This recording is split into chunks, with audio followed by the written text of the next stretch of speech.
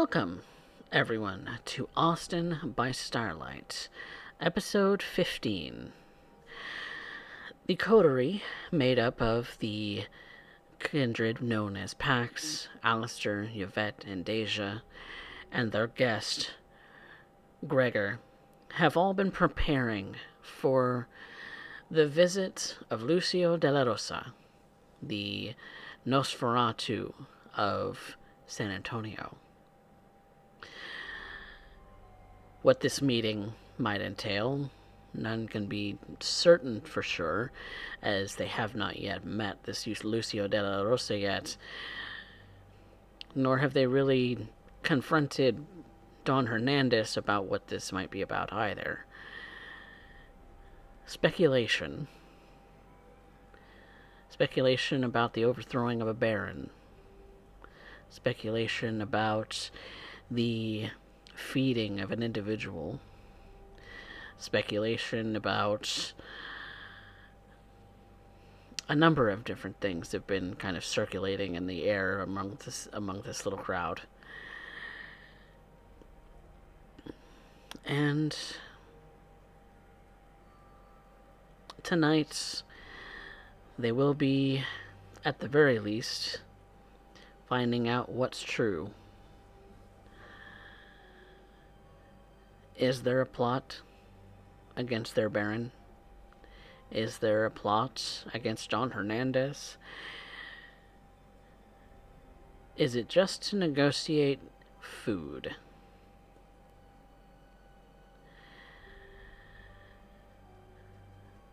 Some of our coterie has gathered together for the beginning of the evening. Deja had gone back to the farm that night before, and during the rest of the evening, and as the sun sets on this new night, she is continuing to make some final preparations, making sure everything is triple checked. But Pax, Alistair, Gregor, and Yvette are at the coterie house, which means that they have a moment to themselves. But first, I would like rouse checks from all five.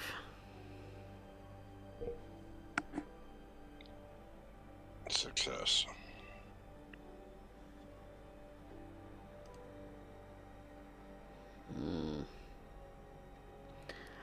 And Alistair? Everyone except Dacia is a little hungrier tonight. Each and every one of you could go for a snack. What's a little nibble here, a little nibble there. But on this somewhat stormy night in the city of Austin, capital city of Texas, four have gathered together for a sort of brief moment before heading over to Deja's place with perhaps some things to collect, some things to prepare, read up on, or other such things. So, the four of you, some of you waking here, some of you meeting up here, what do you do?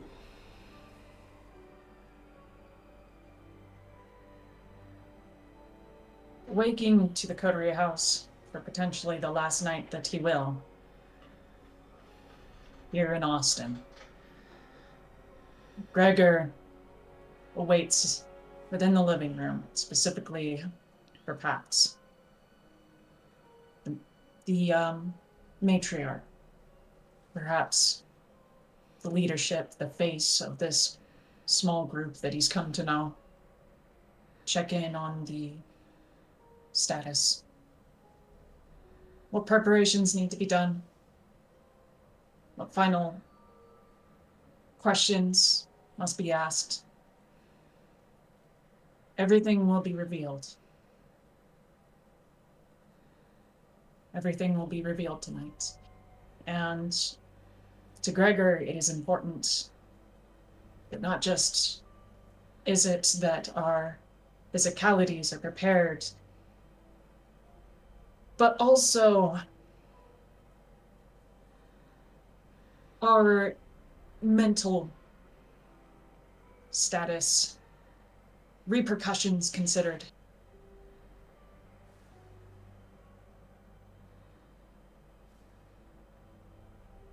With that said, he waits for her.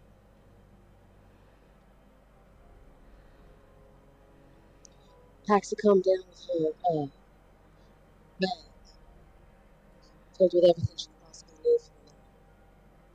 Talking ropes and cloth and cleaning supplies and things that could be used, household tools, should the need for questioning come to arise.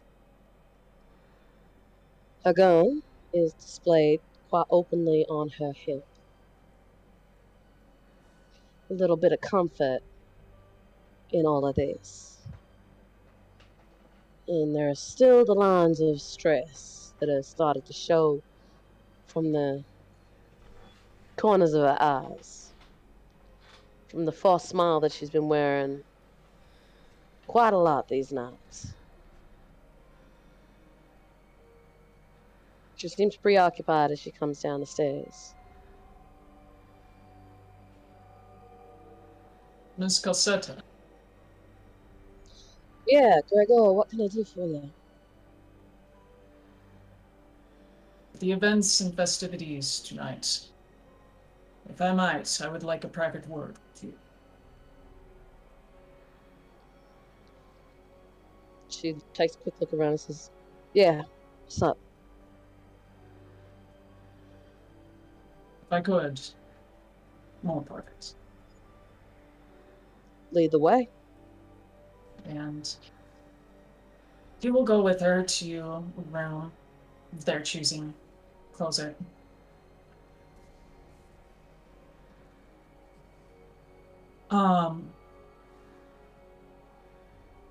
He was speaking in a very low voice, very quietly.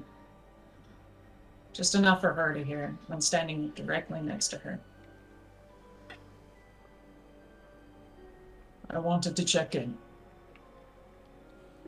Final concerns, words, or questions to be had before everything occurs tonight.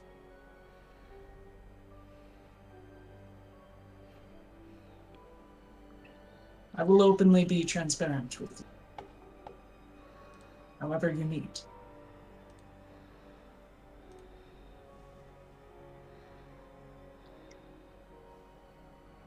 I think at the moment, everything that I could do has been done. Everything that you could do has been done. This meeting is to take place tonight. So, in regards to that, we're as clear as we can be.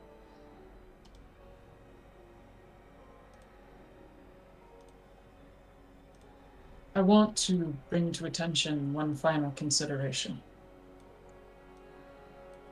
And what's that? The first night I was here with Mr. Stoneford, you all sought out what was believed to be a bait and switch, as it were. False information was given, interpretations. I am still not convinced that that there was an individual that did contain information for tonight. And has ratted us out to Barrington.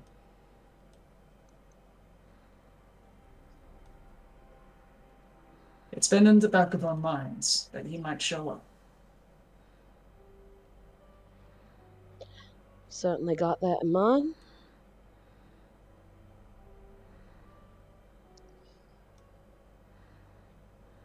When he does, I will not fight him. I will invite him.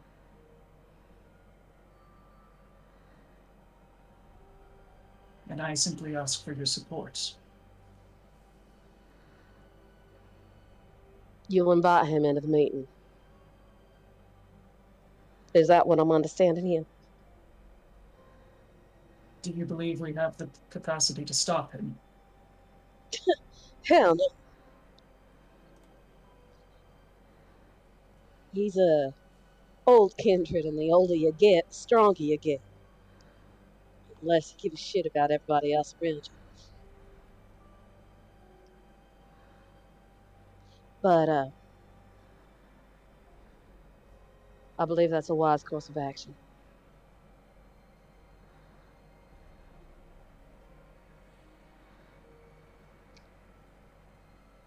I believe it is the inevitable course. And that is the one final truth I have. You know, something in all this still doesn't smell right. Ever since this whole meeting stuff began, ever since we started setting up for it, I've had this god awful feeling that something was wrong. First, I thought it was Mrs. Stonefoot and you, but now I'm not so sure.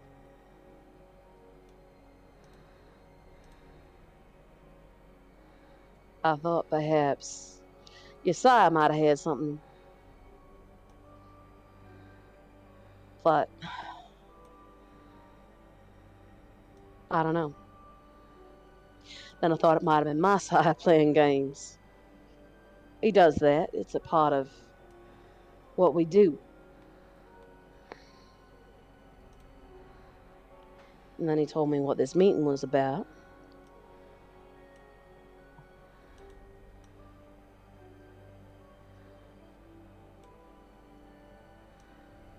And I'm not even sure it's Baron Kane. Maybe it's a combination of things. Or maybe I'm missing something altogether. You would not be alone. I am missing quite a bit as well, but I cannot question it.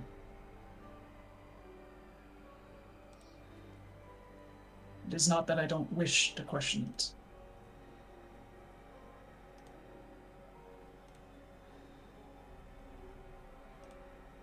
Well, questions are kind of my job. But if you see anything going awry, be quick to pass the message on. Anything at all. Absolutely.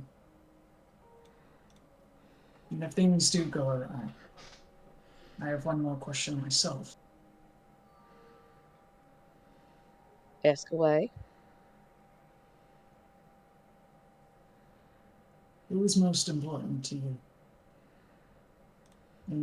within this coterie of these kindred and of the meeting? In the whole group, or just within the coterie?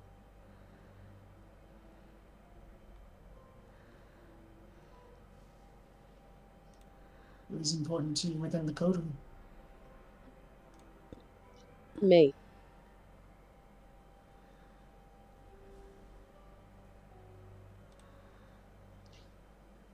Because I can't put any of the others above each other. They're all important. As for this whole debacle, Boss Hernandez, I'll always put him above everybody else. Always.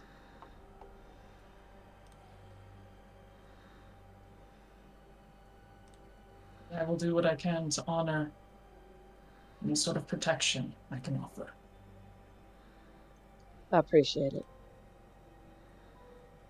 You're a good man, Gregor.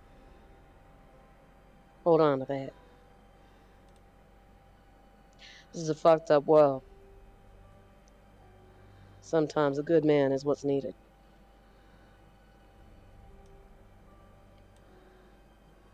It is appreciated, Miss Cassetta.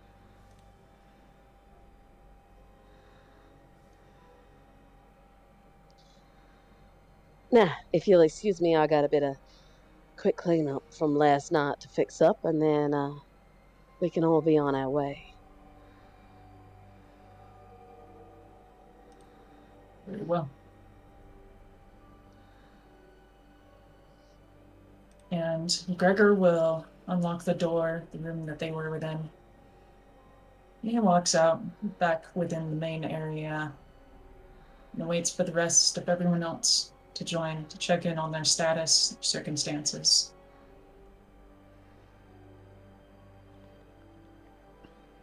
When you guys come out, you would find Alistair probably staring out the front window.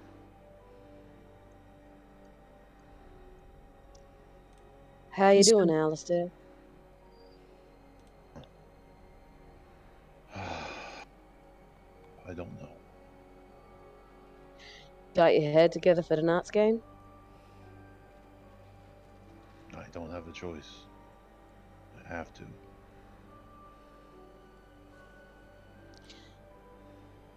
Well, don't worry about the mess from last night right now. I'll sort that out.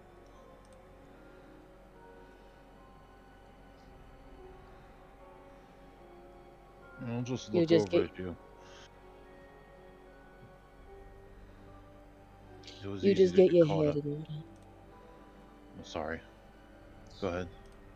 I say you just get your head in order for tonight.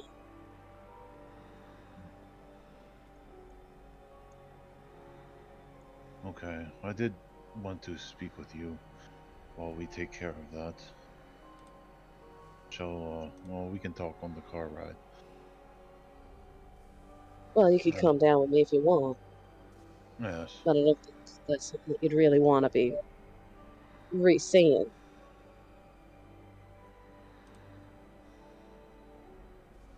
I'm not sure I even did the right thing, but I have to see this through.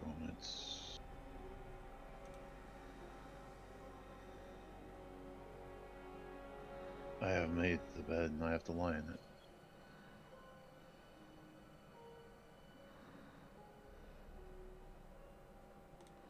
We all lay in the beds we make, Mr. Alistair. Yeah. Mr. Nunn.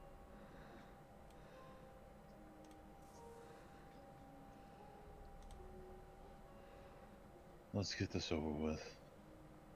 And I'll start heading towards the crawl space.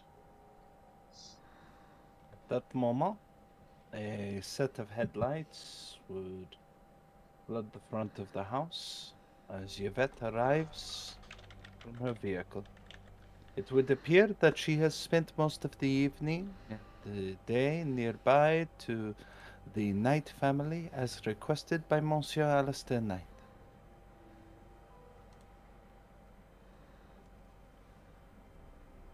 She arrives and steps through the front to end up seeing the coterie at their haven, bringing aside her case, the one that maintains her weaponry outside the Glock hidden under her jacket.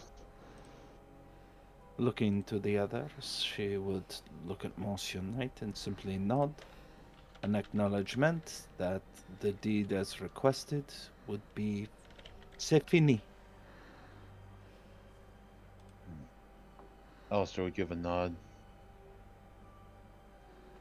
and head towards the crawl space. Welcome home, Yvette. Merci beaucoup, Mademoiselle Cosetta. How did the evening fare? She watches as Alistair goes towards the crawl space. It could have fared better.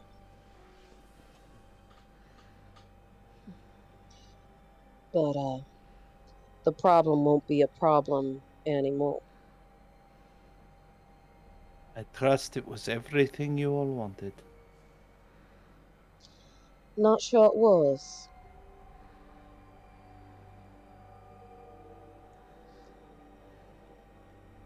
Regrets are part of this life, though.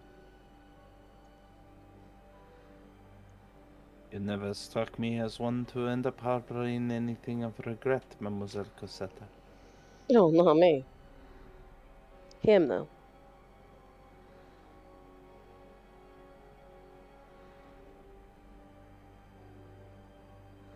She starts to turn, thinking she's picking up what Pax is putting down. Starts to follow Monsieur Knight to the crawl space.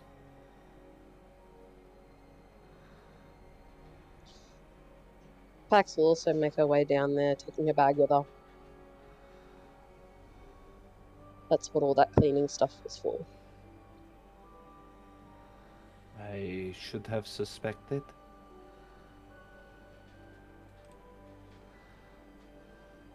Hmm.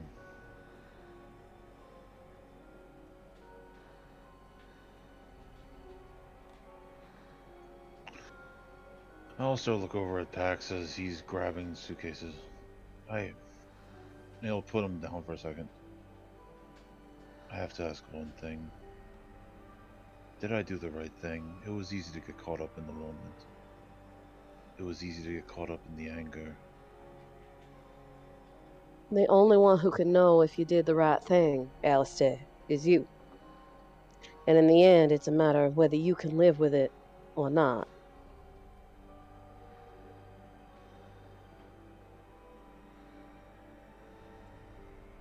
Your choice. Now you gotta decide whether you can live with that or whether you're gonna let it eat you away.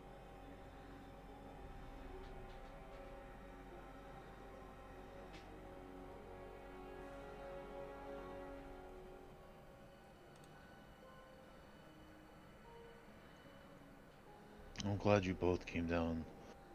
There was one other thing I wanted to discuss. Did you end up talking to the Don? I did. I gave you my word that I wouldn't do anything until I heard this out.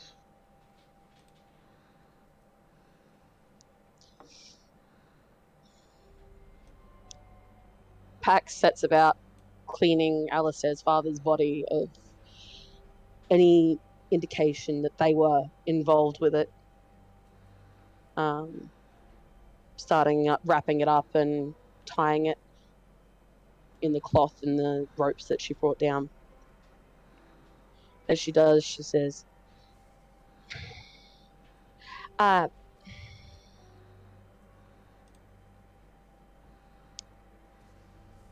I doubted Boss Hernandez and I really shouldn't have. Pourquoi?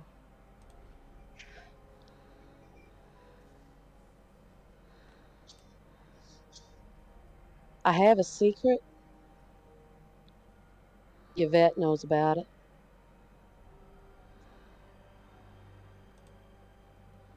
But Mademoiselle Cosetta, such things are of little consequence in this particular endeavor.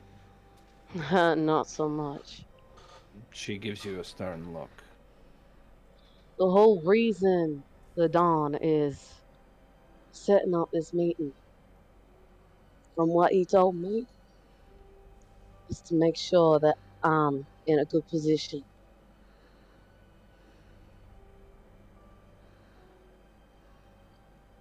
Set up for me.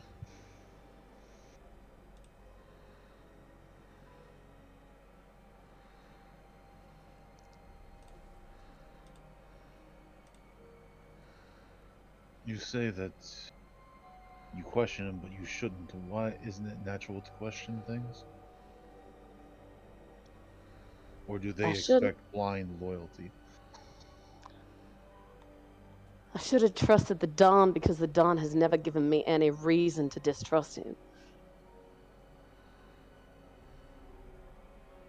I don't think it was distrust, but anybody would want to know more.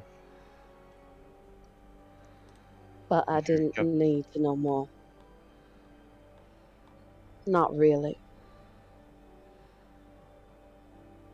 I could work with the information I had. So what is it that ended up bringing forth the doubt in the first place, Mademoiselle Cosetta?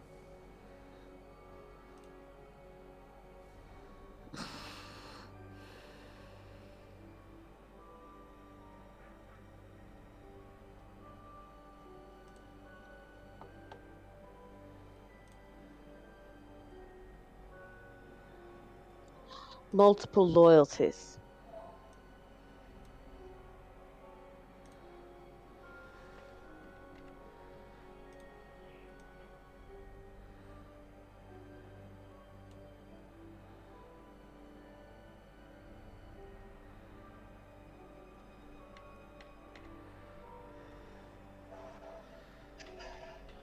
You find yourself a servant to two masters? Less a servant and more.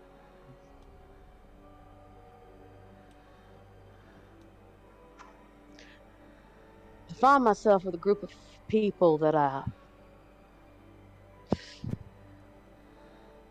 don't want to see get hurt.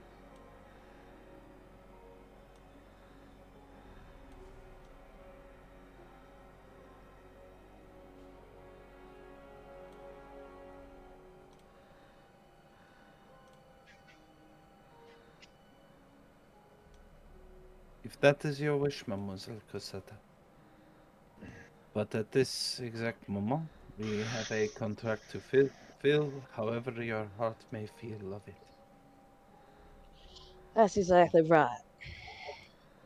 This Which night is will why I play shouldn't out have as questioned the Dom. intended. That's exactly right. Things will happen. Things will play out. And we will do what we do.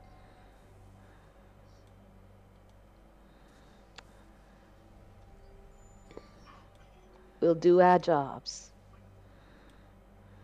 I'll do my job, and you'll all do yours. And whatever happens, happens.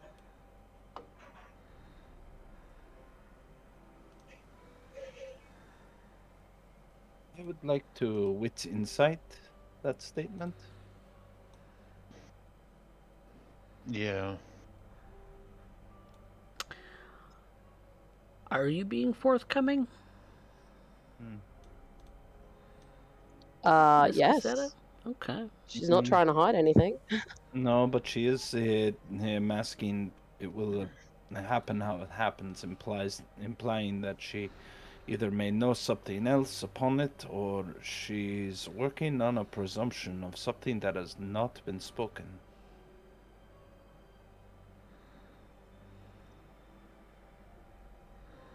is What? it alright if I get on this?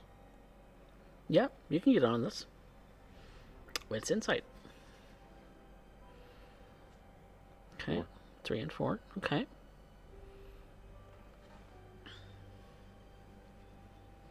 Pax, are you acting on knowledge that they might not know?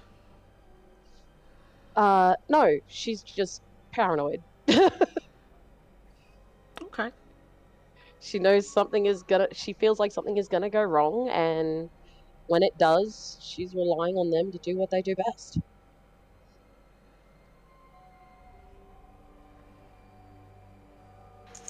Very well, Mademoiselle Cosetta. Well, perhaps we should not dilly-dally, ici, and instead end up making a point to remove or finish up our evening. Now, Monsieur Knight, I presume that there is something going on here with the remains before us? Yeah, we have to get rid of it. I have some of his clothes as well to make it look like he left. He eventually will become a missing person. I.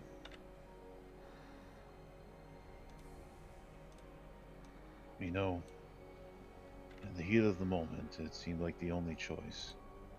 But after, I could have went about it so many ways. Well, None of them is final. But pardon, Monsieur Knight, but at this point, I wish to congratulate you.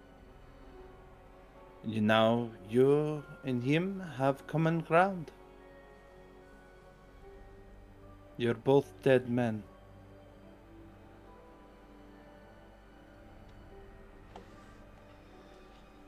yeah.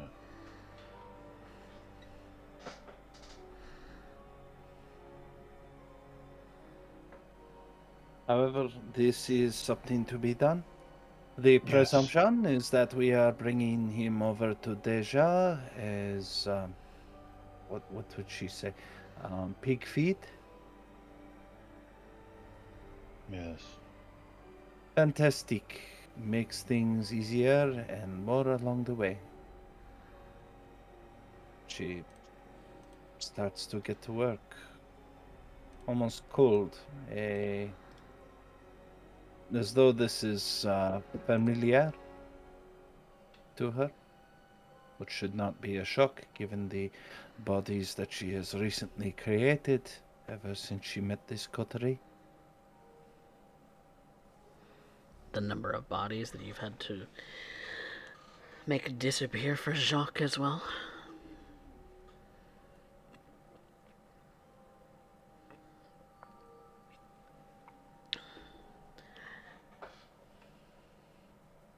Still strange to do sometimes. But, that being said, the rest of the coterie gathers together in their assorted vehicles and makes their way towards Deja's farm, where Deja is there waiting for them.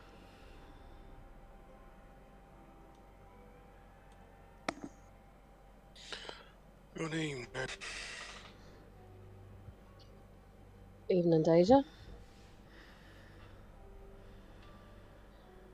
And pleasure to see you again, Mademoiselle Deja.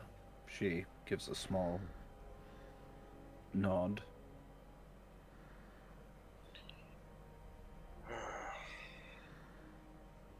Anastasia, for the sake of the coteries' safety, are there any preparations that they should be informed of? Anything they need to be aware of, they've already been made aware of. Very well.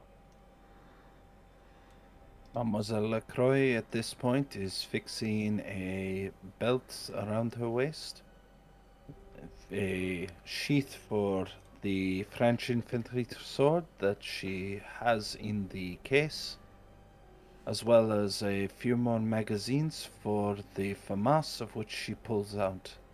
She leaves the case in the vehicle as she has very little need to end up hiding her weaponry out here. She doubts if she fires it out here, she will do more than disturb a few animals.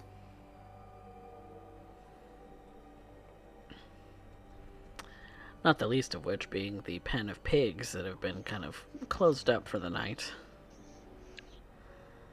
By the way, Deja, you need some pig feed?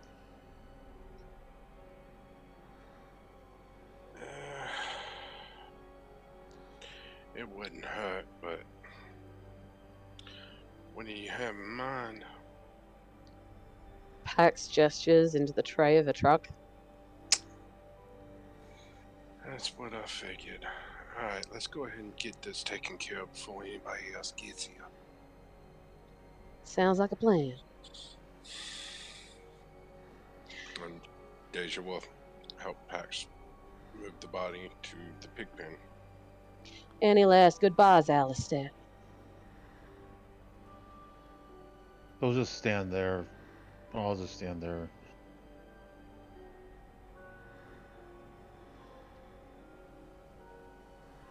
And he just will be silent, I think. Just watching.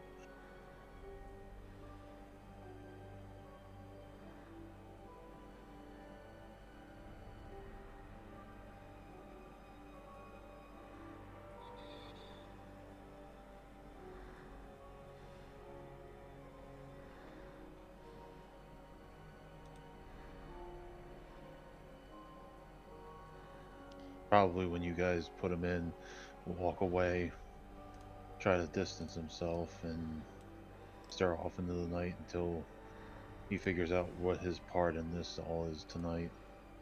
He's not a combatant as much as most of you.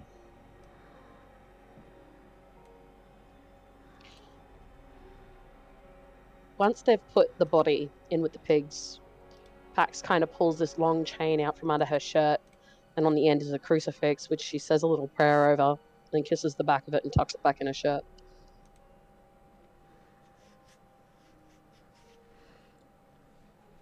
All right.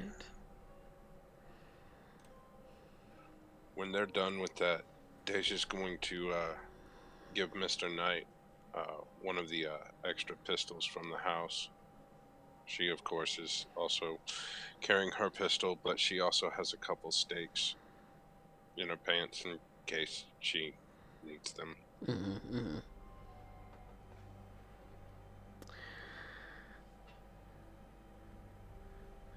Well, everyone seems to be ready to begin, and thus, when things get... 1 second. I think I do have to deal with a bot. Because I don't think that our good friend Black Wolf is... Black Wolf, are you here? There is one thing I want to resolve as well. Sure. Beforehand is we need a coterie name because Gregor's not going to introduce you as the Lotley crew or whatever. The Motley crew. Actually, he might call you the Motley crew.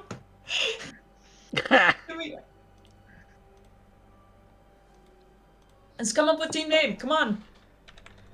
Let's see, we got a scholar, a gangster, a bodyguard, and a farmer. The one I'm feeling, and I suggested in here, was Dark Ardents.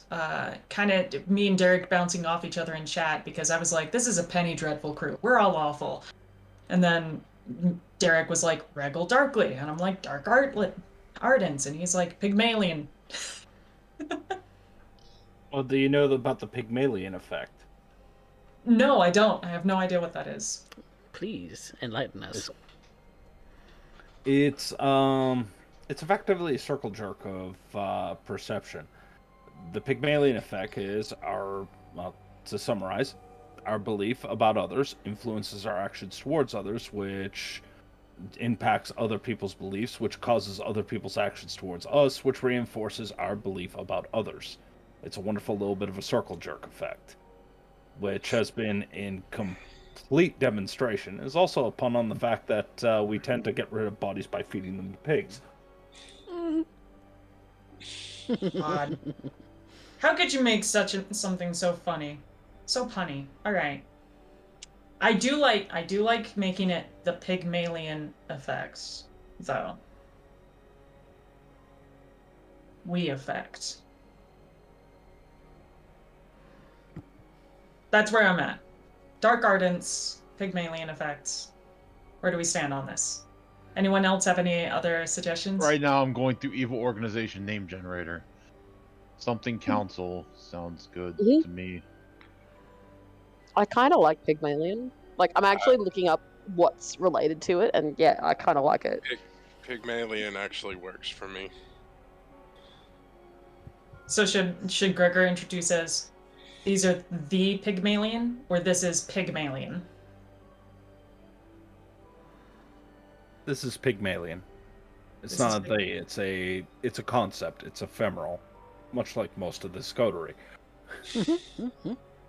Noted. Okay. Well, I'm content with that. I'm content with that resolution. I vote on that. Are we all in somewhat agreement? Could call ourselves Daddy Issues. That's a good... I mean, it's not wrong. I'm out. How about you shut the fuck up? I have a cup full of it right here. That's some good shut the fuck up.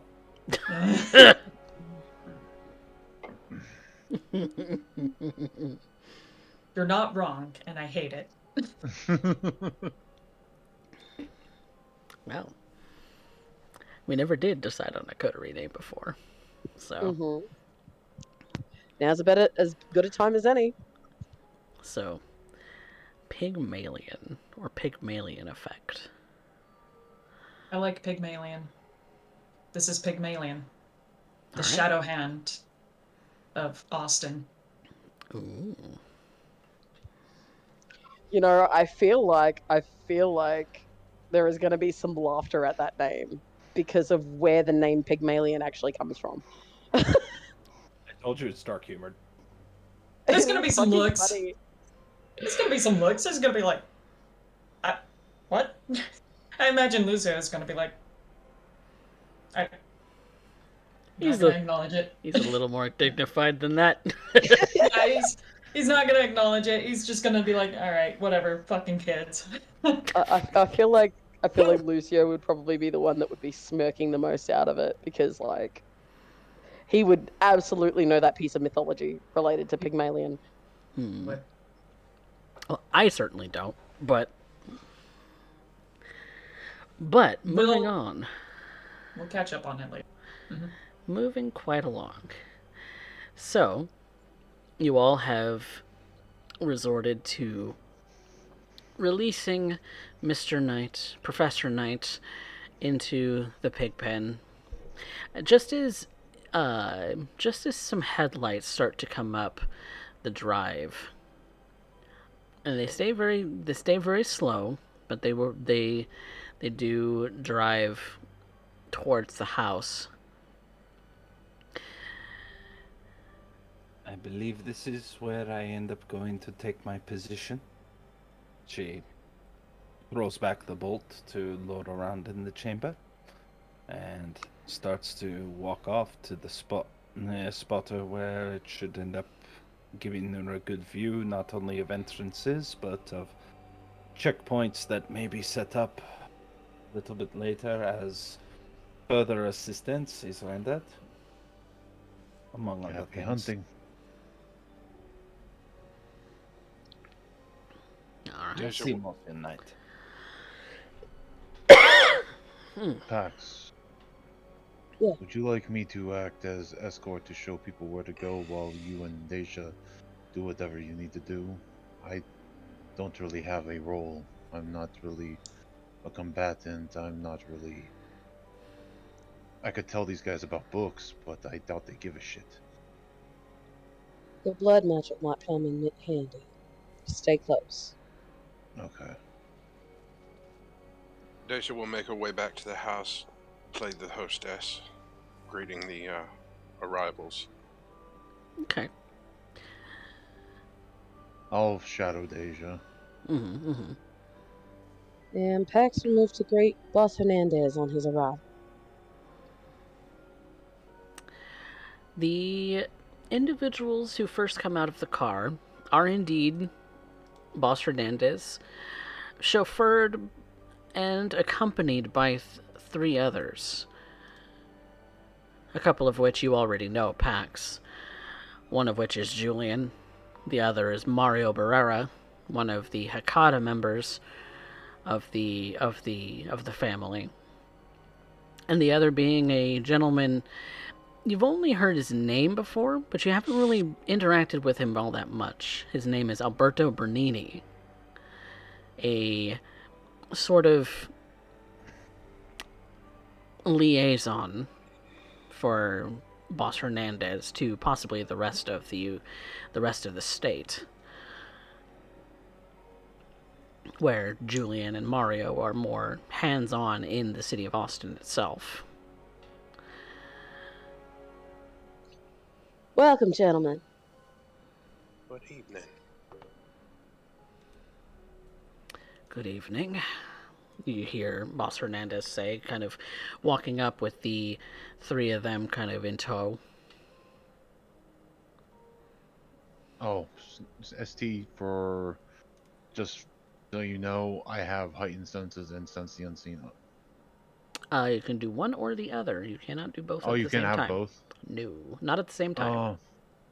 Okay, I did not know that. I will do sense the unseen then, just in case. Okay. Go ahead and roll it for me. What is the roll for that?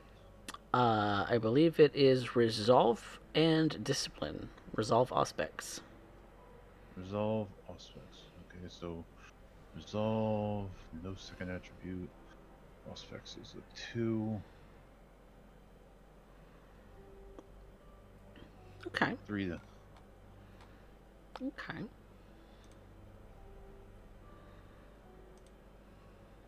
I would like to make a point. Uh-huh. I think Gregor is going to be. Let's see. Do I even have a state? I do. He's going to be Cloak of Shadows. He's not necessarily trying to hide from people within the room at this moment, but rather instead he is actually kind of at the near the window, and he's paying attention to what's going on outside. Okay. And so he's kind of remaining out of sight, mostly for the sake of the mortals who might be present. Yeah. Mm-hmm. Okay. Any supernatural being might be able to see you, but you're purposefully remaining still so that those who don't have supernatural sight wouldn't be able to see you at all. Yes. All right. Good to know. He's also watching for anything weird to happen. Deja will have heightened senses up. Okay. And I would like to keep on sense the unseen. Okay. And go ahead and roll it for me then.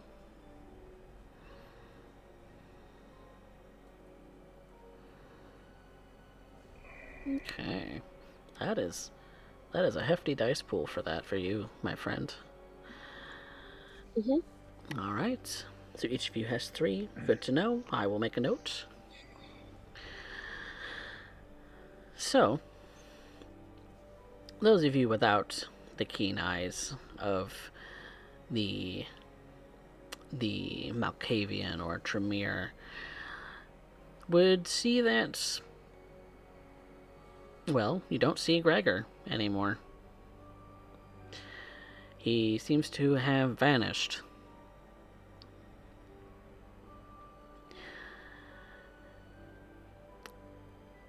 And so you kind of walk Boss Hernandez and his 3 his 3 companions to a table, and Boss Hernandez gives the other 3 instructions to wait outside for him.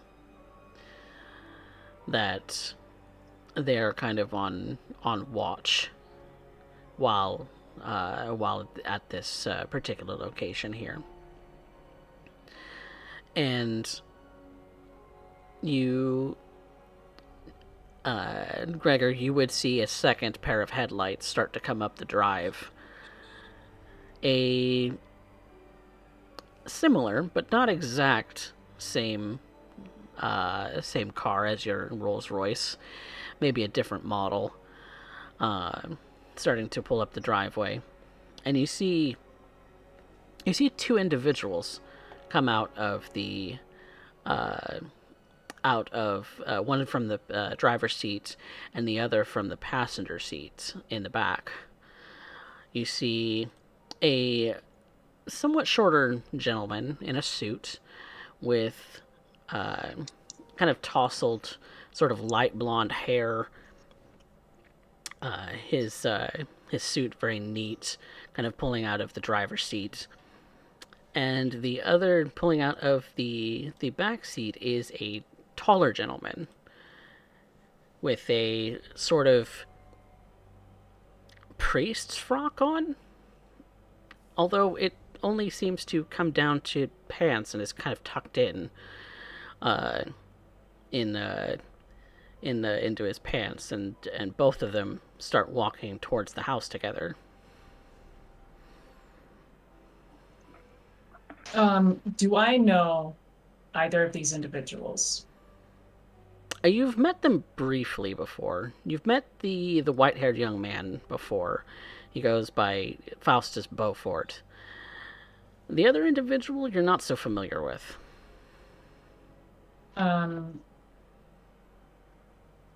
Could I make... Let's see.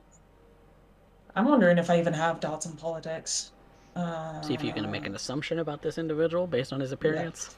Yes, I have one dot in politics. Can I do wits politics? You can do intelligence politics. I can do intelligence politics. That's only 3. I would like to do that because I'm walking out to greet them to show them in. Yeah. Pax will also do the same. Please. I will not be making any rolls, but Deja will be going out to greet the newcomers. Okay. I'm assuming it's an intelligence politics. It is, yes. Yeah.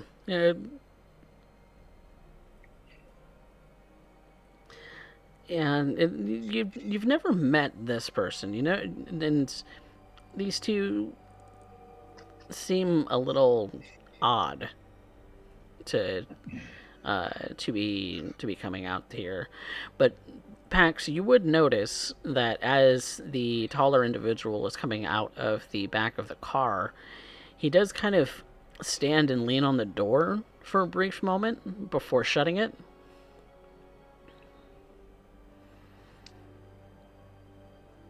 Well, we do know our esteemed guest is a Nosferatu,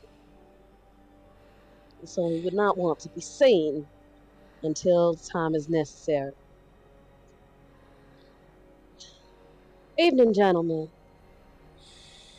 My name is Pax Cassetta. It is a pleasure to meet you. The taller gentleman kind of reaches out a hand for you to shake, Pax. Urian Doyle. Firm grip. Mr. Doyle, I've heard a great many things about you.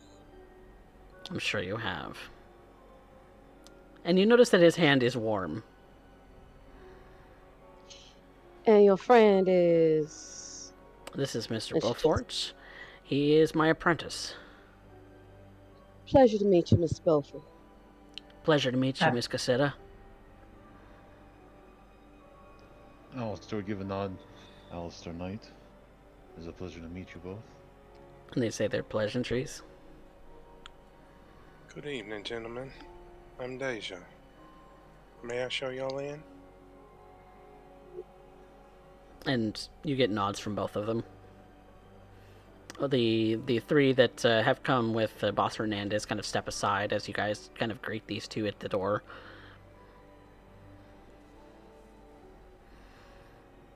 Deja will welcome them in and show them to the table where Boss Hernandez is. Are we still waiting on anybody? Pax will linger at the door, holding it open for a little bit longer.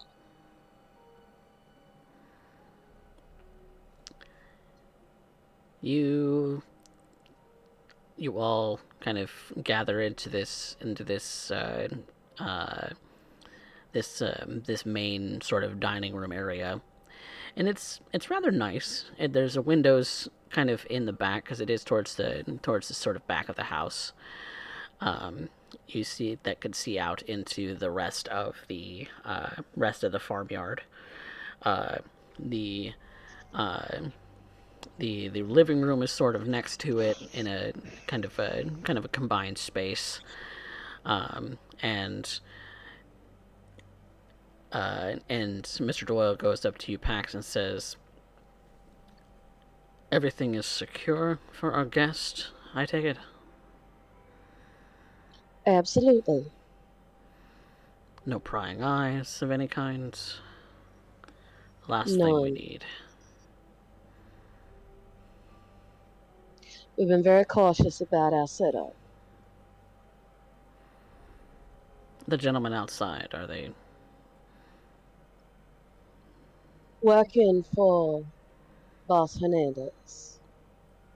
Yes. And Boss Hernandez will kind of stand up from one of the seats and put out a hand and they shake hands, they exchange some pleasantries, and almost as if kind of out of nowhere, another individual seems to sort of appear. A man well dressed, but his features disfigured. Kind of balding black hair pulled into a ponytail in the back. His sort of teeth kind of protruding from non existent lips. A monocle kind of sitting on one eye. His sort of ascot sort of frilled up with a jacket that has, sort of lace lining on the rims. He looks like a man who's out of Victorian London, the way that he's dressed. He's kind of got his hands kind of folded in front of him, standing roughly 6 feet tall. And cheeks seem to indicate that he's kind of smiling at you all. It is a pleasure to meet all of you. I am... Mr. Della Rosa. Yes. Presume? Yes, of course. Welcome. It is a pleasure to meet you all. And is Gregor around? Gregor would have appeared almost on cue with Lucio. And he steps from behind him from out of the corner. Ah, there you are. I'm pleased Mr. to see Douglas. your safe arrival. Mr. Douglas has been quite a great help to us. Thank you for sending him. Of course. He is a great asset to me, and everything that I do is reliant on his shoulders. I'll give you that. You flatter me. Truly. If not for you, then nothing would be possible. And there you are, going again, being humble. But with this being a discussion of great importance, I suppose at this time we might ask for a little bit of privacy between myself and Mr. Hernandez here, as we have a lot to discuss.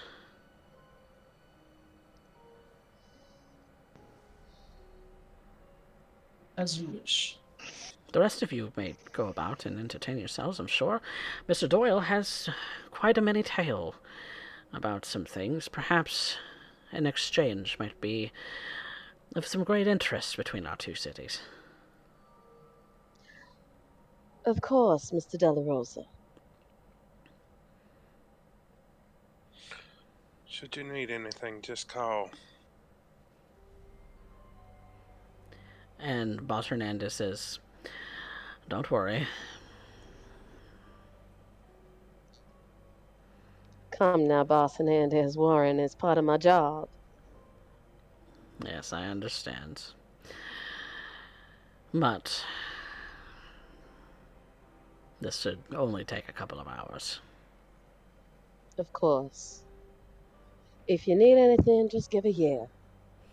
We'll come running. And then both of them nod and kind of wait for you all to make your exit. Deja is going to stay around the house. She's going to keep heightened senses to try and see if she can listen in. Same Okay. with Pax. She'll probably stay close to the door. Okay. Alistair would probably, seeing them do their own things, try to be the gracious host and take them to an area where we could sit down and talk. All right. And Mr. Doyle and Mr. Beaufort actually follow you out. Gregor will go along with them. As he does so, There, He kind of sneaks up behind Mr. Doyle. Mm-hmm. And he mentions, just like, kind of like whispers in his ear, essentially. I appreciate your coming. It was by my request that you be invited. Myself specifically.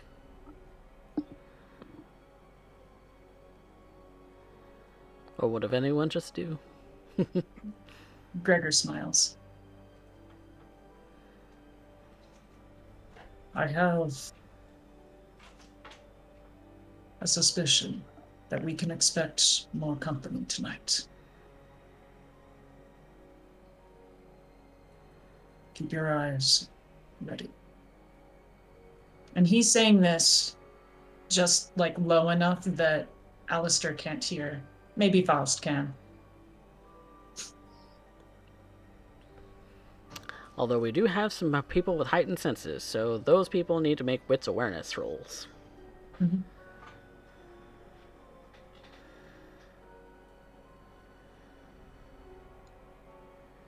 Would it be against anything I roll?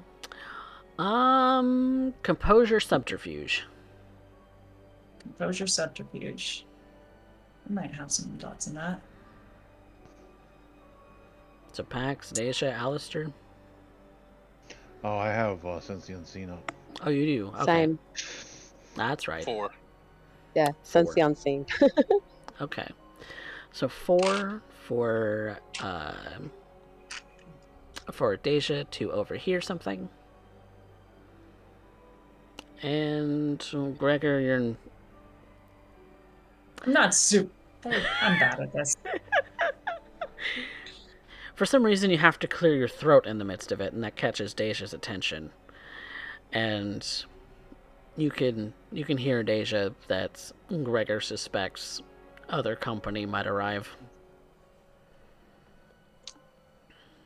Deja's had feeling of that since this whole thing was mentioned, so I'm okay with Deja knowing. Mm-mm.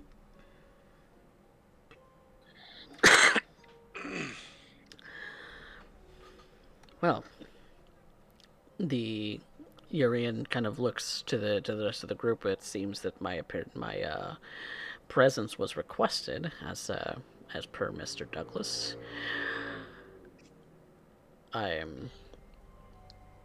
It's a little odd that my presence be requested places. I don't often leave San Antonio. I've heard tell. What have you heard? Well, everybody's heard of the great Urian Doyle. Yes, but what have you heard? Warband of San Antonio. Yes, that is true. What was it? You haven't driven out the Camarilla or something like that? Yes, about 5 years back, there was a few individuals who came to San Antonio to try and claim San Antonio on behalf of Prince Ganessa Warsi of Dallas. And, as such, were driven away. And no ruckus has been seen or heard of them since, some of which their notable members, such as the Scourge of New York, Hugh, being amongst the casualties. You'll have to forgive me, I'm still quite young, but how did you manage such a fate? How does anyone manage such a feat?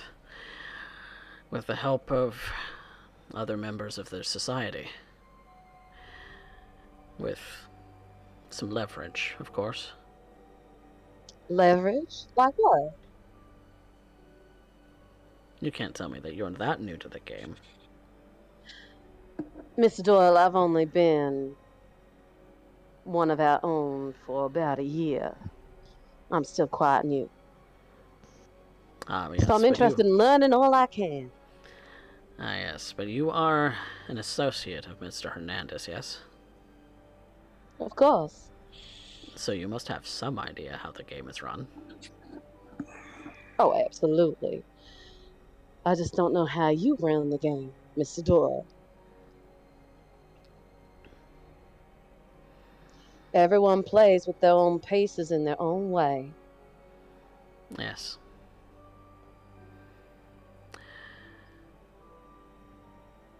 And some of those pieces have gone to move on to other things.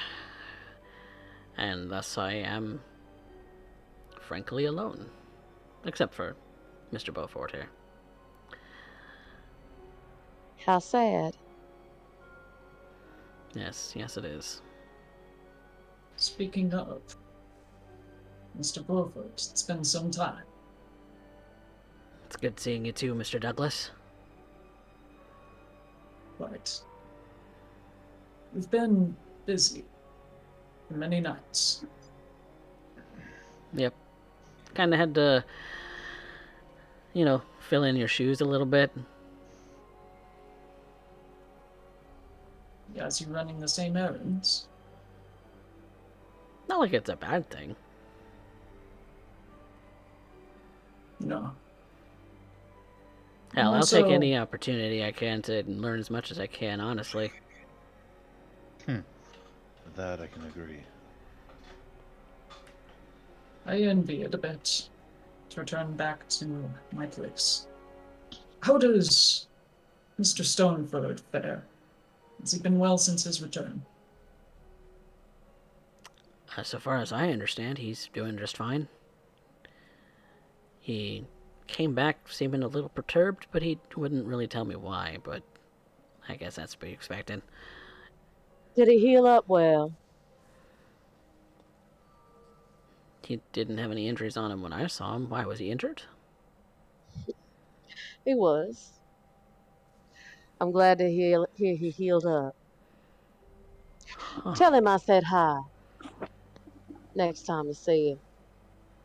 Yeah, I'll pass that along. Huh. That's interesting. What's interesting? I don't know, it just doesn't seem like him that he would hide something like that, but Oh, I'm sure it was simply a case of embarrassment. Yeah, well, we haven't exactly been a coterie mates for a couple of years now, so. You're the coterie mates. Mm-hmm. Yeah, for a little while. We're still business partners, but we're not really coterie mates anymore. I couldn't imagine such a situation. Well, he had other things that he wanted to focus on, like some personal stuff, and I had other things that I was focusing on too, and so we just kind of parted ways. It's kind of the way with I see. anarchs, What is it that you do, Mr. Beaufort? I'm in cryptocurrency. And I run a small call center on the side. Be careful with that. I hear that's going south these days. Yeah. Some of my assets have been a little toasty, but we're managing. Might be time to look into some new investments. Oh, believe me, that's yeah. As soon as things started to look a little, ooh, yeah. Stocks and bonds is probably more my gig now. Got out of FTX before it went belly up. Oh, what? The FTX cryptocurrency. You get out of that before it went belly up. I didn't actually invest in that one. Good deal. I hear everybody's going to jail over that one. Eek. Yeah, no. I could see from a mile away that was a little bit of shady business. Now, Mr. Doyle, how is Doc doing? I haven't heard from her in quite a while. She's doing just fine. She's doing the same things as ever back in San Antonio. I'm glad to hear it. So, I'm kind of intrigued that you're asking after her. No, not many people do. She tends to give off a little bit of a terrifying air. Oh, she's like a big sister to me. And I'm sure a little bit like a big sister to our dear Alistair here, too, after their interactions. I see. Oh, I definitely probably qualified as an annoying little brother for a little bit. She was very helpful. Believe me, if she truly thought that you were annoying and worth actually getting rid of, she probably would have by now. Oh, I'm sure Doc is not one to be fooled with. She's a very competent woman. She's absolutely wonderful. You did a fantastic job with her. Well, thank you. Perhaps you'd like to push a bit of that wisdom onto Mr. Knott here. I believe you guys share the same clan. You are Tremere. Yes. I have not been turned for very long, so I am still in the beginning of my studies, but I have a thirst for knowledge that I have not seen many around me be able to keep up with. Well, blood sorcery is a tricky thing, isn't it? Yes, no two people do it the same, and Truly.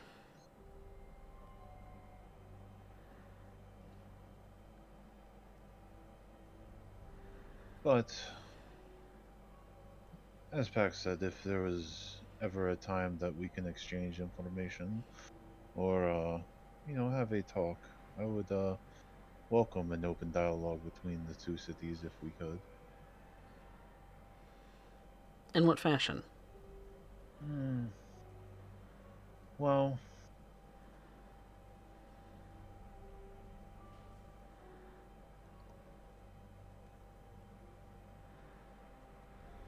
I am building a library of sorts.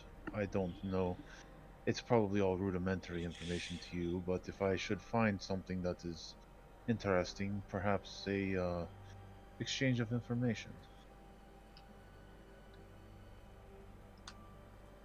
Perhaps. And if this particular meeting goes well, we might actually be seeing some frequent exchanges between our two cities. Fingers crossed. Fingers crossed.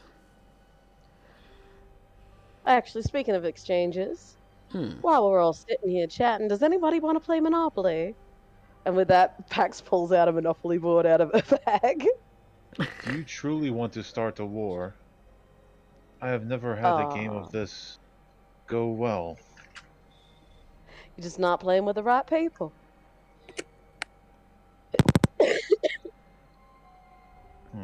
Faust kind of smirks and kind of grins at you, Pax.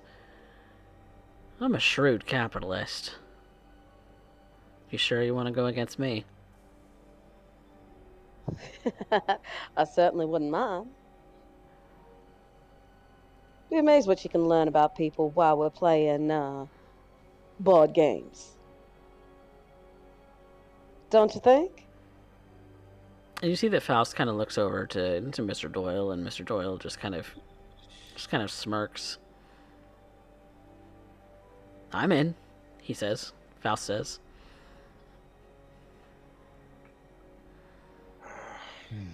Fine, I call the thimble.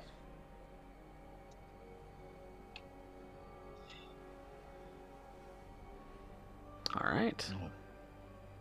I'll be the top hat if anybody doesn't mind. I'll take the car. Unless Mr. Douglas would like that.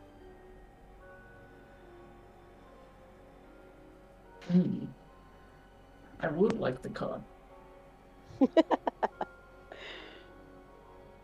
You know, Pax, I see you as the cannon. You're not entirely wrong. It's a shame your vet's got her eye out, or I'm sure she would love to join in. Yvette, you hear Fast say. The other member of our coterie. Oh. Oh, right. Yeah. Makes sense. Before we begin, I must simply check on something. And Gregor will get up, look outside the window, just kind of like holding the window panels down a bit, peeking outside. Cloak of shadows for just a moment. Obviously, everyone staring at him won't notice, but anyone outside wouldn't. Mm-hmm. Okay. What are you looking for? He's trying to see if there's any sort of vehicles that seem to be passing by rather slowly or such. Basically, just keeping an eye out. Make me a wits and awareness. And Yvette, you can also do so. Since you are on lookout as well.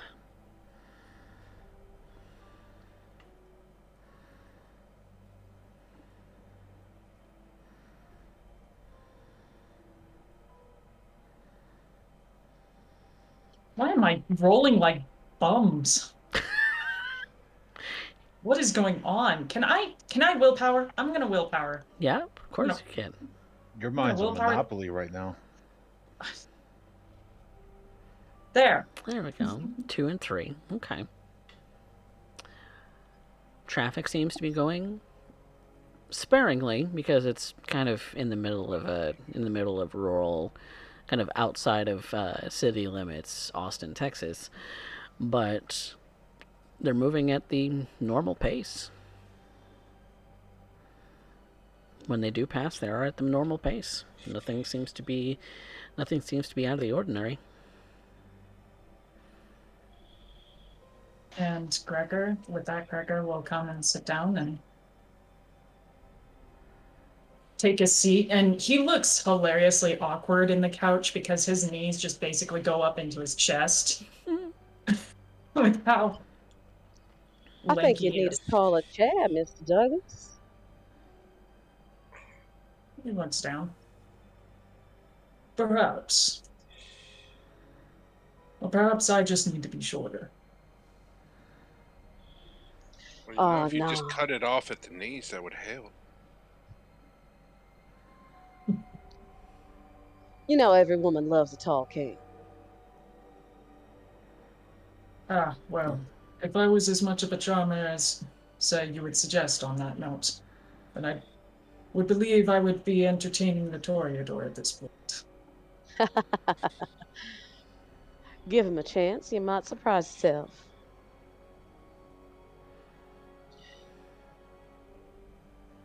Maybe some Toreador can find beauty in anything.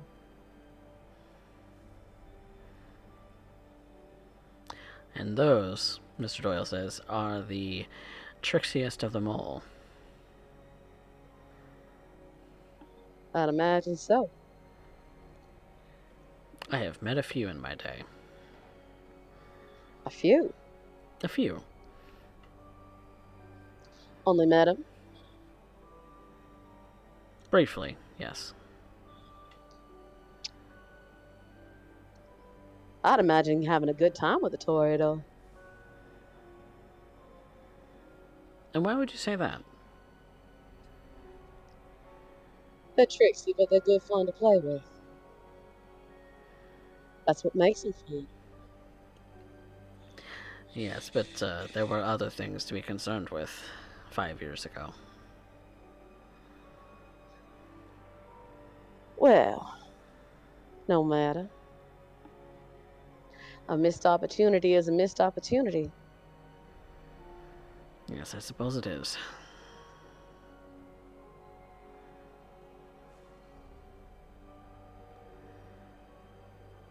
So who's going first?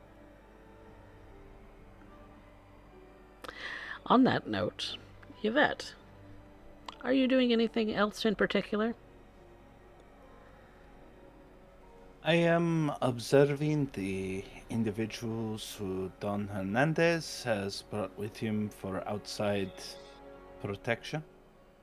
They should be in their designated locations to end up maintaining a visual upon any those incoming to the farm. The position I have taken allows me a good line of sight upon them, and they're observing their movements. I observe them as much as I observe any other of the traffic, but in truth,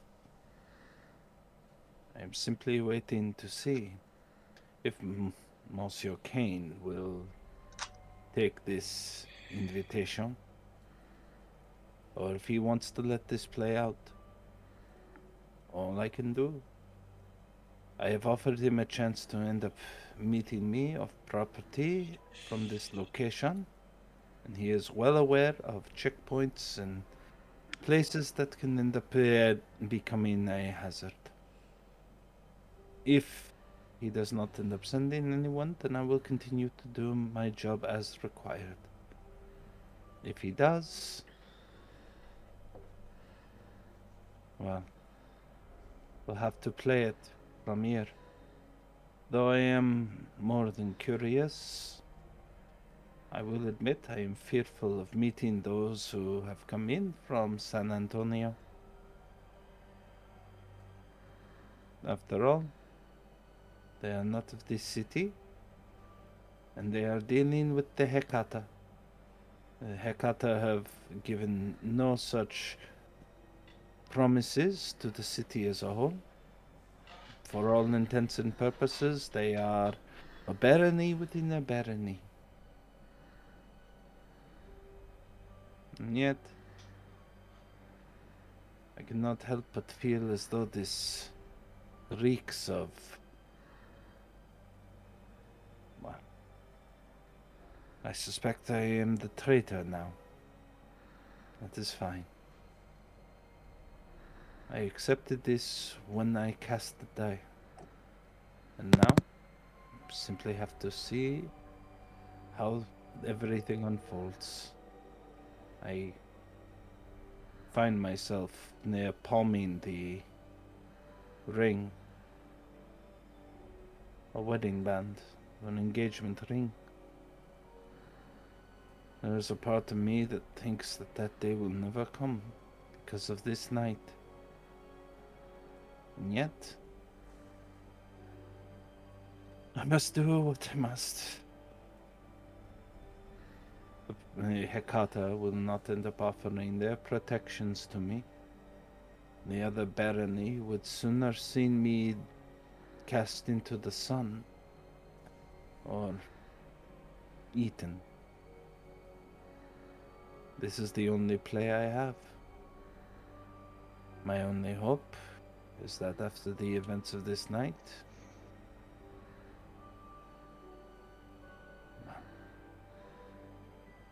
perhaps it's dangerous to think it aloud. Hope only gets you so far. We have no room for hope in this world.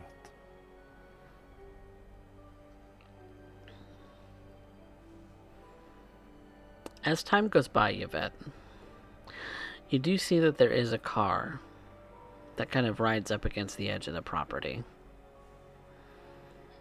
Lights off.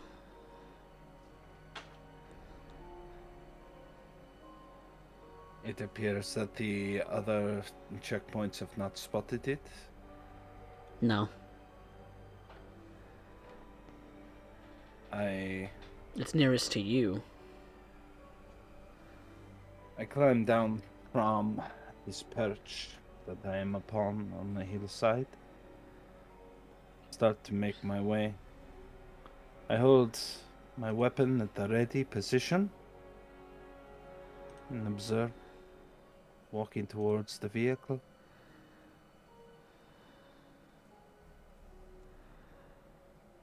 A window rolls down, and you see that indeed Mr. Jesse Kane is in the driver's seat. She lowers her head in a deep bow.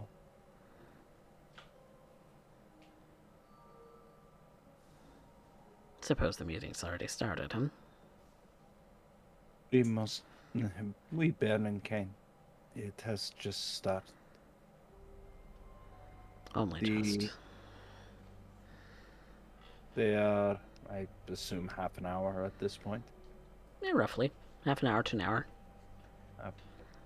They are roughly 45 minutes in. She checks her watch to give him precise time. At this exact moment, inside the house is the remainder of my coterie. The guest, Monsieur Douglas, Boss Hernandez, and his accompaniment, I believe I counted 3. And what I can only presume, is 2 here figures, because if I recall off the top of my head, Lucio was obfuscated. He was Before he entered obfuscated, the house. yes. So she only had a count of 2. 2 individuals of joining of unknown origin, though in a car very similar to Monsieur Douglas's Rolls Royce. Hmm. And she gives him the details that she's discovered along the way. How many people are observing here, if they're paying attention, or if they're just constantly on a smoke break, these kinds of things.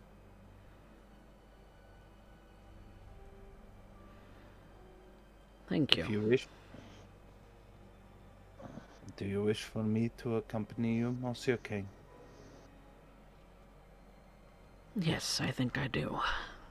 Do you wish for me to make this a calm entrance, or is there a detail to this contract I must be aware of? We shall see, I think. Calm is best as our foot forward. Very well. I will proceed to guide him in, and I will confront any who would end up disturbing his arrival to the meeting space. You get one of the Dawn's people kind of calling at you and saying, "Hey, wait, who is this?" I want to make a Go ahead. point. Can Deja hear the things going forward? What is... As far as the meeting goes, Meeting or yelling going on outside? This would be like near the property line, so a long ways from the house. Mm-hmm. The whole point is to stop anybody from getting in there who's not invited. right? They just didn't realize Monsieur Kane is a part of the list. Okay. And it's at that point, this is an individual who is offering a checkpoint. Yep.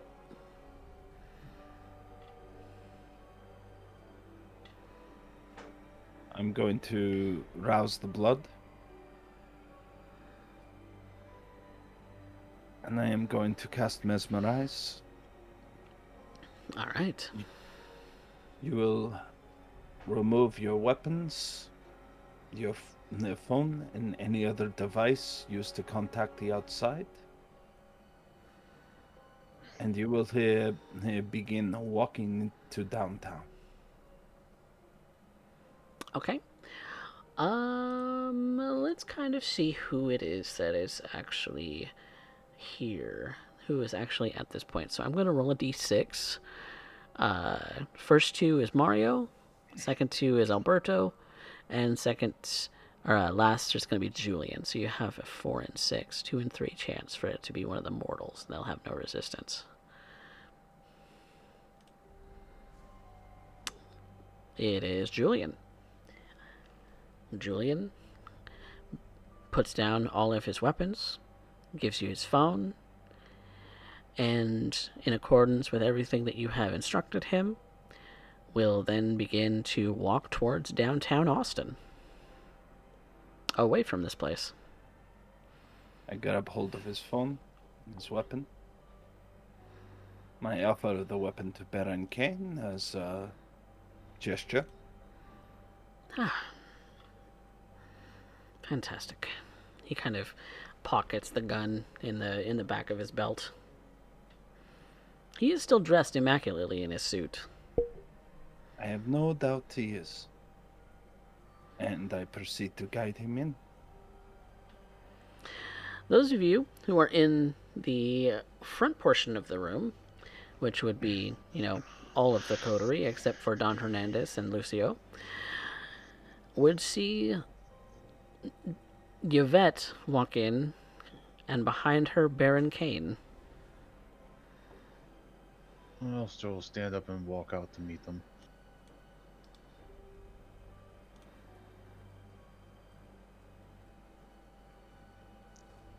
Baron Pax Kane. will,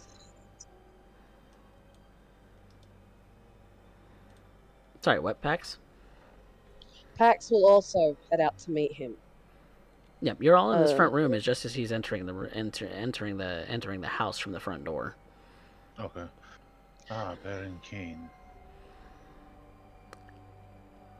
Sit down. Do you wish? Good evening, Baron Kane.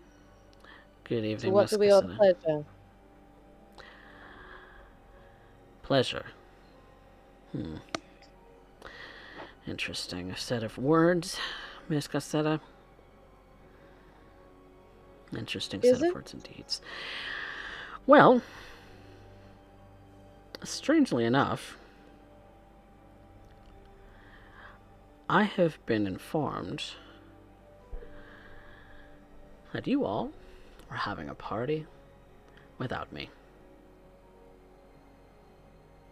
He kind of gives a bit of a grin. As you can see, it's a game of Monopoly. Would you like to join us? Welcome to my home, Baron Kane. Pleasure to see it in all of its beauty, Miss Dacia.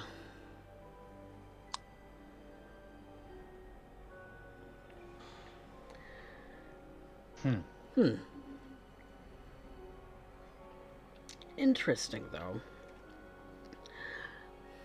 Interesting. I don't see the guests of honor.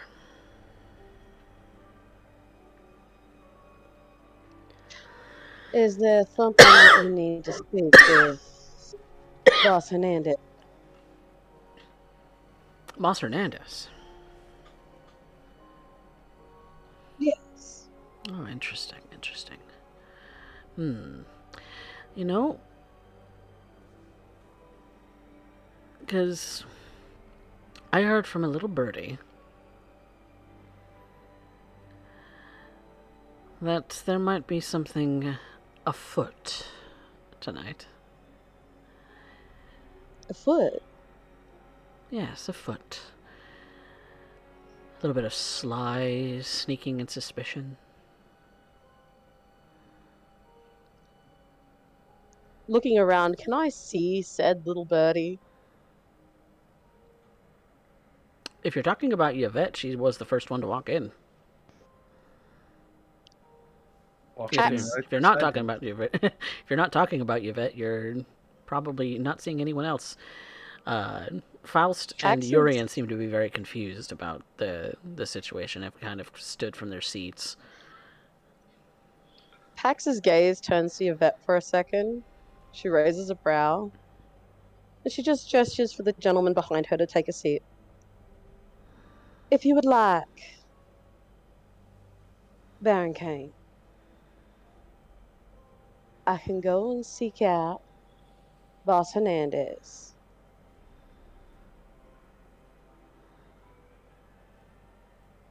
Joker will actually appear at this point.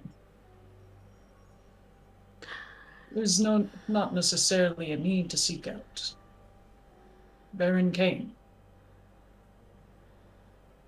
My name is Gregor Douglas, child of Lucio de la Rosa. Yes, I've been made aware of you. I'm glad that you have finally made the appearance. Strange, though. You came to my domain, Mr. Douglas, and you didn't say hello? Everything was tied in accordance for you. And now that all Ah, key players are here, if I right. might, Please, by all means, entertain me. Gregor will go to the door, where Don of the room, Don Hernandez and Lucio de la Rosa is speaking. And he will knock on it.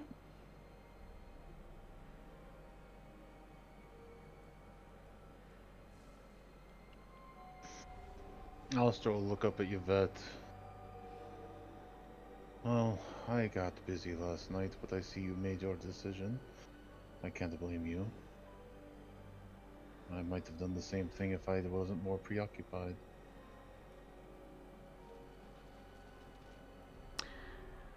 So you all knew that this was going on?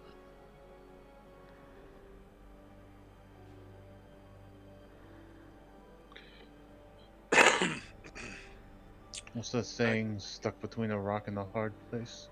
I gave my word that my house and my home would be used as a meeting place. I did not know the nature or extent of what is to be discussed, and still have no news or knowledge of that. By the time things were assumed or found out, our balls were already close to the bandsaw. How macabre. Gregor opens the door, just slightly ajar. Yes, I'm sorry. Who is it? The final key player of tonight has arrived. Baron Kane would like to be introduced into discussions now. May I bring him in? You hear a little soft sigh. Yes, you can bring him in.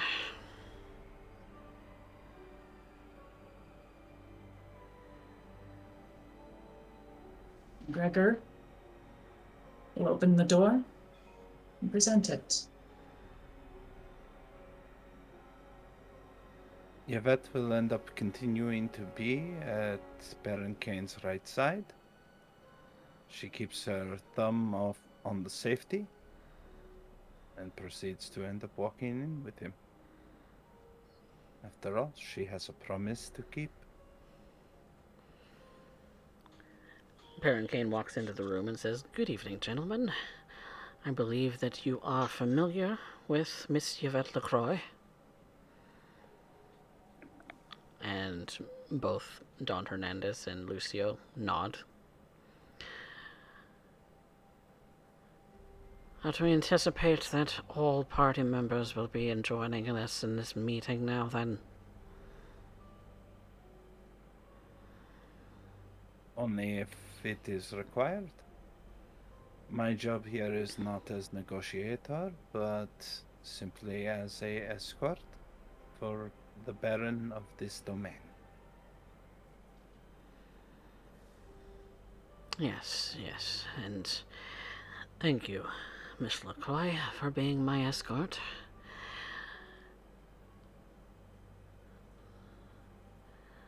I'm sure much to the chagrin of the rest of your coterie. To who exactly is speaking when that's said? That was Kane.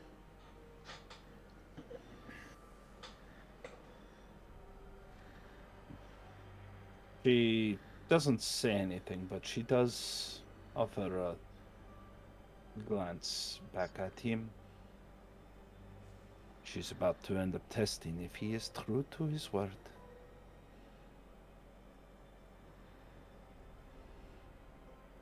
Well, If I might,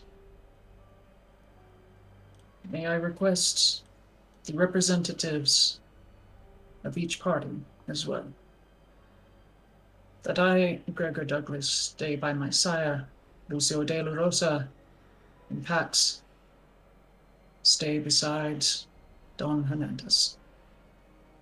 if that is how you wish to assign loyalties, yes. Kane says. Loyalty, sir. Yes. It has been brought to my attention that this is potentially the last place I will ever be seen alive.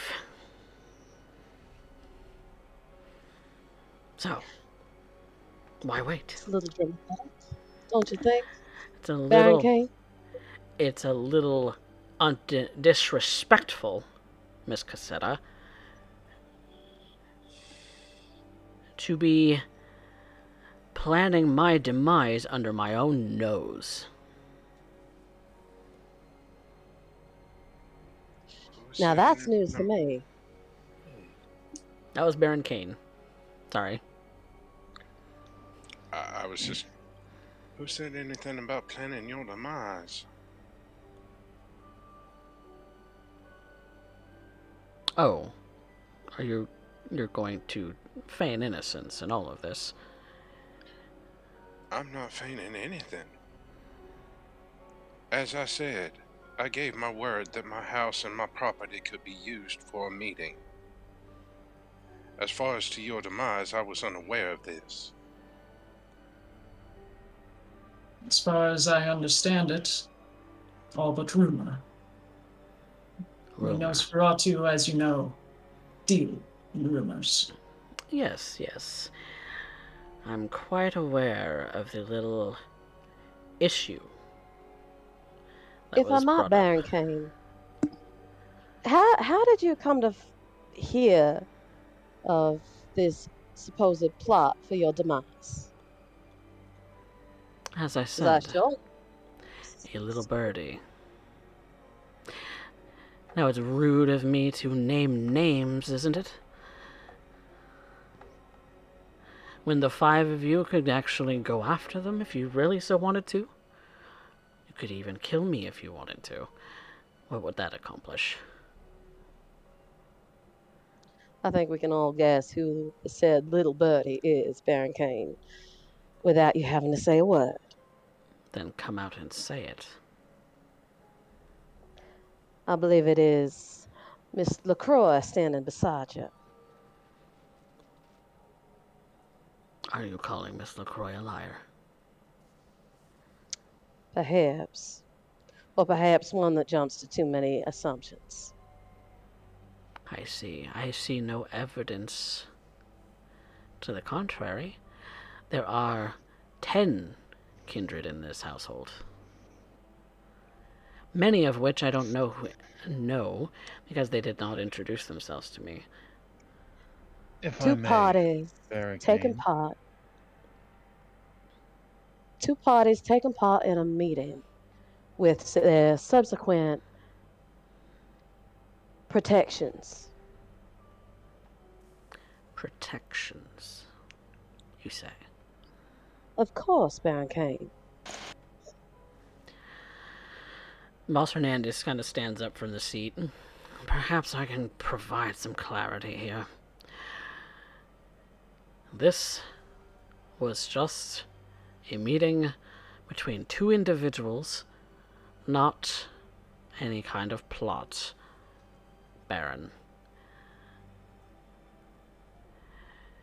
If you must know, then perhaps you would be willing to get your hands dirty in some unsavory business. As you and I both know that we do not get along, but you let me deal in the unsavory while you get to play at King in his tower. And Baron Kane, you see that he gets visibly frustrated. I Do not claim any sort of kingship here, Hernandez. And Lucio pipes up, Now, gentlemen, we don't need to be going at each other's throats in order to make this more amicable. I completely understand, Mr. Kane. You have every right to be suspicious of myself and my compatriots. We have indeed come into your domain under less than savory circumstances, but I assure you that this is no threat to you or your domain. Baron Kane, if I may. Excuse me.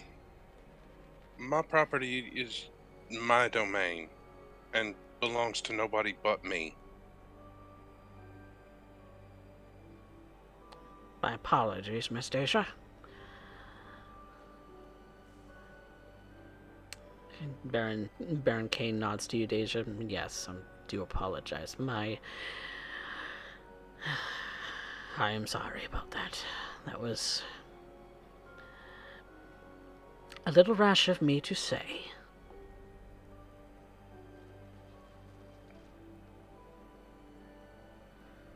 Baron Kane, if I may. Yes, Mr. Knight. I think I can clear one thing up that was an earlier point of contention. The information that said Bertie was working under was product of a discussion that we had in the coterie house, mostly fueled by information from, and he'll look over at Gregor Douglas, mostly from that man. So it is until reassured that was the information that most of us went over.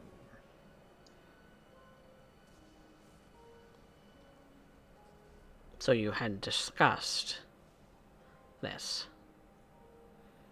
Kane asks you.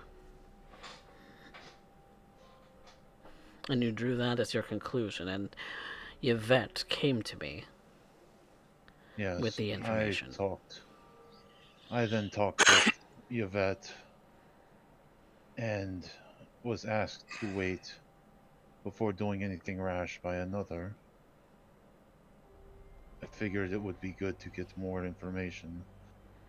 Then a personal matter last night took most of my concentration, and I frankly did not think about anything that had anything to do tonight. And yeah, Miss LaCroix made her decision in my absence.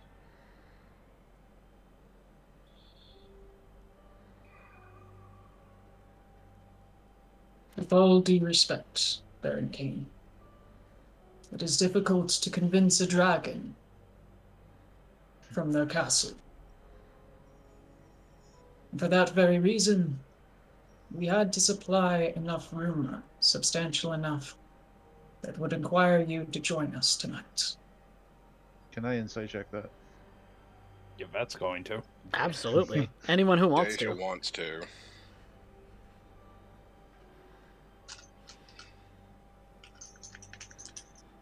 I'm going to rouse the blood for this even. I want to know if he is full of shit. I'll There. willpower that. Baron Kane's The going to big- do so as well. Oh, damn. I only got one. Oh. Oh, damn. I didn't actually fill out his sheet.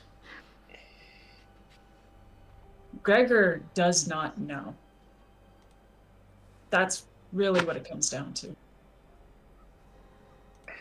He doesn't know the plan, and he's kind of awaiting for Don Hernandez and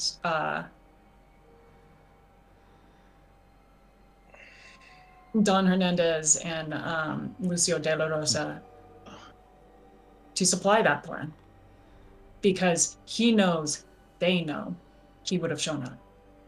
He knows they know. And that, I'll just give that outright, because he has been forthcoming about that. Okay.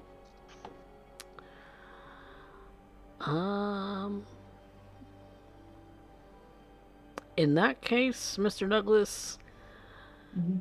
since you're not sure and you're kind of making this up on the fly, that is going to be a subterfuge roll. Understood. Manipulation subterfuge. Am I allowed to rouse? You can. Everyone else has. Doing it.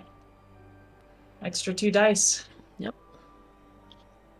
ST, Uh-huh. real quick, before that roll happens, Uh-huh.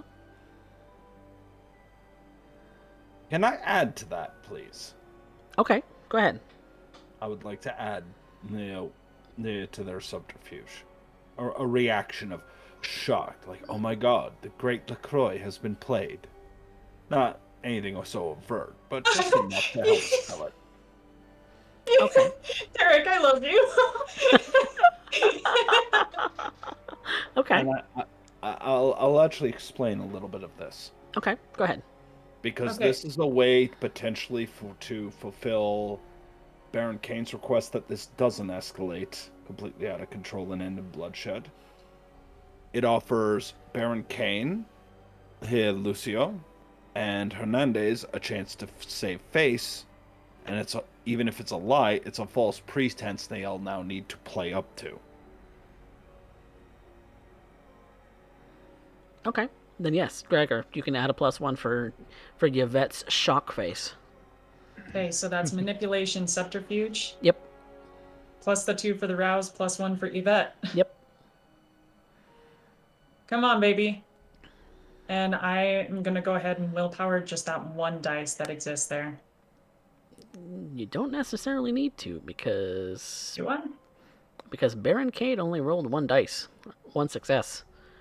And doesn't look like he's willpowering to try and correct that. Okay. I'll accept it. Though We're I'm pretty selling sure it. Gregor will realize that this Oh, is yeah. what Yvette's doing. Oh, yeah. Gregor's aware. Yo, he's aware. He's got a... So we're tied. Which one of us is the attacker in this? You would In this be... regard, in it would Alistair. be the liar. What, really? Yeah. Okay. It would be Alistair, because he's the one attacking the lie. Fair enough. So, Alistair... You know it's a crock of shit. Unless, of course, Spectre, you do want a willpower. It's only 1 die. For funsies. This is his one shining moment. This is the one lie he can actually tell. And you can see that Yvette is kind of playing into it. And it failed. But that's okay. Still, you got a whole 4 successes.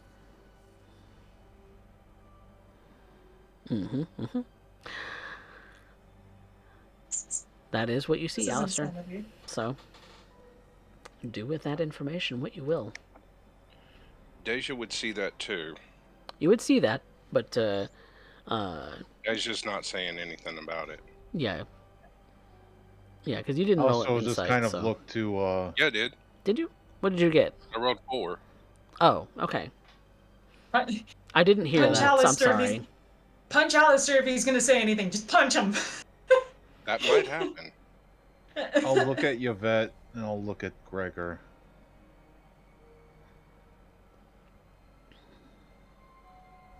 Things are so convoluted sometimes.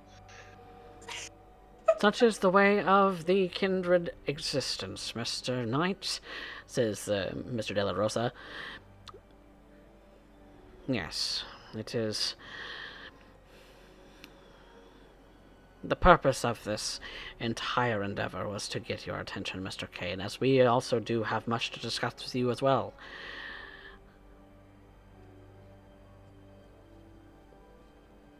Are we finished being upset with each other now?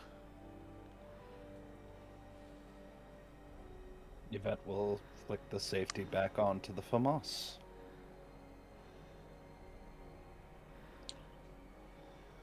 If y'all require nothing further, you know how to get me. And Deja will return to the board game that she was playing with Urian, or the man that introduced himself as Urian and Faust. Hmm. Oh, Faust would have absolutely went back to playing the board game. Oh yeah. He's Well, if we're all listening. He's listening, but he's playing. well, if we're all friends here, then I have to go beat some people at Monopoly. You gentlemen have a great meeting, and uh, Alistair will walk out. All Yvette right. looks to Baron Kane as to what he wishes for her to do. I'll call If you you if I wish- need you. By your leave, my Baron. She bows. Monsieur Hernandez? Monsieur de la Rosa? Pleasure to meet you here, Monsieur. You are everything that your child has told me. He does flatter a lot. That I'll give him. But not exaggerate. Perhaps not. Now, shall we? And Lucio kind of ushers the other two back into the room, and so that they could discuss in peace, potentially. Have a good meeting, gentlemen. If you need anything, just give us a yell. Dacia will keep heightened senses up. Yvette will stay relatively close to the door. As will Pax. As will Still playing Gregor. Monopoly, though. Yeah. The the Yeah, because you guys made some pretty good precautions about keeping this place as quiet as possible. So even trying to listen in is a little bit tough, especially if there are others talking around you. Heightened senses, you easily can get overwhelmed with the amount of talking that's going on. Uh, Given that Faust is a rather enthusiastic businessman at Monopoly. And strangely enough, so is Mr. Doyle. Though he's a little bit more composed about it. I go ahead. I certainly say, Mr. Buford and Mr. Doyle, you are quite shrewd businessmen by the looks. Well, we have done a lot of learning from each other, haven't we? You see Urian say to Faust, yeah, I came in knowing absolutely nothing. And now I feel like I might be a little bit, how shall I put it? Competent? I will find a way to get that green property off you. Hey, my offer still stands. You can give me all your blues. I don't think that's worth the offer. Yvette at this point, without interrupting, pulls out a phone and places it in front of Mademoiselle Pax and simply returns to her standing position. But she listens to the conversation. Does she or is she aware of the name Faustus Beaufort? Intelligence politics. That's a great roll. Since he's from another city, it is a little difficult, but given two,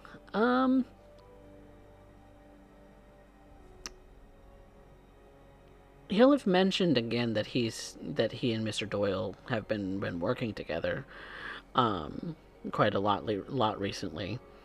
But as far as rumors about Mr. Beaufort's, there might be this kind of wild rumor that he might have single-handedly taken on a bit of a hunter squad. But that rumor seems so blown out of proportion. It barely even seems possible. Especially for what I have perceived. But that also would I presume then I am aware of his clan. You have a guess. You've narrowed it. You've been able to narrow it down to maybe 3 guesses out of all of the clans, based on the rumors that you've heard.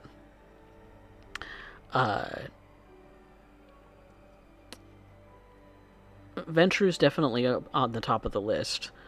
It seems pretty likely given the way that he's dressed. Tremere, maybe? Perhaps he accompanies Urian Doyle, the war baron of San Antonio, who is a known Tremere, Mm-hmm. much like Alastair. It's true. And I simply wait. I say little unless spoken to. It's very clear to the rest that she is on duty, so to speak. Unless Now, approached, she will not speak. now, as for that phone that was put down in front of Pax, Mm-hmm. does she recognize it? You and your crew do a lot of dumping of burner phones, but this seems like a familiar, not business phone. This is Julian's personal phone.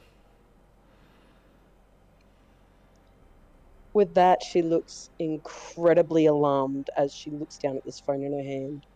And she shoots a look to Yvette.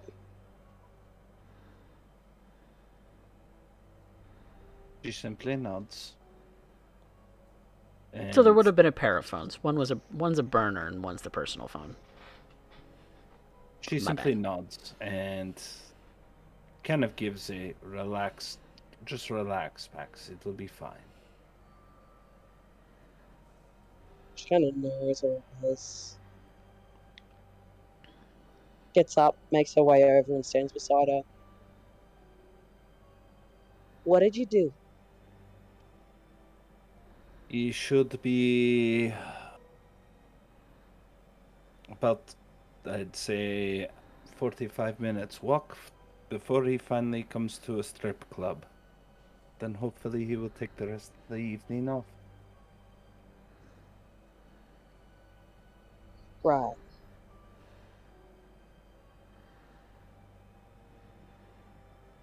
I was not going to allow this to end up harming your people if it could be avoided. Better hope no harm came to him after tonight. And with that, she makes her way away and takes a seat back down to play more Monopoly. A few more hours go by. It's well past midnight now. And you've barely even heard a peep coming out of that room.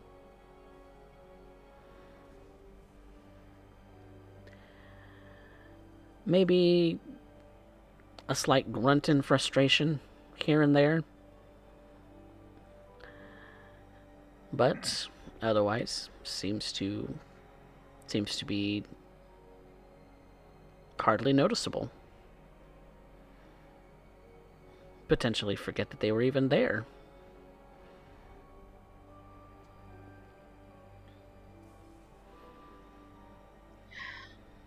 ST, Mm-hmm. I have the most important question I'm going to ask all night. Sure.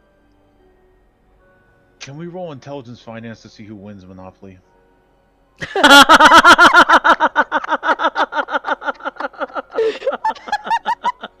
I would argue it would be wits. Wits more likely. Wits more likely, but if you want the winner to be most successes, then yes, we can actually do that.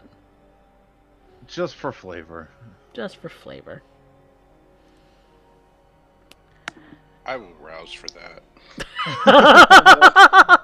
What's happening? Okay. Alright, so wits finance? Wits and finance, yep. I'm going to lose, but it's going to be fun.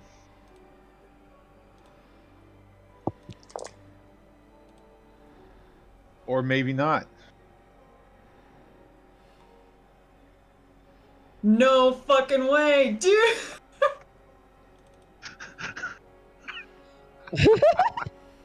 I'm Holy beginning to think shit! that Gregor should be a fucking Oh should have been a god! venture.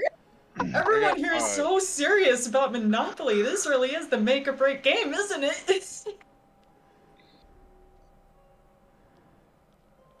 Oh my god. Also, I want to make a point. Deja. Never mind. I'll talk about that. I'll talk about it later. Damn. At the The end. most Oh. important role of the game has been in Monopoly. I got God. 5, but it wasn't messy like that. Oh god. All right. What's our compulsions for losing? Oh, All right. oh, Alistair. I Oh, He's know. like, Lay shit. it on me. I brought Like, this upon myself. he gets like mid area and he's like, shit, shit. I wanted to win so bad. He's just mad. And here's Gregor with all of his properties and all of his money. And Gregor is just like, it's all about getting the lower end properties first. The ghettos, if you will. But I got Boardwalk. You have well, the railroads You and have- utilities help too. right, Spectre. Gregor has 4, where Alistair has 5. And Oh. then, was there anyone else who Oh. had above that? Deja had a 5. Deja had 5. It's pretty neck and neck between you two. Who calls high? I'll call high. I'll go low. It is a Deja win. That's bullshit, Deja. You have home field advantage. You are under a It's compulsion, our Mr. property, Knight. After all. What is my compulsion? Oh.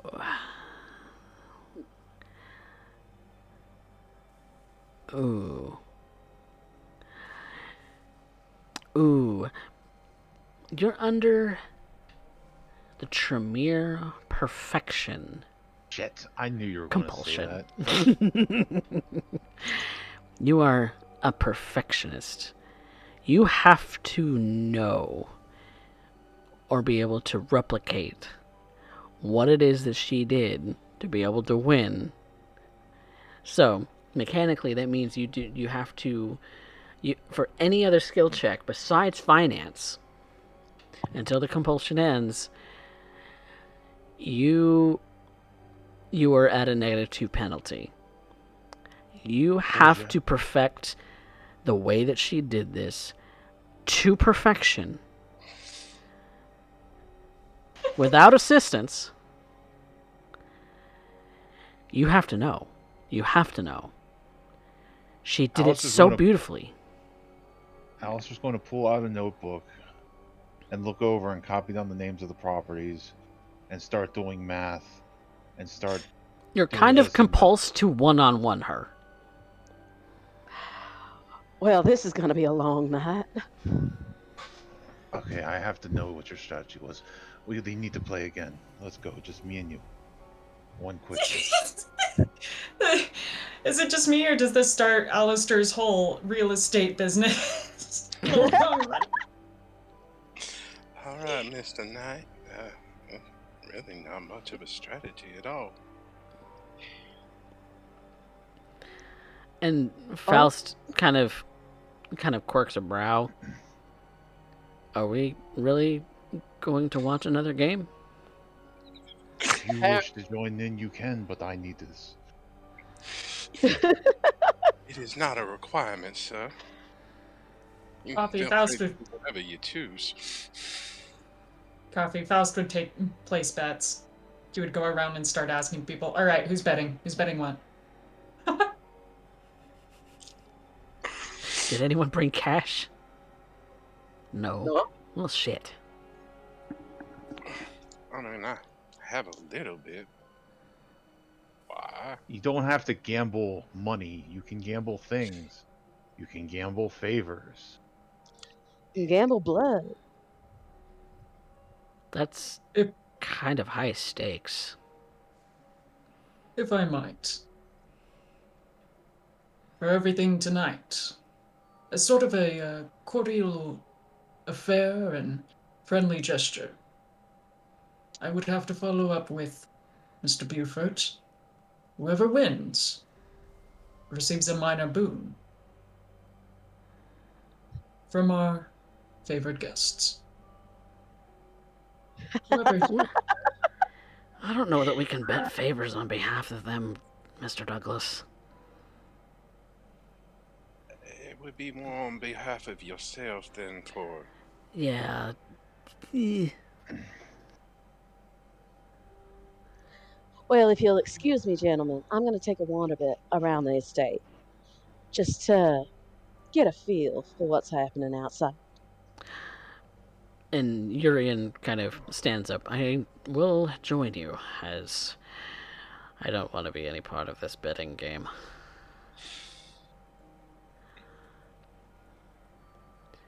Yes, enjoy your walk. Your turn, Deja. Right. All right. So Pax, you and Mr. Doyle exit the house.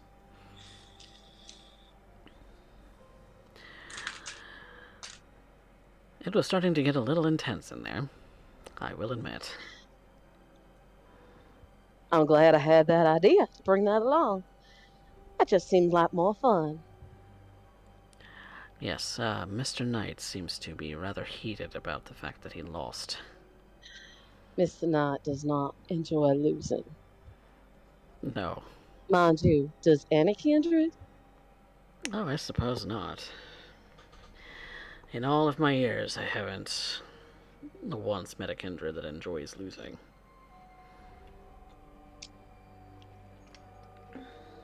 Not unless it gains them something. In which case, So, is it really a loss? this is true. Everything can be a win-win if you really think about it. Well, if you go into it expecting things when you lose and expecting something to gain when you win, then there's no downside.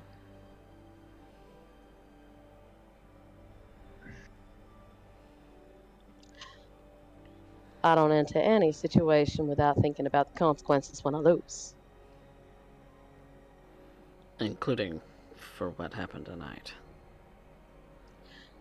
Including for what happened tonight. Rather risky play. Indeed. I expected something of the like. I don't doubt that the outcomes were more or less expected at the beginning. It's the continued cooperation that's going on that maybe has a few of, well, myself, wondering how much of that was facade and how much of that was honest. Who knows? Only the people directly. Yes, I suppose you're right. And it's... How much do you think was each?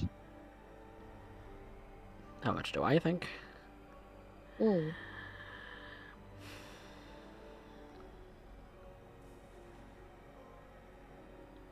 It's strange. Curious, even. That it is only just now that Mr. Douglas reveals to us that this has all been a ruse with the intention of getting Mr. Kane here, with the intention of speaking to him and not riling his anger. Well, Mr. Douglas and I both had a feeling that this would happen. I'll And leave it with that much. I take it you trust your gut feelings more than anything. Of course. Your gut feelings are things that, well, they tell you things that your brain doesn't think about.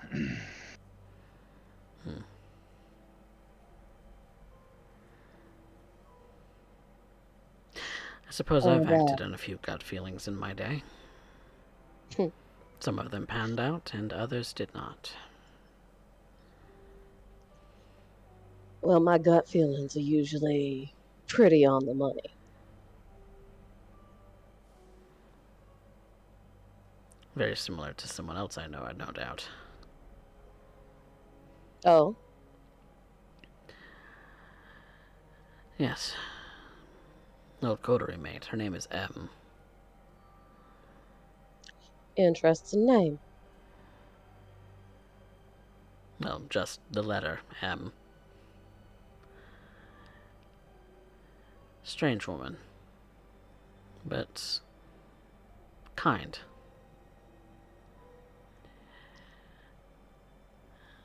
Reminds me a lot of someone else I know too. You look so sad when you say that. Because that person sadly doesn't exist anymore. Unfortunate.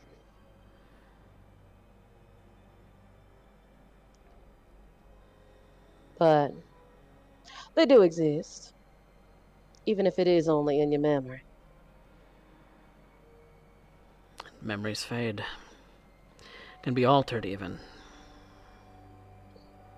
They can, but they always leave some kind of trace in the world. As much as we try to erase, there's always something. No, that's a memory I'll never erase.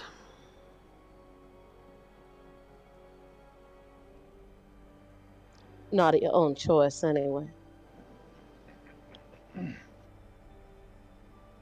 And if someone did take that away from me, God help them. But how would you know? Would you know? Live long enough, you might find a way to, I don't know, break free. Break free of memory loss. It is not something that I have overtly researched. But I'm very familiar with the tricks of the mind. What kind of tricks of the mind you talking about? Erasing the memories? Or the tricks your mind plays on yourself? Memories. Memories. Knowing how it operates could lead you to reversing something like that. But that isn't to say that there's anyone that I know personally who has suffered any kind of loss like that, so there's no real test subjects. I can think of someone. Who's Never lost mind them. memories.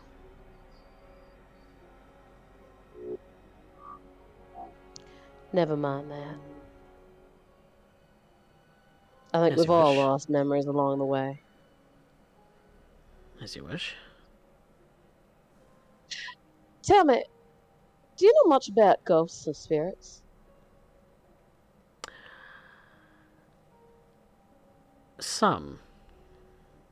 It's it's been something that I've encountered on a few occasions in San Antonio as the supernatural energies that flow throughout the world are particularly strong there.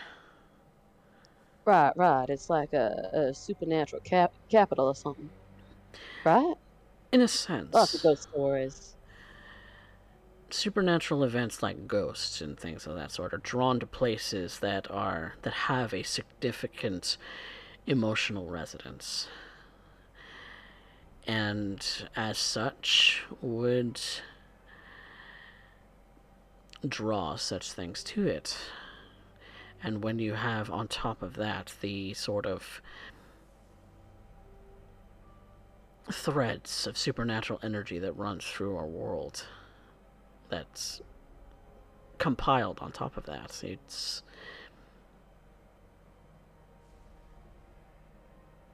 bits and pieces, but nothing overtly threatening. Why? Huh.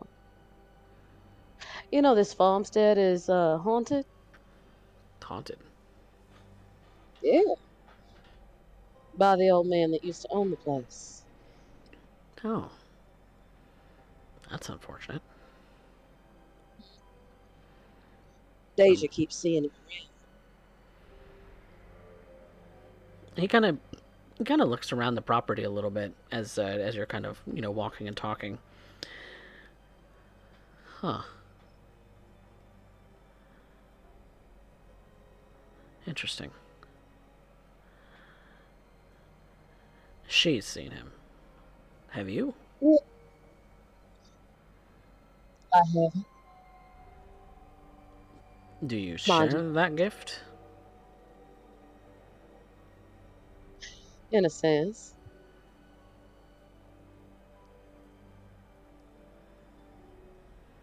Hmm. Mind you, she spends much more time here than I do. Yes, and Given this is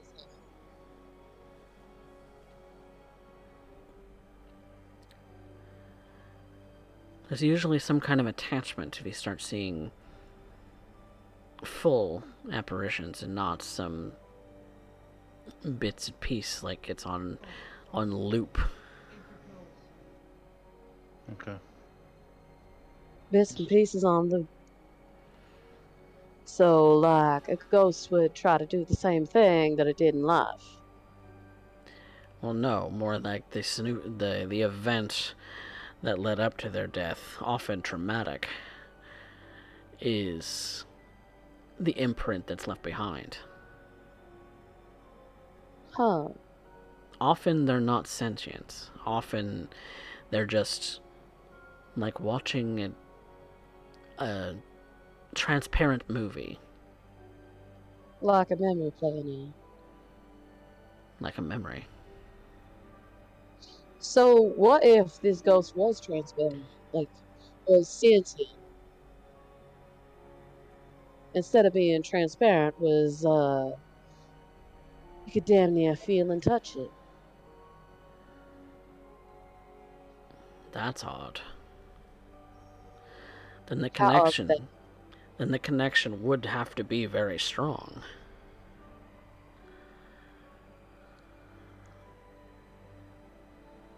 Like an item or something like that? Often tied to something like that or a place. The fact that this farm was owned by that certain individual might be the entire thing that's keeping it here. That's exactly what I thought. Your, childhood, dog, helped us out with a haunted house Mm, not too long ago. So, yeah, Coterie Haven has a history to it. I see. The house itself was coming alive and trying to kill us. And anybody else that tried to do any sort of work on the place. I can see why that would need to be taken care of quite quickly. So we had Doc come in and she locked the spirit down with a, I think it was a lead box. If the thing that is tying this ghost to this side of the life, I suppose, if it's the entire farm, that might be trickier to get into a lead box. Well, I mean, the entire farm. I mean, the ghost at the house was, it took over the entire house, but it was just a hairpin. So could it not be possible to be the same here? It's possible. It just depends on whether or not you can find the item that he's particularly linked to. That might be a bit difficult. Ghosts are not my expertise, if I must admit. Doesn't seem to be a lot of people's expertise. That's more along the lines of Doc's work. We call the right person in for the house, obviously. Sorry, what?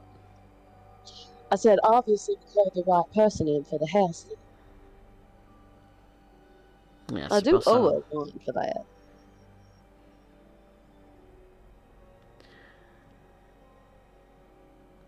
Well, if she hasn't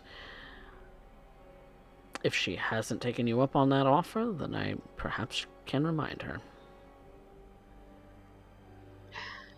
Just tell her I said, hey, next time you see her. I'm sure she'll remember. I'm sure.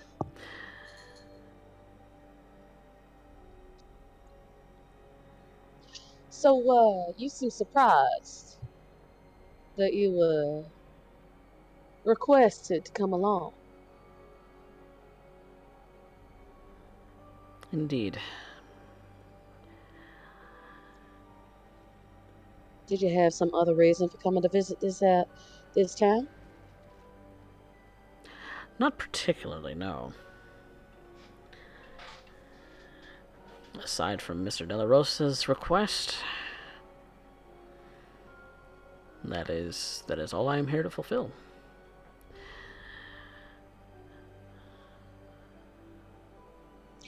How long do you intend on staying? Perhaps we can show you around our fair city. We intend to leave tonight. As soon as the meeting is Sure. over, we will be heading back. That's a shame. I'd love to spend some time getting to know you and Mr. Buford. I do have duties to attend to. As do we all. Tonight just happened to be one of my rather infrequent free nights. Sounds like you have a busy life. Yes, indeed.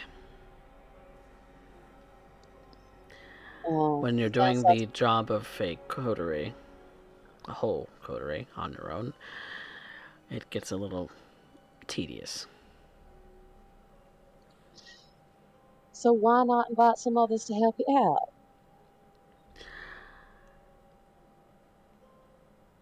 I haven't found any suitable students. Why do they have to be students?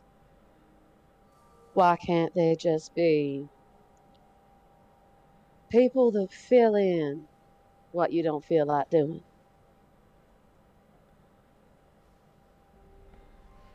Because then they're just tools. Could be tools you get along with. But isn't that very Camarilla in thinking? I don't think so. I mean, everybody uses each other.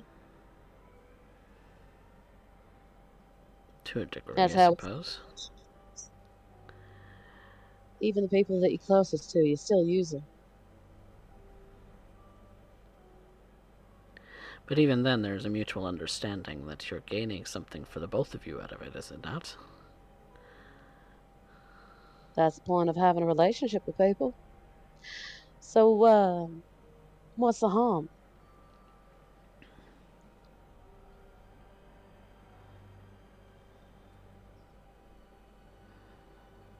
I tend to be a bit of a loner these days.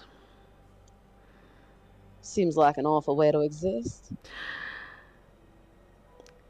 Well, I do have Mr. Beaufort. I'm sure he is sparkling company. That's certainly been an interesting one to teach.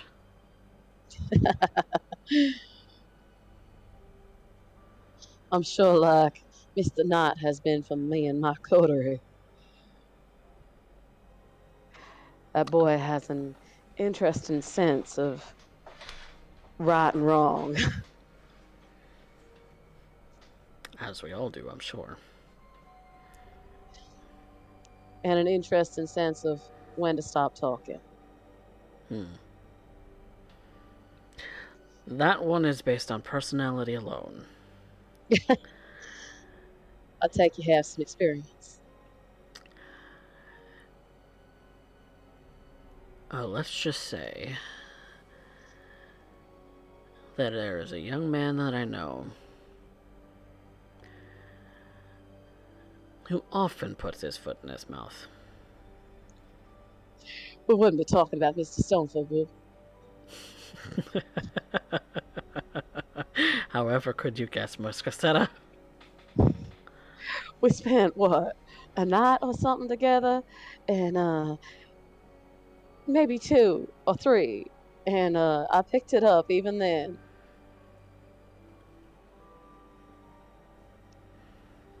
He and Alistair seem to be peas in a pod in that sense.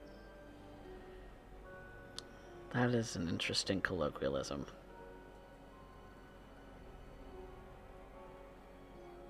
Certainly born from the same plant.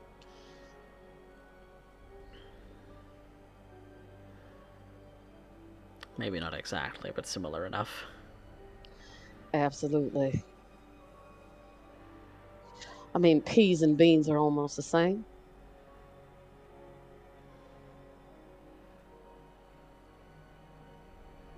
Yes, I suppose you would be right.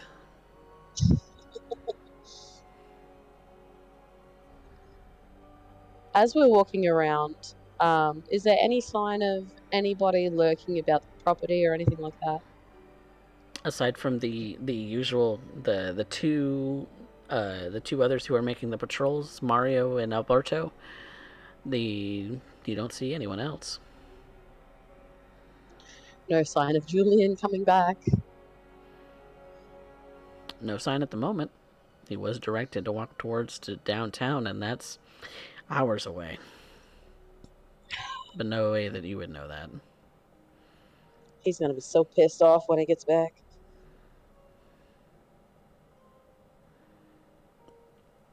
And probably wondering what the fuck he's doing.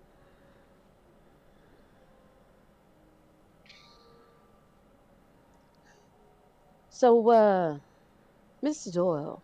Hmm.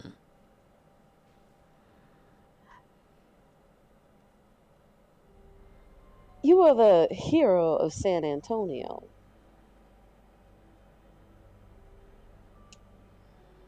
That's a hell of a way to climb. Much farther to fall. Must be real shit to get around with that title.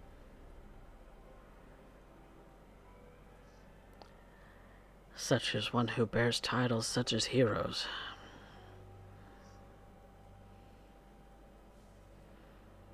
Some might even call me the hero of Jackson. Jackson. That's all I need to know. What do you mean? It tells me you haven't heard. I haven't heard a lot of things, Mr. Doyle. And it's a story that is long and troubled.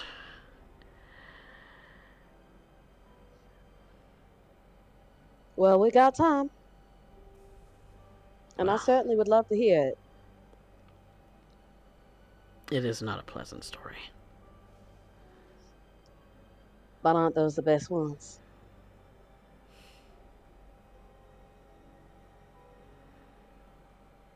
Perhaps. But we've only just met. And I don't think that it would be fair to you for me to bear my sins on your shoulders.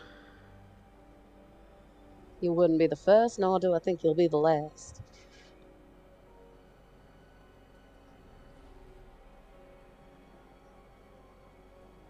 Do you mind if we take a quick break, Coffee? Yeah. Yeah, we can take a quick break. Awesome. I have been doing the pee-pee dance for a while. I was hoping that we would get to one of these. You should just get up. I can't in the middle of a scene. Well, we shall come back here very soon, everyone. So, be right back.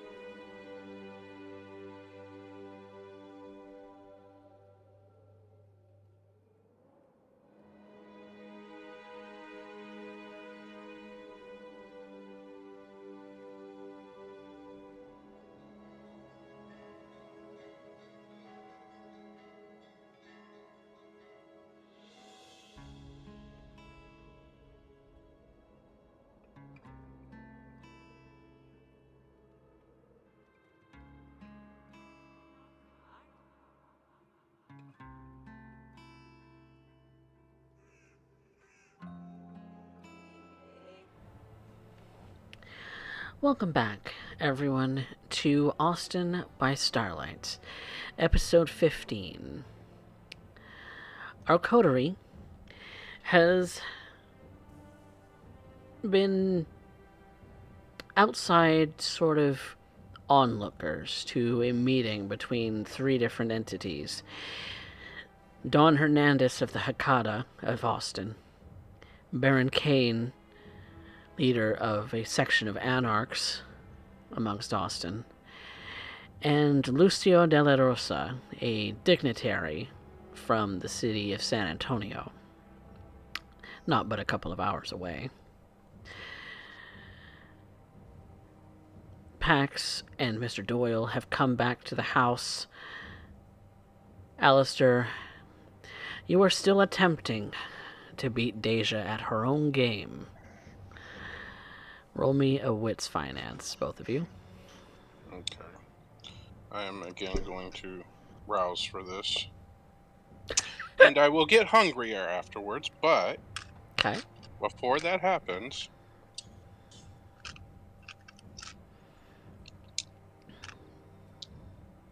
let's see. Make sure I got that right. Yes. Okay. 3 successes only. Okay.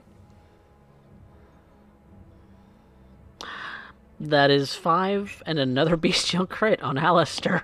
God damn. Son of a bitch! But he does win, so he concludes the first compulsion. Every fucking time I do this strategy, it finally works. What was different this time? Oh, but you feel good about it. You feel good. You feel like you kind of need to really shove it in Deja's face. You need to beat her again and gloat about it. You need you have the dominance compulsion. You're joking! Again! No, the first time was he needed to be a perfectionist. He has perfected his skill. Now he needs to gloat. Now he knows that he is top dog when it comes to Monopoly, and maybe even to finance in general. Oh, God. How do I play this? Alistair will stand up, fix his suit and his jacket. You get a really good smile on his face.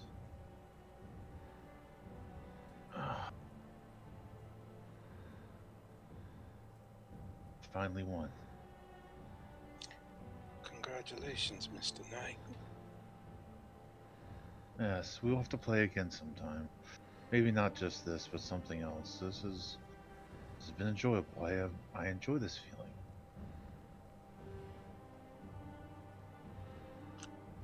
I haven't done a competition like this in I don't know.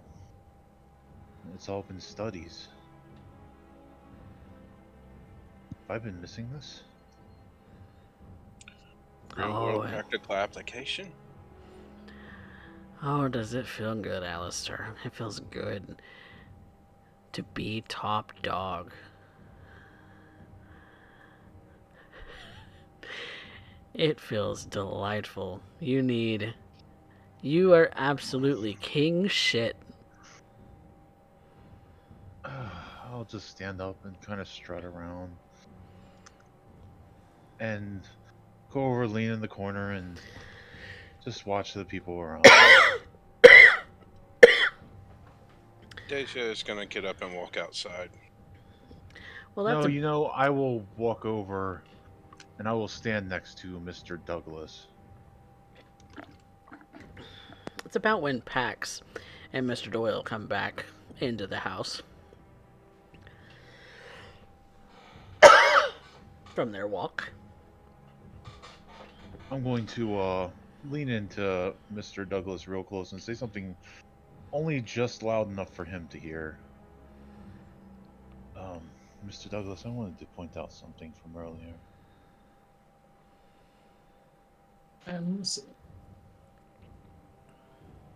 The next time you try to shovel horseshit and pass it as gospel, I suggest you practice lying a little bit beforehand.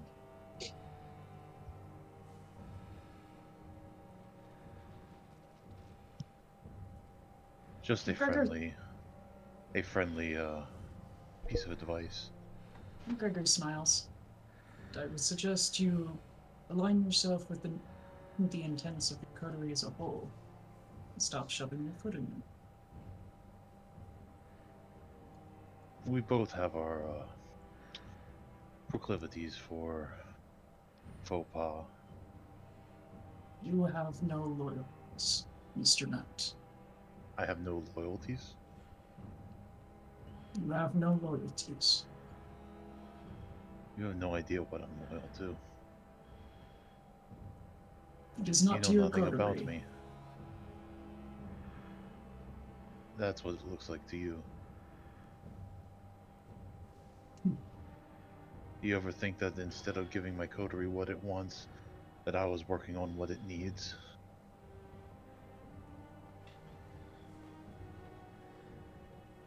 Do you think that I'm doing something out of selfish reservations? You don't know what drives me. Not in the short time that you've met me. I've observed enough, Mr. Knight. If you think so, there's always something else to learn. And I'll just kind of I'll walk and just kind of find a place in the corner, sit and cross my legs, feeling proud about myself. A little peacocking.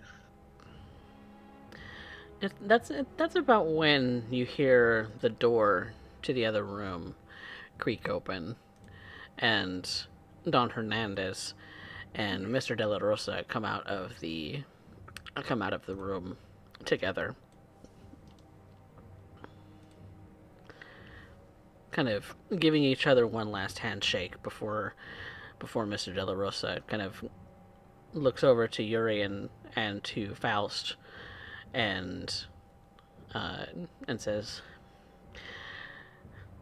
"Well, that concludes everything. Shall we be off, gentlemen?" If I might, I said. Yes, Gregor. I have one last attendance to take care of. I would like to formally express my gratitude to Pygmalion. Pygmalion.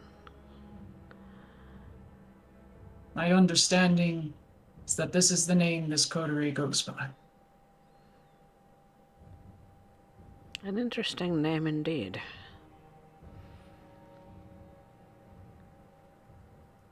Pygmalion.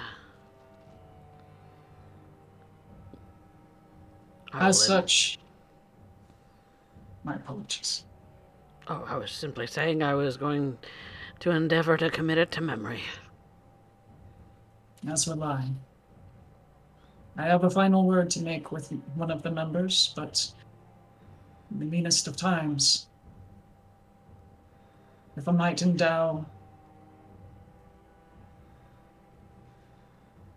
such an opportunity, that this coterie has proven to be resourceful and effortless in their endeavors, intelligent in all maneuvers. I argue I found myself in a wrap.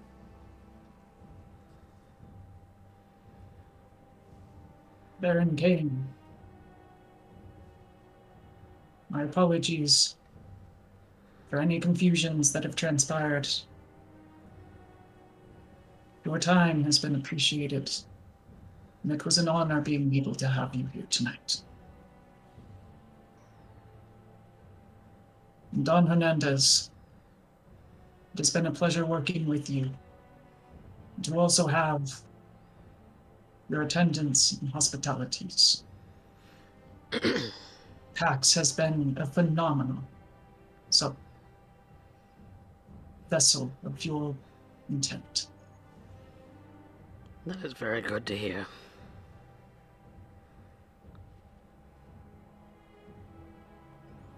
Baron Kane, I understand that Madame LaCroix is still under contract with you at the moment. I would simply wish to borrow her.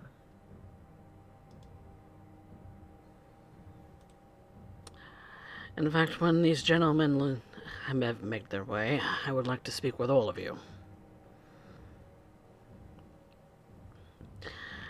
You'll find me in the other room, he says as he goes back into the kitchen and the dining room and sort of closes the door behind him.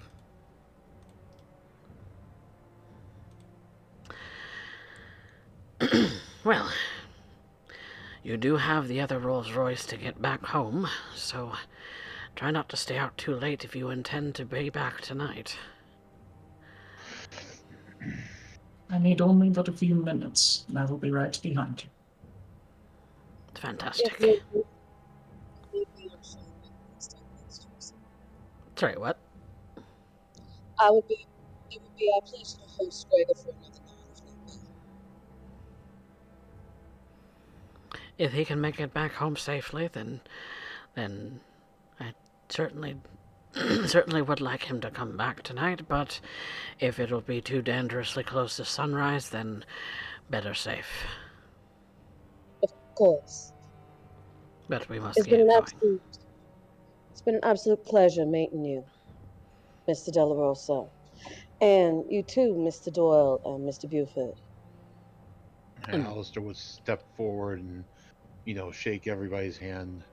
And when he gets to Mr. Doyle and Faust, he'll hand Mr. Doyle a card. Should we ever wish to compare notes for something, it's a little presumptuous, but that I might ever have something that you might learn from, but nothing ventured, nothing gained. Indeed. And he kind of tucks the card away in a pocket. May you gentlemen have a safe trip.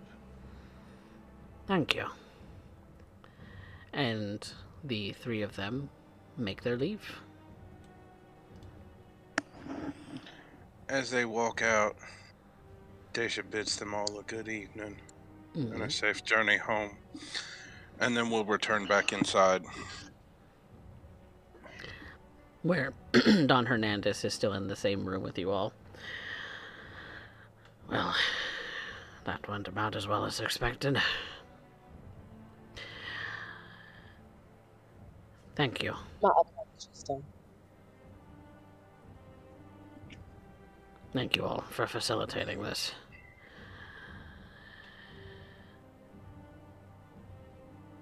You didn't certainly have to do anything of the sort, Miss Dacia, but the convenience made things a lot more advantageous. As always, Don Hernandez. My place is open when you need. And as I said, Pax, this is a little bit more of the sort of unsavory business that comes along with our work. Of course, Don. I'm always prepared.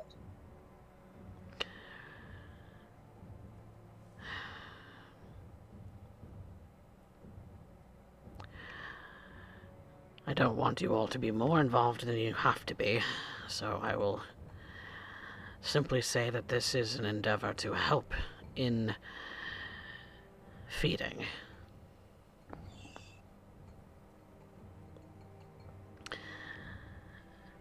Traffic from south of the border through to San Antonio have been a little bit rough. And thus, making a more secure route is the plan going forward.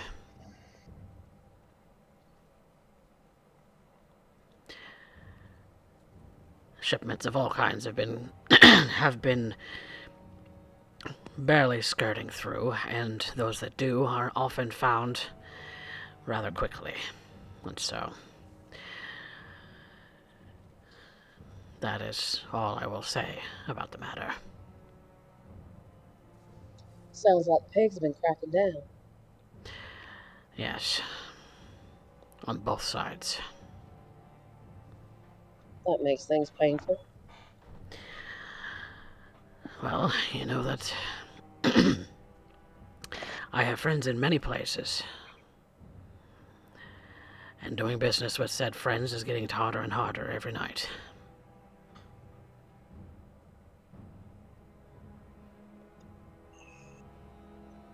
We do what we can with what we've got, Boss Hernandez.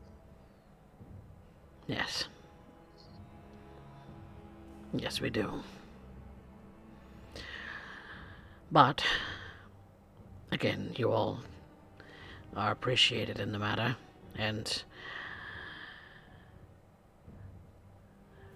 regardless of what Mr. Kane might have you believe, I am not. And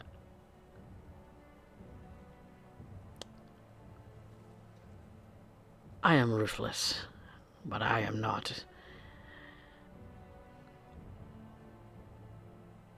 I can be trusted, I would hope. We're not dishonorable men. May I speak frankly with you, Don? Yes. Most of us, aside from Pax, we are not part of your family. We don't have the faith or the loyalty that they do in spades. If you need our help and want us to do something, don't treat us like mushrooms. Don't just feed us shit and keep us in the dark. You don't have to give us everything, but give us enough that we know what's going on and we know what we're getting into. So that way that rumors won't run wild, things will not be confused, and we can accomplish what needs to be done. If my memory serves me, my good lad, I put this task to Pax. And I was hoping that this coterie would trust me enough to also extend that trust. Of that you should have no doubt. It was just a thought. If you wanted a good working relationship with a group that seems somewhat capable of accomplishing things. Noted. Your candor is appreciated, Mr. Knight. Thank you for hearing me out, Don. I apologize if I was rude. Well, I suppose I shall have to turn in for the night. Have a safe trip home, boss. Uh, Julian is not outside. He was sent into the city. His phones are here, and she pulls them out. Oh, great. Where in the world did that boy wander off to? He kind of takes Julian's phones from you and goes to leave. Boss, Yes, try looking downtown. That's where he was sent. noted. And he and the other two get into their car and start to drive away as well.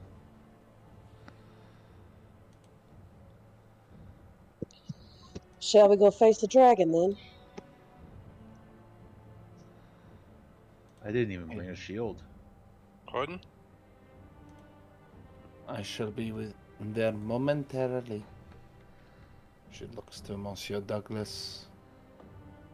There is a final matter apparently to be discussed. She starts to walk out, going towards the porch just outside.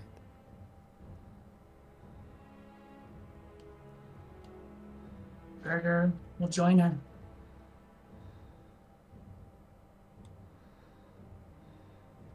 She sits on the steps, the FAMAS rifle across her knees. She rests upon it and looks up at the night sky. Takes a moment to just enjoy the calm before the storm, so to speak.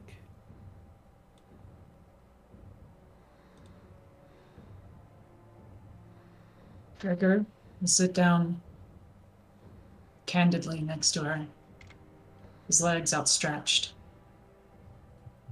He pulls a locket,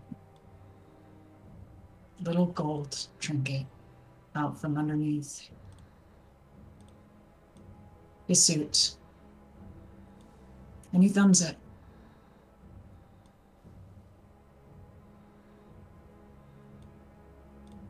It has been an honor working with you, Madame LaCroix.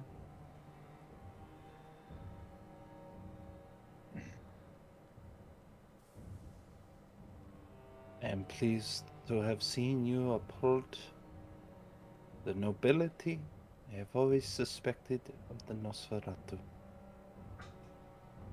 Even if we serve different masters.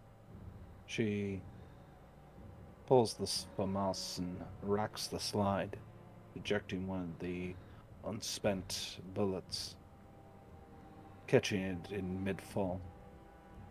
She returns it back to her sitting position and looks at it before handing it off to Monsieur Douglas.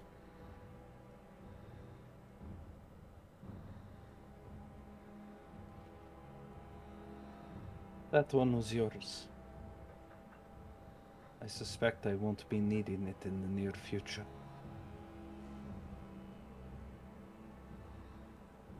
He holds it in his hand, grips it. You'll take good care of it.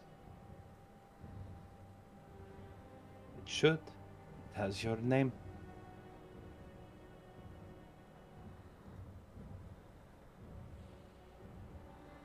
You did well to end up protecting your sire and his interests. And your instincts are well.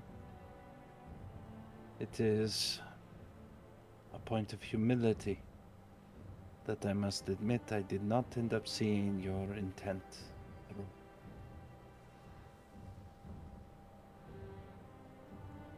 But I must say it was a incroyable display to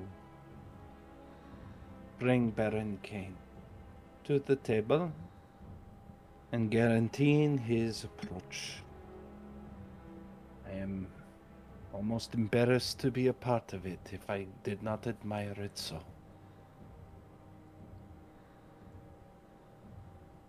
We live lives of secrets, twists and turns, and frankly, mazes. I could not have done anything that of which without you. I built off of you, Madame LaCroix. And the You served nobility. Della Rosa. That is enough. She lowers her head, perhaps belying a small bit of the emotional toll the evening has taken upon her.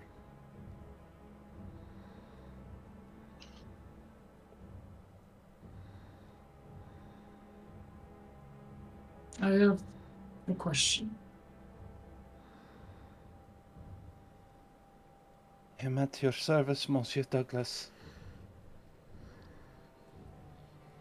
If I might be candid with you, how long?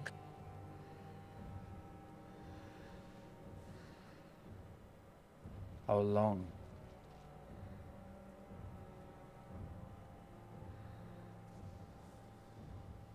How long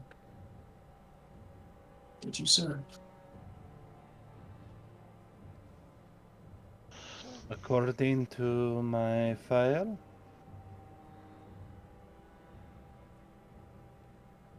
2 tours. But that was in Vietnam. I apparently was a medic in the American forces.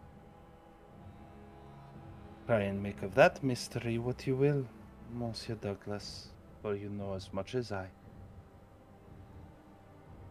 I wish I could express a truth, but as you earlier said, it is mystery within mystery.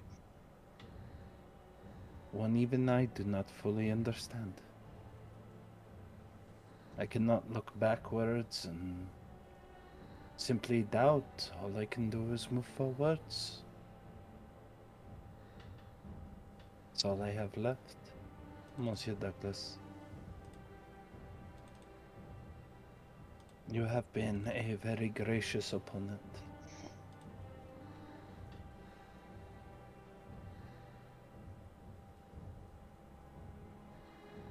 World War II. And at that point, you'll open the locket. I'm sure the greatest rivalries with the most similar dreams. And inside, you'll see a picture of a baby. A human baby.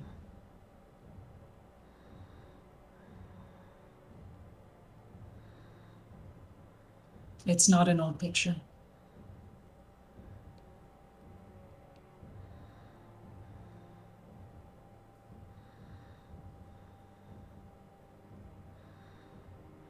Moving forward,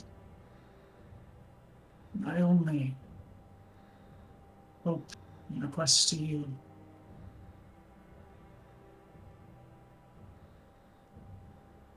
is that your loyalties remain stalwart.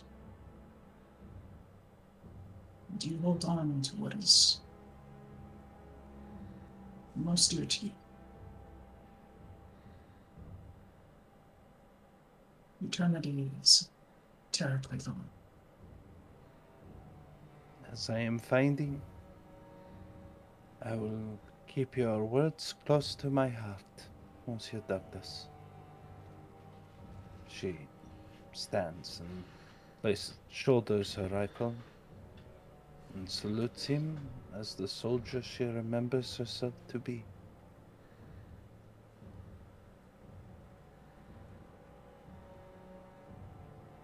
And Gregor will stand up as well.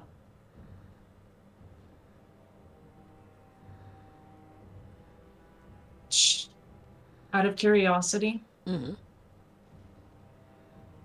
should I salute or should I bow? I have 2 In dots this, in etiquette. in this appropriate, what Yvette is doing is respecting your military history. The fact that she has saluted first is her acknowledging you of being of a higher rank, to which she cannot drop the salute until you salute and then drop yours first, is the appropriate etiquette. And he will salute back. Put his hands back to his side.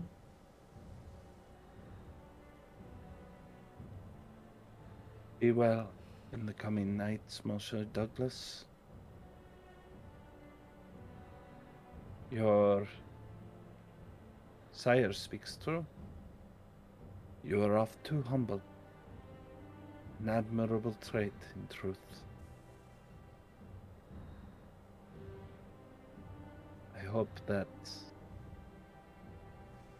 you maintain what I believe is the most guarded secret of the Nosferatu.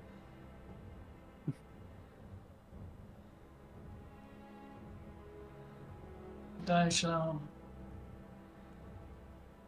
tell tale of the most honorable LaCroix I've ever met. He doesn't respond. There is no goodbyes or farewells. I think Yvette believes what needs to be said. Monsieur Douglas understands already the sentiment and the actions. From one professional to another, a simple turn on heel, and an exit to face the dragon,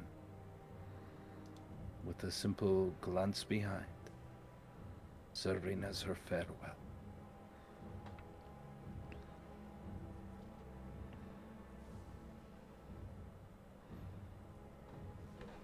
Yes.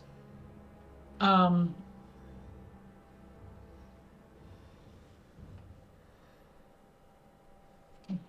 Gregor will, at this point, allow her to go in, Mm-hmm. but he does not leave. He stays He will outside move- for a bit. He will move to a window that he can see or hear the coterie. And he will Cloak of Shadows. Okay. The reason why is because if anything happens, he will protect them. Because he promised Pax that. All right. Gregor finds himself a little window to look in on the kitchen side of or the dining room side of the house, which is in the back, Mm-hmm. where you see Baron Kane kind of sitting there, kind of very still for a moment, as it looks like the rest of the coterie is moving in to join him. Okay. I will rouse the blood in order to stay stealthy. Unless I don't need to. I don't need to. Okay. Nope, you are staying still so that you can be unseen. All right. He's there to make sure that no matter what, they are well. All right.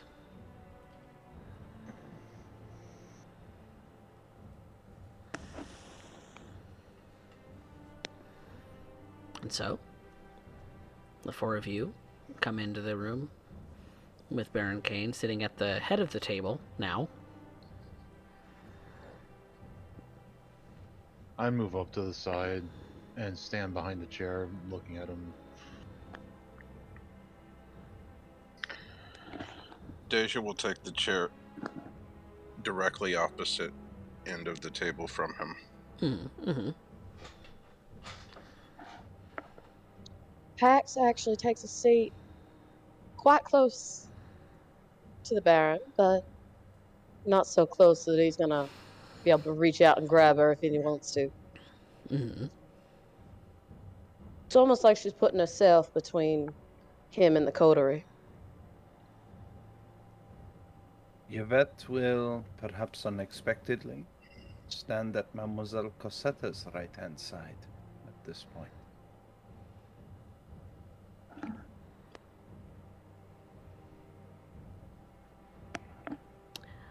So,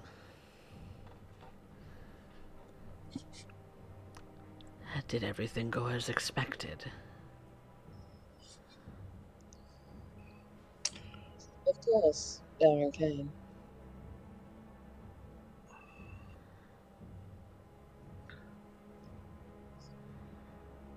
Anyone else have any commentary? I'm open to. I wouldn't know. You'd have to tell me. Well, did everything that you participated in come to the conclusion that you had wanted? It is over. We're all alive, for the moment at least. I merely facilitated a meeting of parties. That you were to be included, I was unaware. As far as I'm concerned, Baron Kane, the meeting went down without a hitch. There was no bloodshed, no violence. That's as best as I could have expected. That was our job, to keep things civil.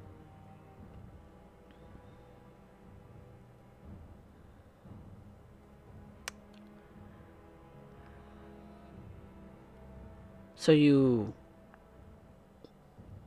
were aware I was supposed to be invited, or you weren't aware, or were told deliberately not to invite me?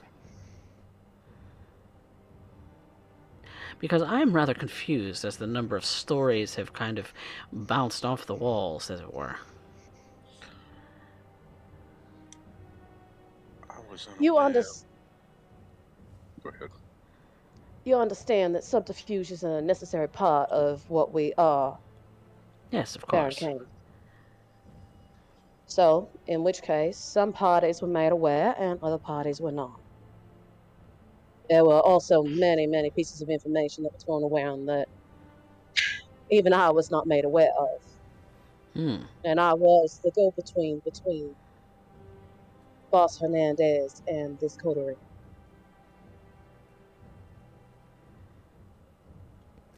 To be honest, we were fed a lot of shit and kept in the dark.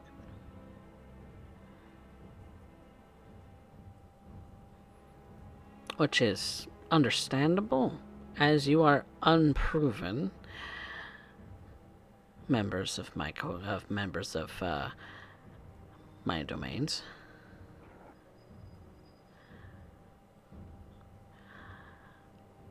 To So, be honest, though, sir, I don't think it matters what we believe. It matters what you believe at this point.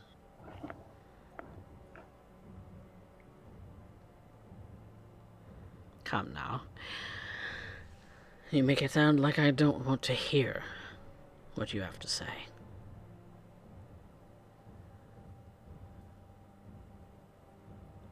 I think the question is, Baron Kane, what do you want to hear from us? The truth. And you've been told as much. But not all of it, you see. Where in the world would you get the wild idea? As, well, maybe not a wild idea, but kind of stir around the idea that this was a plot to overthrow me, with that being the lure to get me here. Speculation. Speculation with words put in our ears like honey or poison by our friends. Hmm.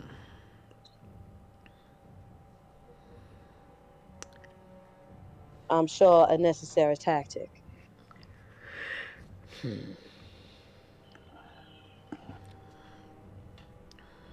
It was implied that rumor, speculation, and supposition was all that was required to topple your barony, sir.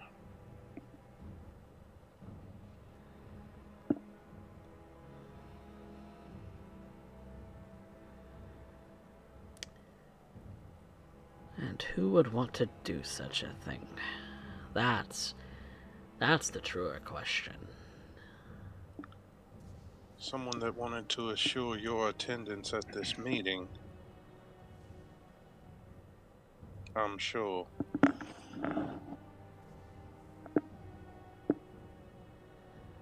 Hmm.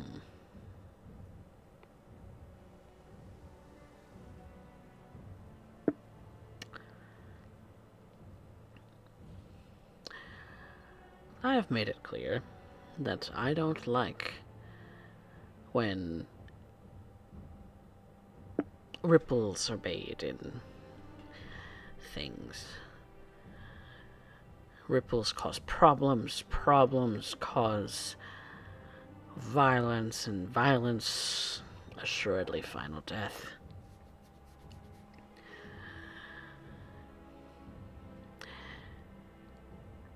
And I'm sure we all have seen enough of that.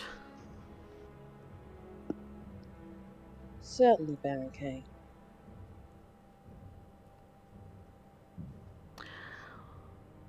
So why, Yvette, without confirming anything, would you come to me as if you'd had proof?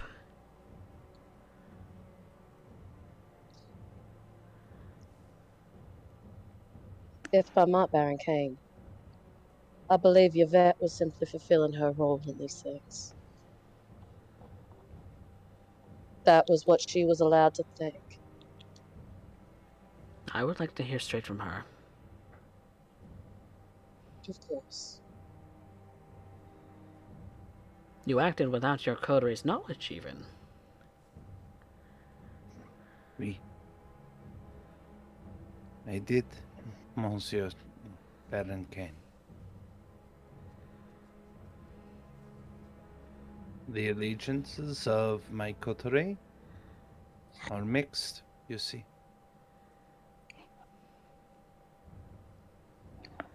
And each of them something very precious to lose should they end up misstepping. If I misstep, it's of little consequence.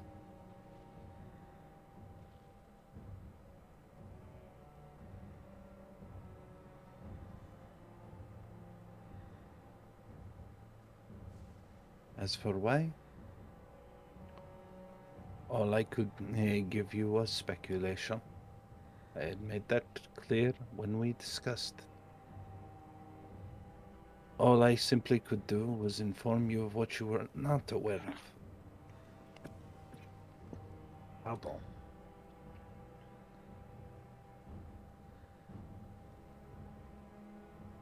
All I can do is inform you of what you did not know. What I did to inform you of a meeting happening amongst your turf, amongst two individuals, one of which had not announced himself as you have requested of each of us. When that meeting would arrive, I had no idea up until the very evening of. Time was on short supply.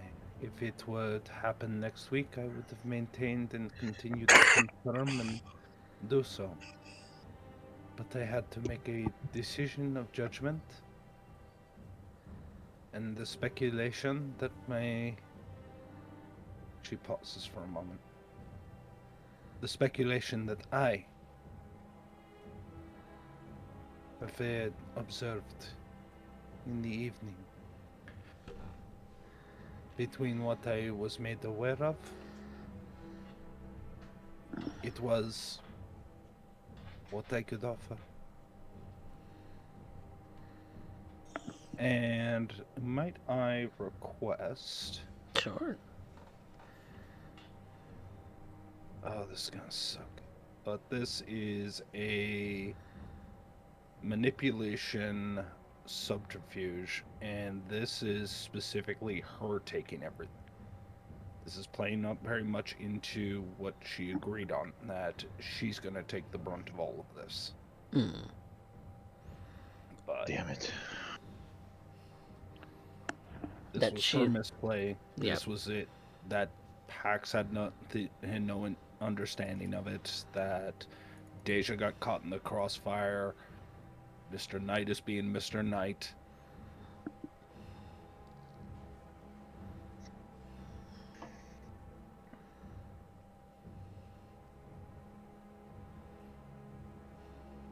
For successes.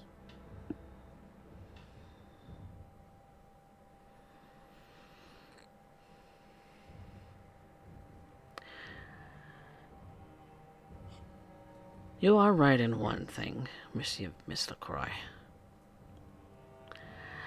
It was important for me to know. To know the things that I was not aware of. And you do have my thanks for bringing such things to my attention.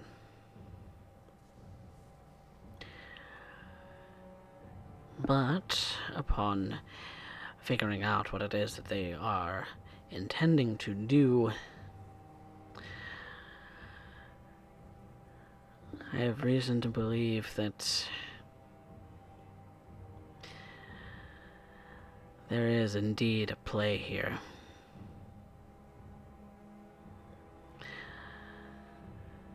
They say that this is all about feeding the greater city of Austin with more individuals brought in. But no. I fear that this is some sort of Camarilla ploy. Some sort of circulatory system.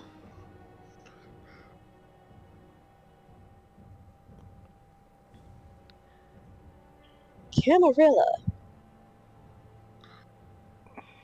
might I ask how you've come to that conclusion? Oh, did your Dawn not tell you, Pax? This is about human trafficking. I understand that.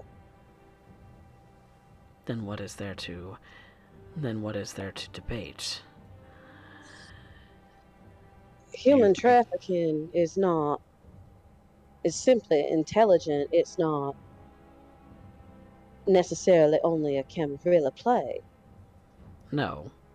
But the biggest purveyor in all of Texas right now for this trafficking of humans is the circulatory system, who works through the cartels, through the mobs, and other criminal organizations to move around vessels of specific tastes for those of specific need.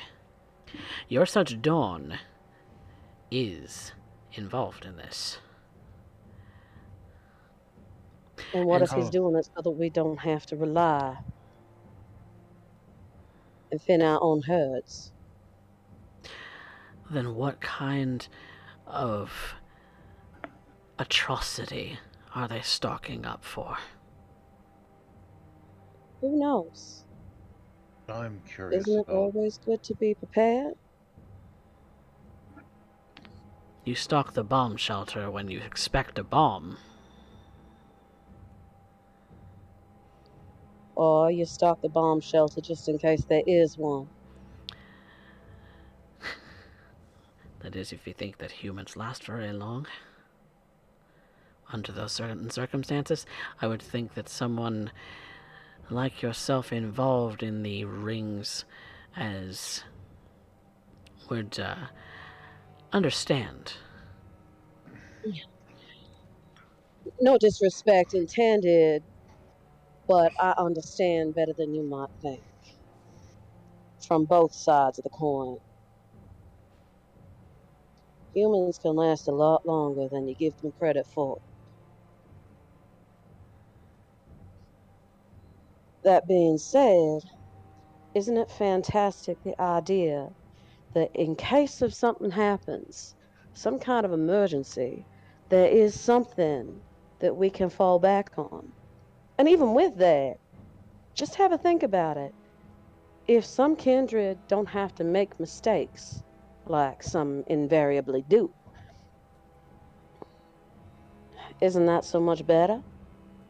I mean, there are kindred out there that do rely on bagged blood.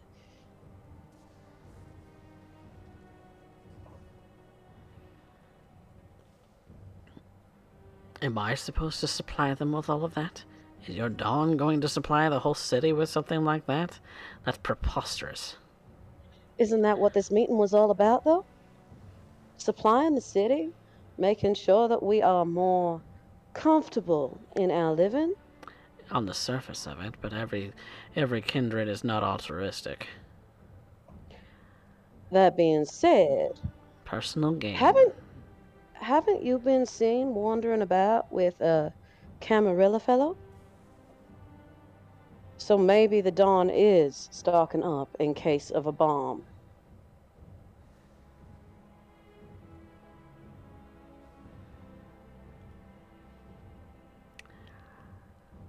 I offer hospitality. I am an honorable man. How Camarilla of you. I. Oh, Baron K needs to make a frenzy check. Shit.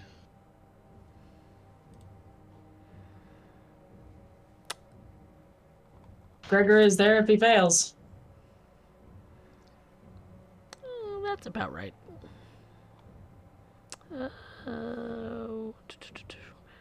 Oh man, now I'm having to make me do his sheet on it. insult Boss Hernandez in front of Pax. She will bear her fangs. And here I kept trying to say something to de-escalate the situation. But Well, Making me have to stat out his sheet on the fly. Here we go. well, there wasn't intent to have an encounter, but now there is.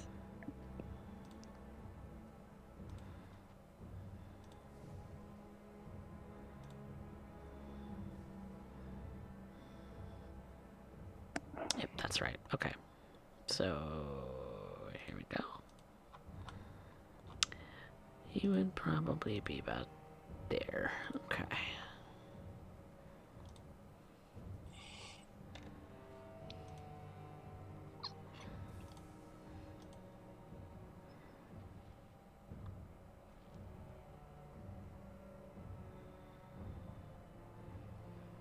Does that beat the difficulty in my head? Fury Frenzies. That's jumping in between. Oh boy. This is Ooh. provocation frenzy. Ooh, yeah. This is a provocation fury. Fury frenzy. Okay. And it's in front of others too. Yeah. It's usually like a difficulty 2. I think that's the case. I'm double checking it. Oh god. Facts! I can't wait to see your next character, Moxie. It's going to be so awesome. Honestly, Pax was trying to make him take a quick look at himself before he starts pointing fingers. It was supposed to be trying to persuade him into maybe, thinking about this a little bit more clearly, but apparently not. Apparently this guy is ex-bot, and any sort of suggestion that he's Camarilla is a bad juju. Yeah, that might have been the push.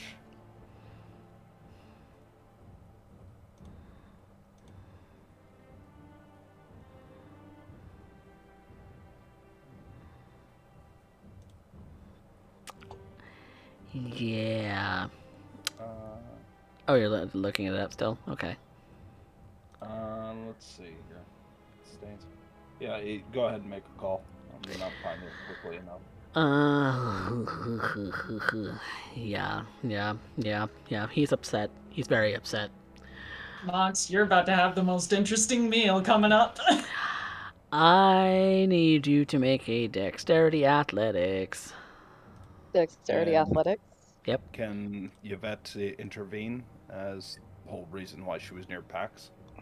If he's making a move for Pax, Dacia's pulling her gun. Okay, yeah. But let's it's not brawl, or I'd have a thing on it.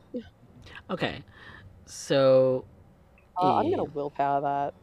Gonna willpower that for 1. Absolutely, 1 is better than none. Okay, so this is gonna be since he essentially called his action to attack Pax. The rest of you look. Yvette is looking to intervene, so that'll be another action. Deja is pulling her gun. Since you don't have rapid reflexes, that is going to take the majority of your turn. Gregor, upon hearing any sort of altercation starting, he's gonna rouse the blood for strength and potent stuff, and he's gonna pull a wooden stake out from the back of him. Okay, so you're drawing a weapon that's going to end your arousing, so that'll be your turn for potence. Okay. I can rouse right now. Okay, go ahead and rouse for potence so you can get that ready. Alistair would probably help Yvette. Ooh. That is going to be 5 points of superficial damage, half to 3.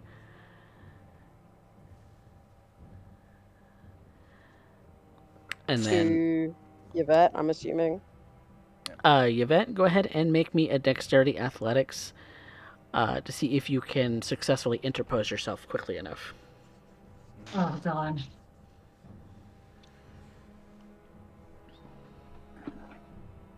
Oh god, we were so close, guys. No.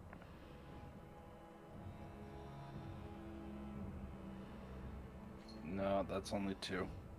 Unless that's enough to end up at least interposing.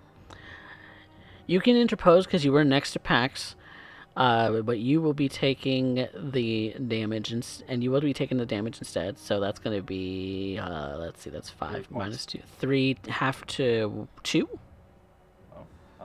5 dropped by 2, 3 halved goes to 2. Yep. Yep. Okay. And Yvette's going to use this turn to rouse the blood for toughness. Okay. So that reduces it to 1. Okay. So the ones who are drawing their weapons have drawn their weapons now. The,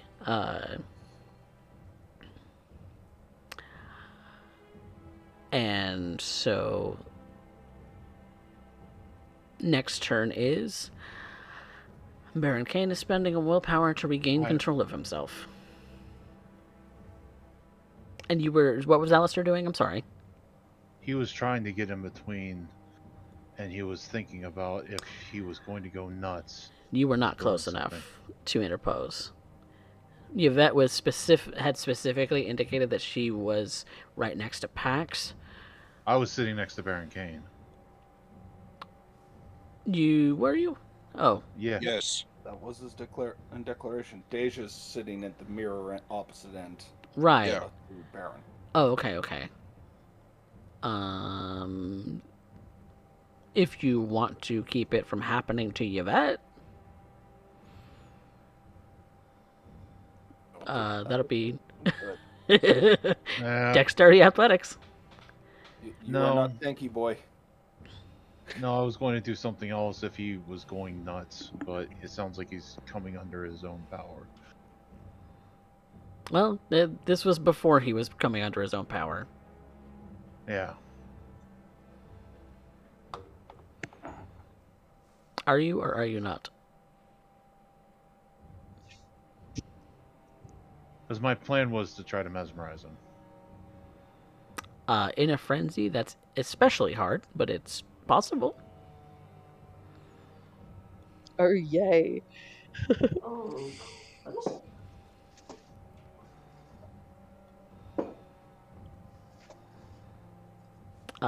So if you want to use mesmerize, I will allow you to make the roll for it.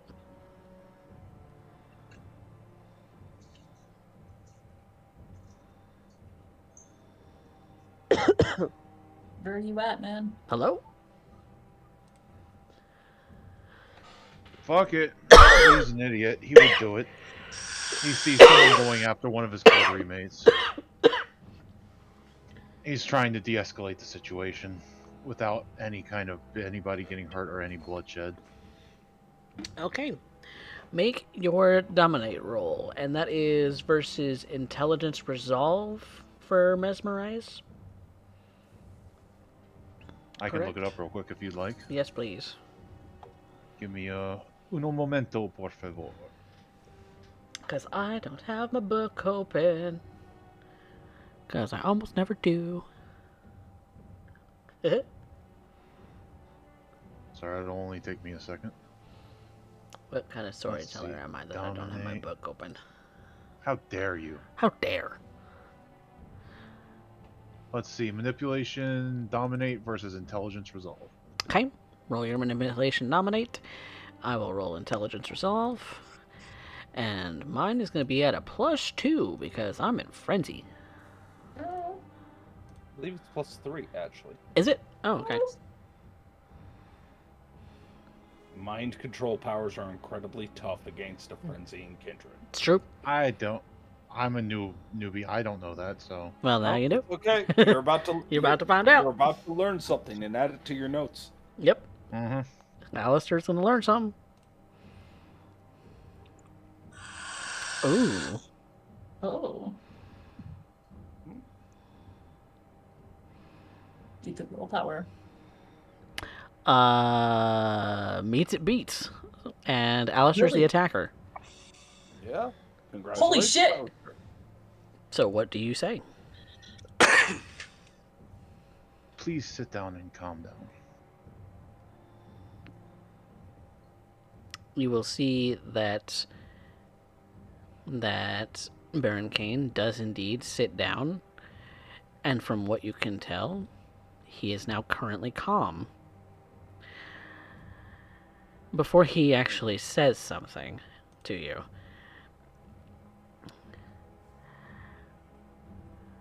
Miss Pax, Yes, Baron Kane. I would like to kindly remind you that your coterie is in my domain, and if you ever accuse me of being Camarilla again, I swear to Kane. Baron Kane, I think it's become clear where my loyalties reside above all else. My words simply meant to make you take a look at yourself and how assumptions can lead to problems. I do not need you to educate me. Now, I am going to leave before you upset me more. You do not want to see me upset. That would be greatly appreciated, as you are on my property, sir. I'll not have you harm anyone else under my roof.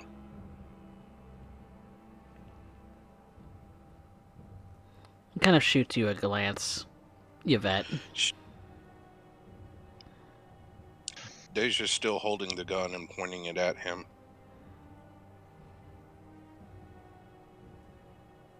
Yvette will, after a moment, take hold of her chest, feeling the gaseous wound that he has placed upon her.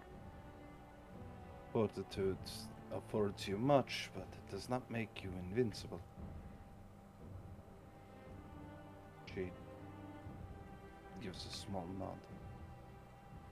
Proceeds to walk to the door to escort Baron Kane.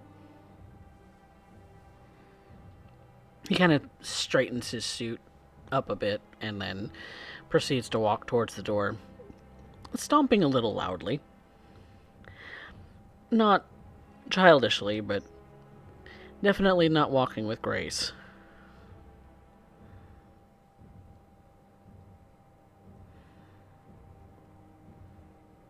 Leaving Deja, Pax, and Alistair together. And here I thought it was my job to put my foot in my mouth. I was not putting my foot in my mouth, Alistair. You can call it what you want, Pax, but that was not smart. Pax I was get that you making love the Don, but antagonizing over nothing.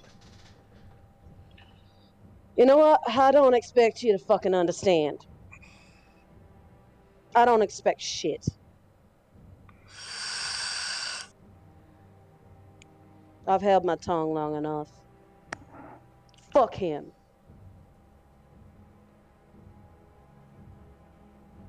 Pax was proving the point that rumor speculation and supposition are enough to undermine anybody. Yes, but And he something that allowed I himself to understand. prove it.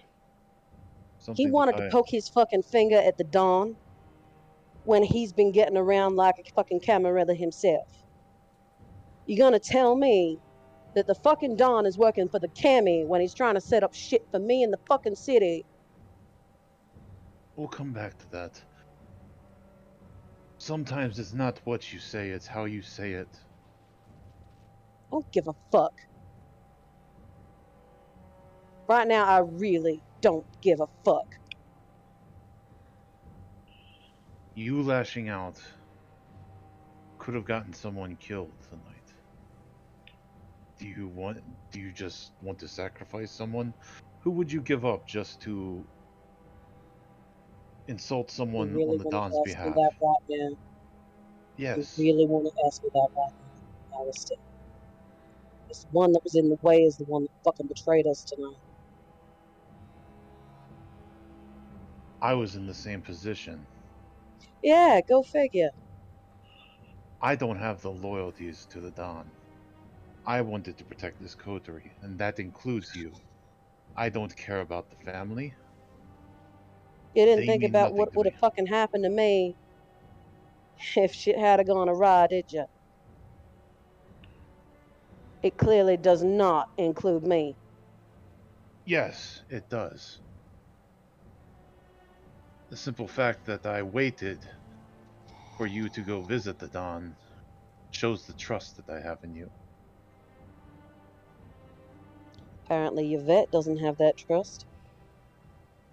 I cannot speak to what Yvette saw in her play. We'll have to ask her for ourselves.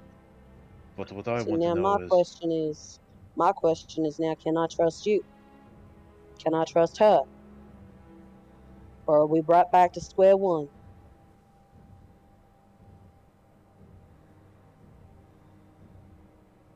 Deja will put her gun up.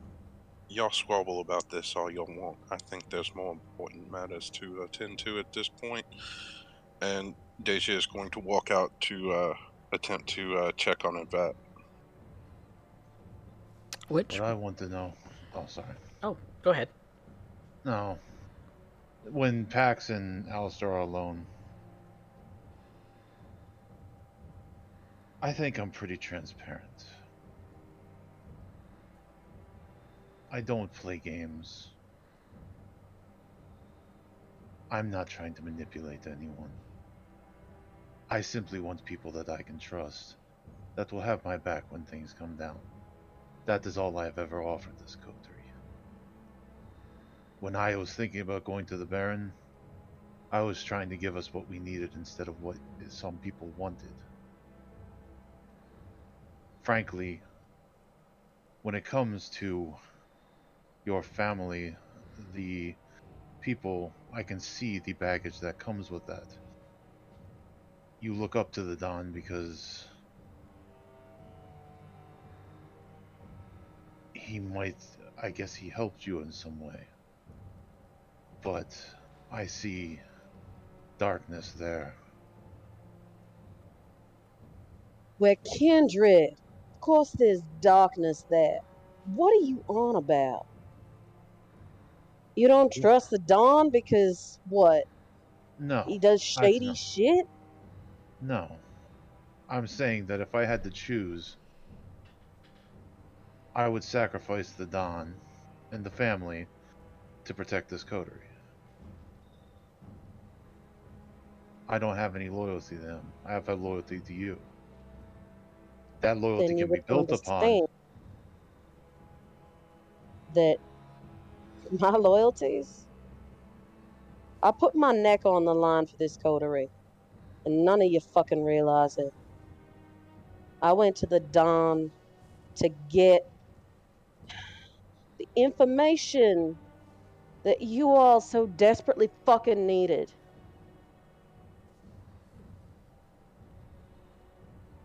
And guess what? I got in shit for it.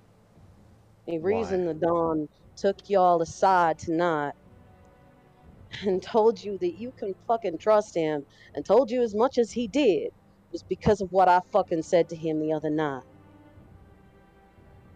We aren't soldiers. We aren't You're family part of members. my family. You're part of the people I give a shit about, Yes. We regretfully. don't we don't have blind loyalty to this man.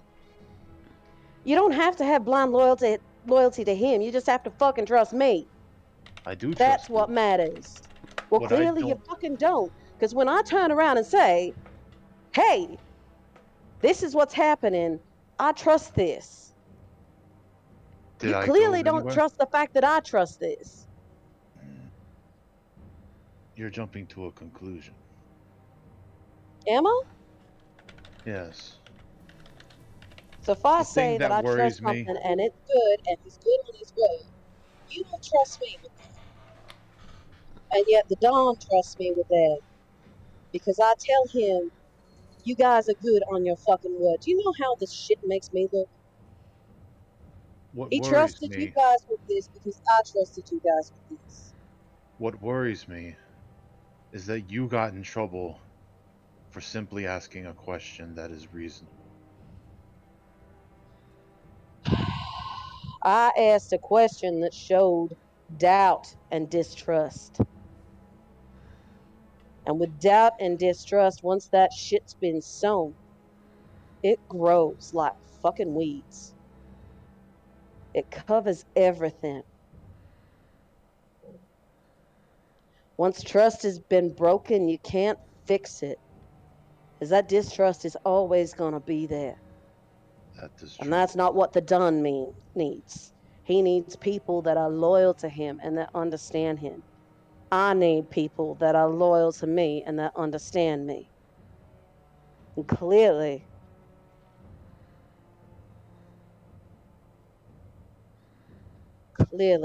this is not the group that does that. You don't think I trust you? I don't think so.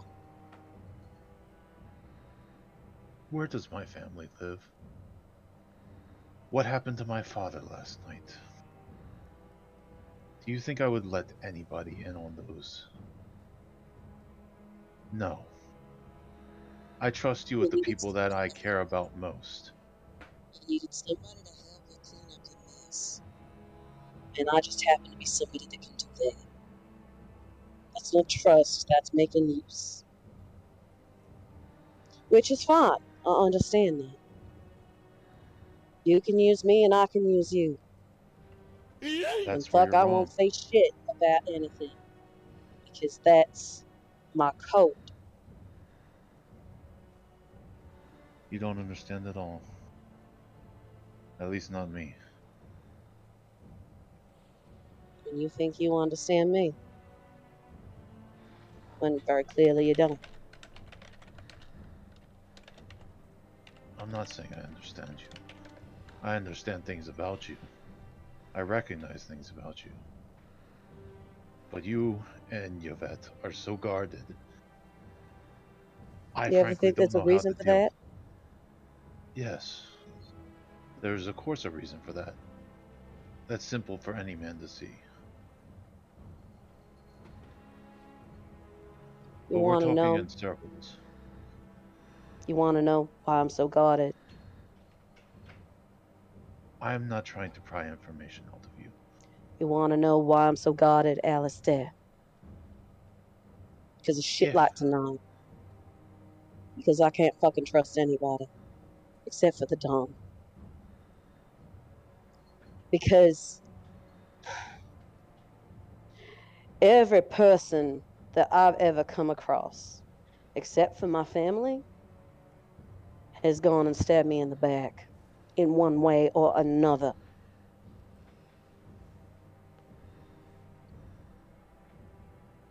Every well, person.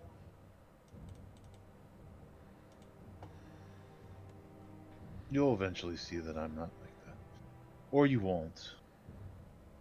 Frankly, dealing with you people, with how I am is frankly going to get me killed.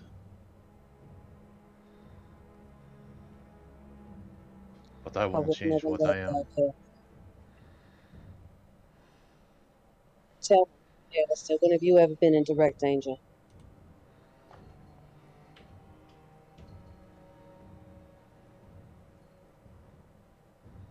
Well, When have you ever been in direct danger? I have deep throated a Glock once. And who was that done by? And why? It was nothing of consequence. I really hate that fucking set of words. Yes. Really fucking hate that set of words right now. Do you know why I say this? Because it is not my story to tell. You don't need me to sew anything else into your head. Not your story to tell. We all know it's fucking your vet who stuck a Glock in your fucking mouth. Because you said the wrong thing. When have you ever been in direct danger? You've never been in direct danger. Because you've been kept out of it. Because you've been kept fucking safe. Yeah. Fuck Alistair. You reckon you're gonna get yourself killed with this coat on?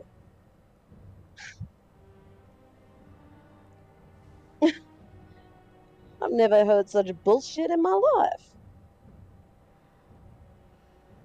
Hmm.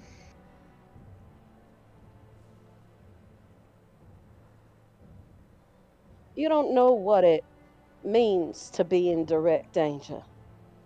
Not really.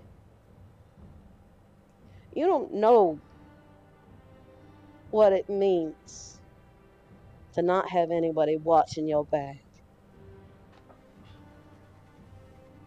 Because you've always had someone there.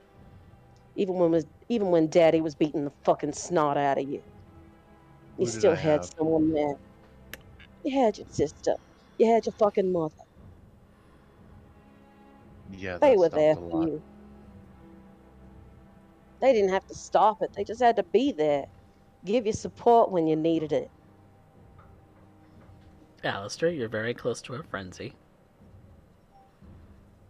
You have no idea what it was like in my house. I have no idea what it was like in whatever situation you grew up in. You can't fathom what I've been through. I can't fathom what you've been through. Just because you think you understand me, you don't know shit. Like I said, I'm a simple man. Pax pauses for a moment, and she takes off her shirt, tosses it off to the side, lays her arms out on the table, says, "Look."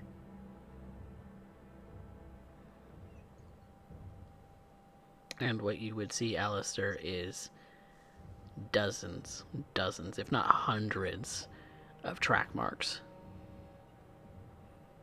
And not just track marks, scars from where she's tried to end her own life.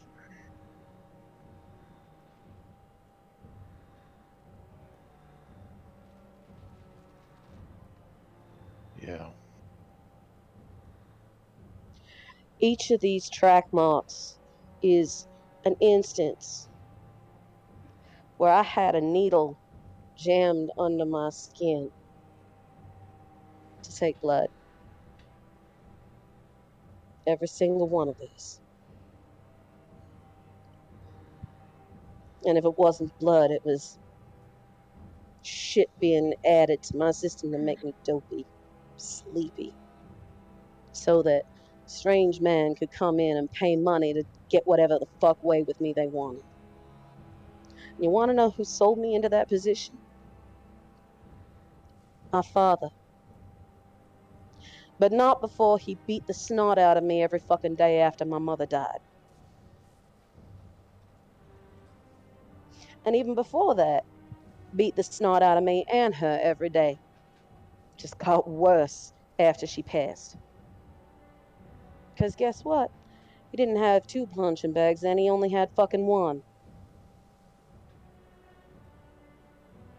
You're gonna tell me I don't fucking get it? No, I'm telling you that you don't understand what I've been through. I'd say I'm not what you trying went through to. was similar to what I went through, Yes. with Daddy I'm beating the not snot out of you trying to. every fucking day. I'm not trying to compare and see who's more fucked up. I'm Maybe you smart enough to should. know that we both are. Granted, by what I see, there's a couple people that we could feed to the pigs to make the world a better place. But Except I could that is never do to nothing. my daddy what you did to yours. Yeah, Because I he's didn't know. family. And when I say somebody is like family to me, no matter how much I want to kill them, how much I want to put them as deep in the fucking ocean as possible so that they never see the light of day again, I will make sure that they are safe and protected because they matter to me. That includes you, Alistair. That includes Deja. And fuck, that includes Yvette.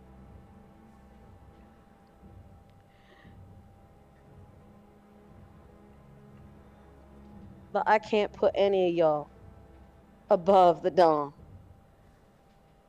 As much as it might fucking hurt me to say that.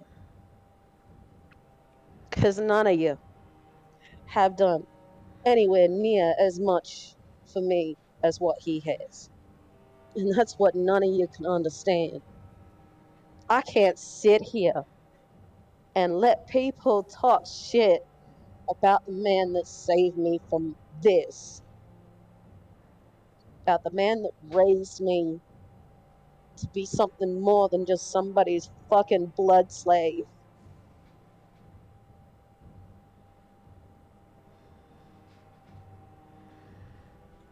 I can understand that. And when I say that it's only ever my family that I've been able to trust, I mean that.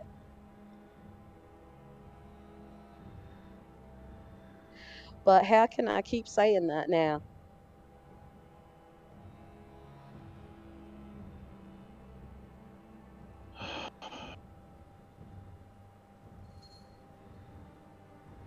As Pax is talking, she's got blood has rimmed her eyes and has started to flow down her cheeks.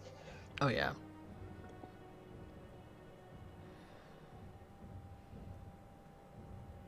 I can't tell you what to feel, who to trust. I can No, you just give you can't. my word.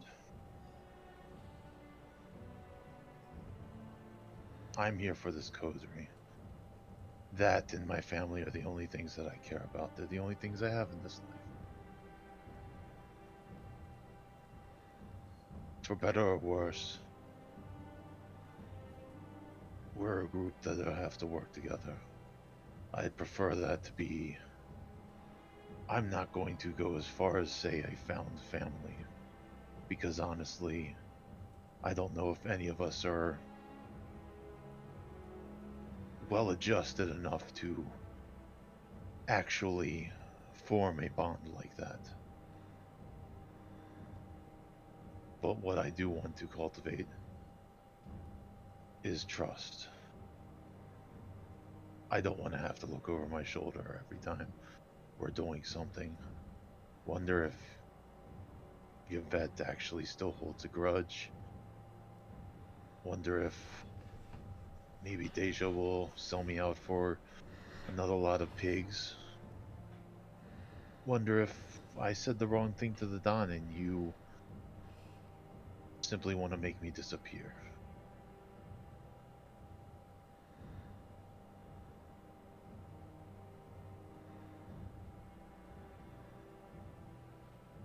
You've known me long enough to know that I can't lie for shit. I tell the truth. to a fault.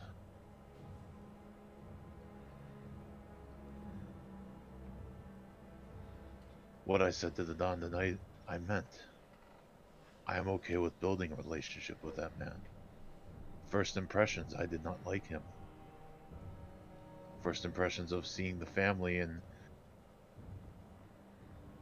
when you lost it, I don't like the fact that someone that, well, in the shortest, easiest way to say is someone that I care about, was treated in a way that would break them in such time.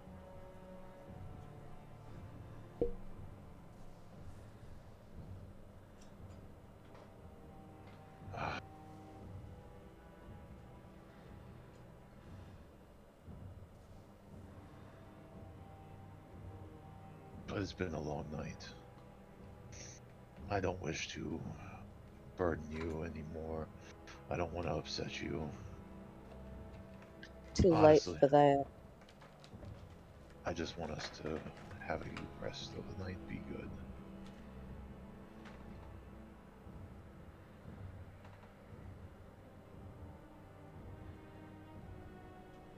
Unless you have something of me that you want to ask. No. Pax picks up her shirt, wipes her face, kind of just smearing that red back. Doesn't really do much besides just make a mess of both her makeup and all that crimson. She just pulls her shirt back on.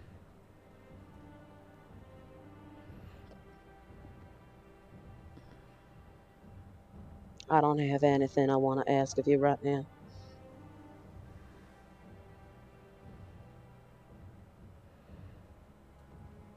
Meanwhile, Yvette, you're walking out with Baron Kane.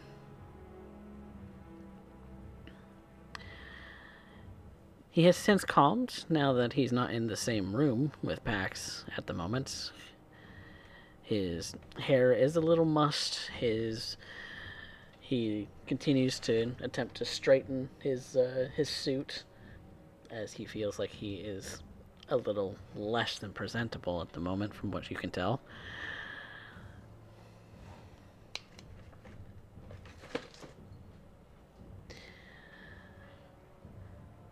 Try not to wince at the wound in my upper chest.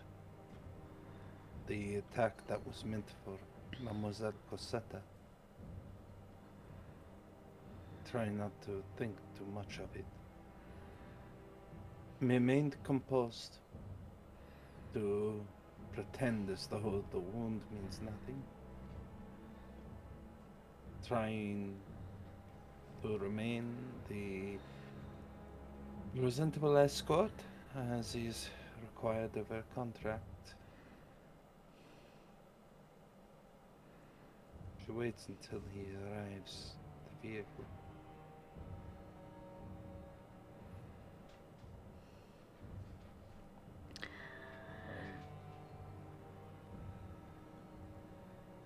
Go ahead. Well, that was the most disrespectful that she has ever been to me.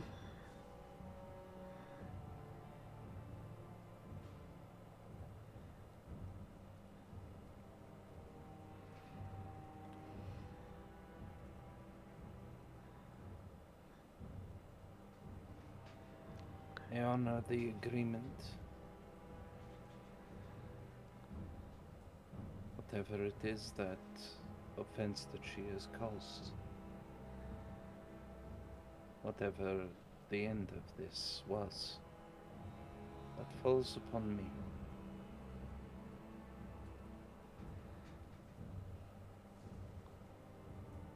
I was aware you would need a way to save face. And I will honor that portion of the agreement.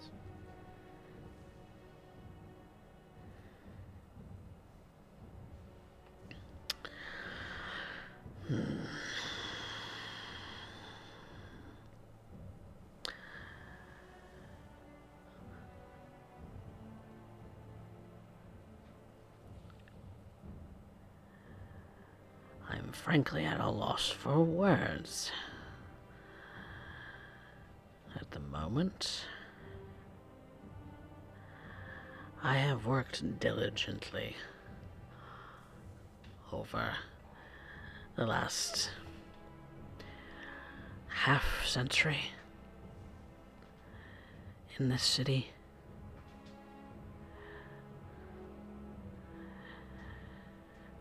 Creating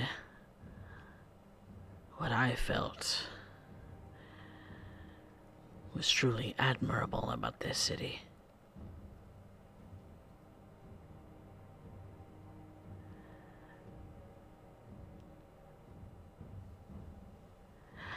And you know that's rare for someone with my history, with my proclivities to be some lonesome hoarder.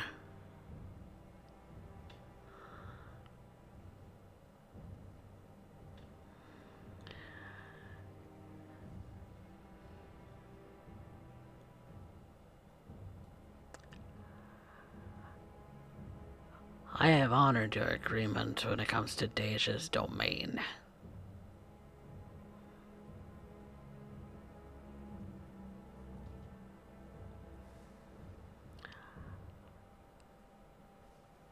But you are an asset, Miss LaCroix.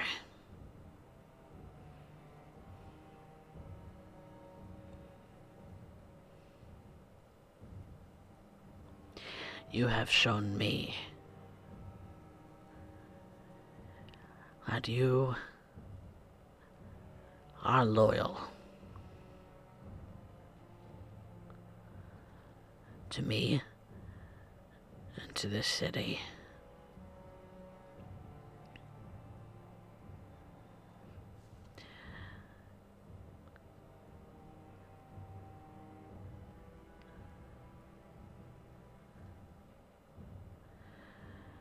No, I instead want to reward you.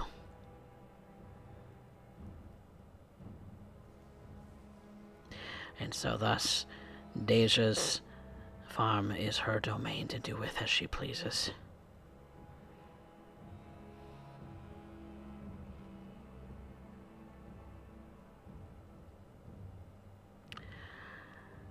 I only entertained Jock because he requested it. And I have a personal oath to be an honorable man. To which you have, to all extent, lived up to. It is what makes you worthy of my service, sweet.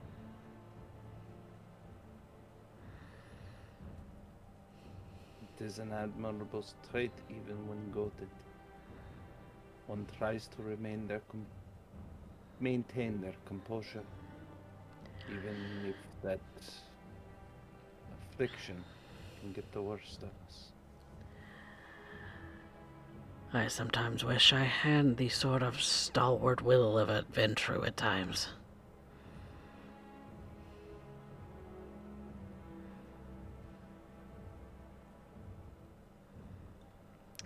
Always been a little jealous of my Ventru allies in the past.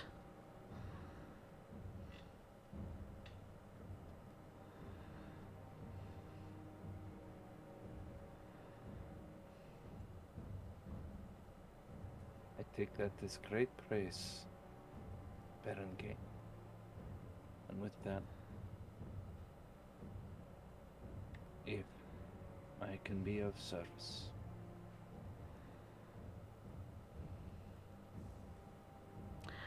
I don't suppose that there's a way of convincing Pax that I'm not some Camarilla scum.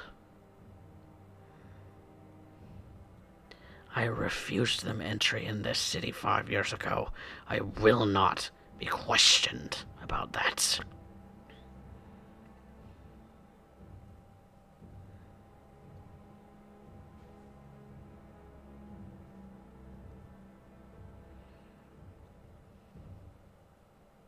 No. Pax will continue to end up serving her dom. It is of no benefit to her to believe that you reject the Camarilla. It keeps her focused to have an enemy, as it does all of us.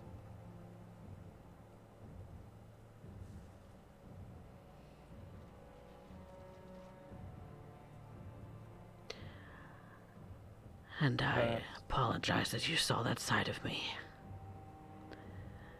to be fair, Baron Kane, I was expecting you to flay me in front of the rest of the coterie as example. An example for what? You and your coterie, have you done anything wrong, truly? Not in my eyes. I hope that is true. It has been a long evening for you, my Baron. And so, I only wish that you get home safely, that you drink deep, find your place of calm, and that at the very least, if not for the distress, that this evening has been productive, at the very least. Yes.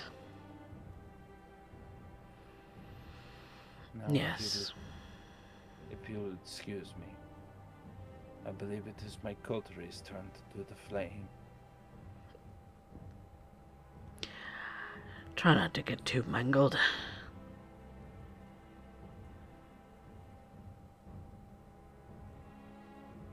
Of course, my Baron. She takes a step away and lets the car drive off. And thus, Baron Kane drives out of sight. I believe at this point Deja would have caught up with Yvette.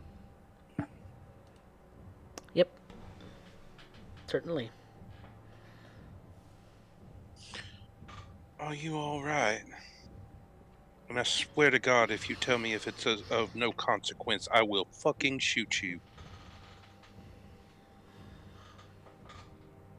Perhaps you should, if it puts your mind at ease.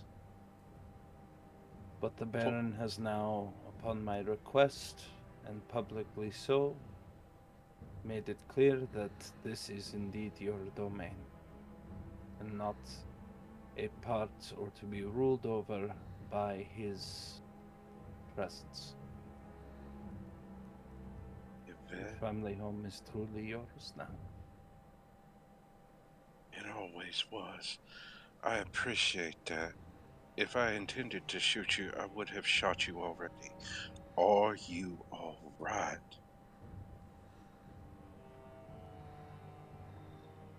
No. What can I do to help you?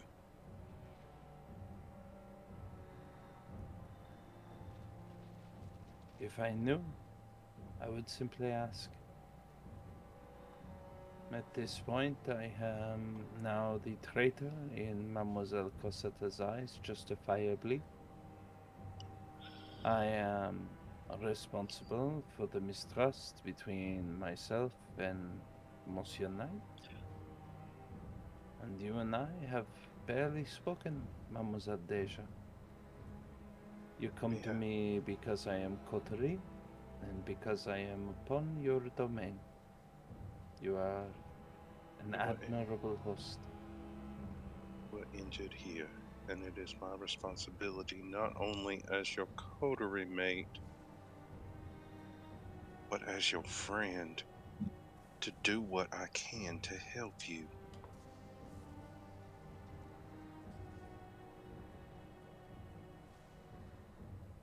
My friend.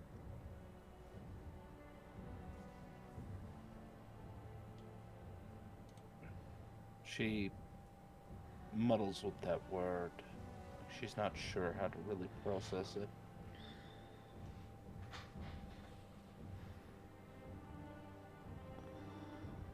Yvette, that makes you family to me.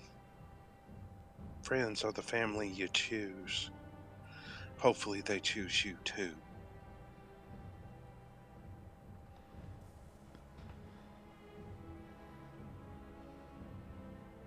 I appreciate the sentiment, Mademoiselle Deja. Truly, I do. Monsieur Ball will be in contact with you in 3 nights' time. You will be given an offer to receive funding, no strings attached. It should be enough for you to maintain, if not upgrade, the facilities of your home and your farm. It will be considered a great benefit to your family. And I hope in time it will be so much more.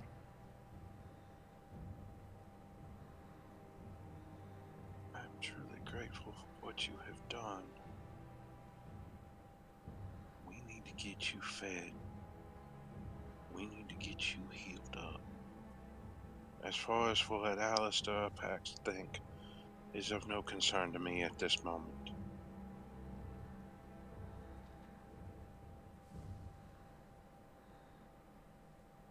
Mademoiselle Deja, pardon my insolence upon your domain, but in truth, you do not know me, nor have we spoken at great length, nor have we served in combat or even in coterie for so long. And yet you offer friendship and hospitality. Pourquoi? Why do you? And if you remember, I opened my home to the coterie as well. That includes you. But that does not, and that does not It, answer as to why. no, it does not. And as to why, well, all of you, Pax, you, specifically what you did tonight with Baron Kane, without my knowing, have proven your loyalty to me, which only solidifies my decision in opening my home to this entire coterie.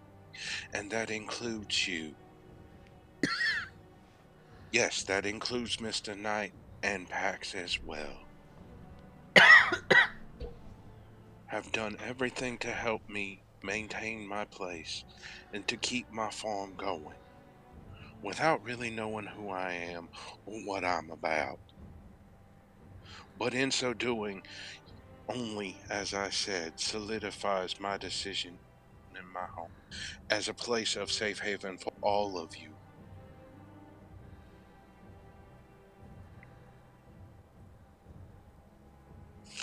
You only did what I couldn't do because I was honor bound by my word to give this place as meeting for these individuals.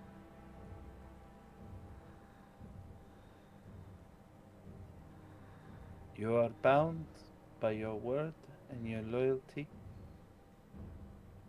I would not have you break it any more than I would have Mademoiselle Pax betray the Don. And that loyalty extends to you. Careful, Mademoiselle Deja. One would end up making the assumption that one could end up making the assumption that you have fallen prey to an old Ventru trap. You have now professed your loyalty unto the blue blood, and then they will start building towers. I feel the sudden need now to build a tower of glass and steel and proclaim it from on high. My loyalty is to this coterie. You are a part of it. You have proven your loyalty to me. Regardless of how others will see that, or how they see you because of it. You did something you didn't have to do. Not only with Baron Kane, but with Mr. Ball. To me, that proves your loyalty. Whether Pax sees it as such or not is not my concern. Maybe in time she can. Who knows what the hell goes through Alistair's head? I certainly don't, and I really don't want to try and crawl in and find out. C'est le noblesse oblige. I am loyal to those that I say are family. And I'm as loyal to them as Pax is to the Dawn. Family is family. And hey, we just put the fun in dysfunction, don't we? And you see, truly. And Mademoiselle Deja, I hope some year, perhaps in a decade, perhaps in century, I will come to truly feel the sentiment you have shared this evening. And I say that with all sincerity. It is a beautiful dream. But at this point, I am wounded, and Yes. I believe that it is best if we return back to your home before we start cleaning up, especially that god-awful game that they were playing. I do not understand Americans' obsession with that game. It always creates fighting, arguing amongst family. Truly, if we were a family, as you say, we demonstrated it with fighting over small green and red bricks.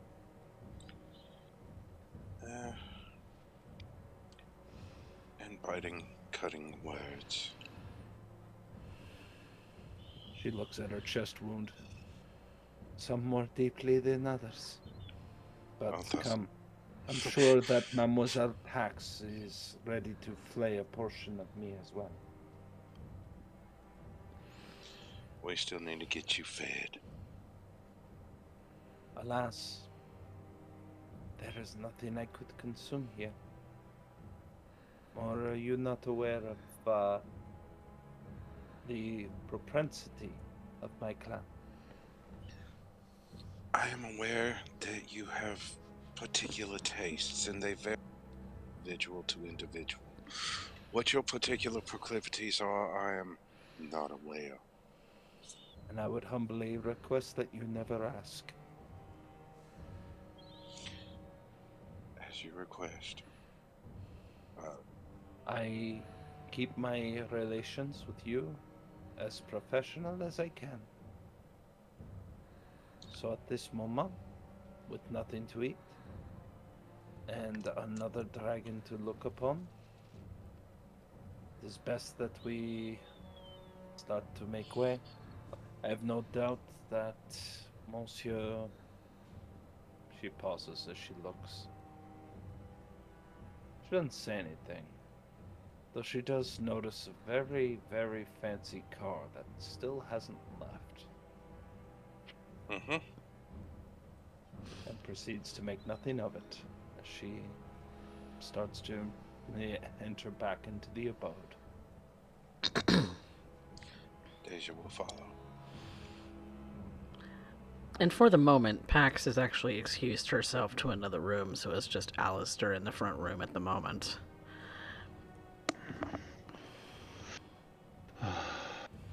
Yvette, are you Wounded. going to be okay?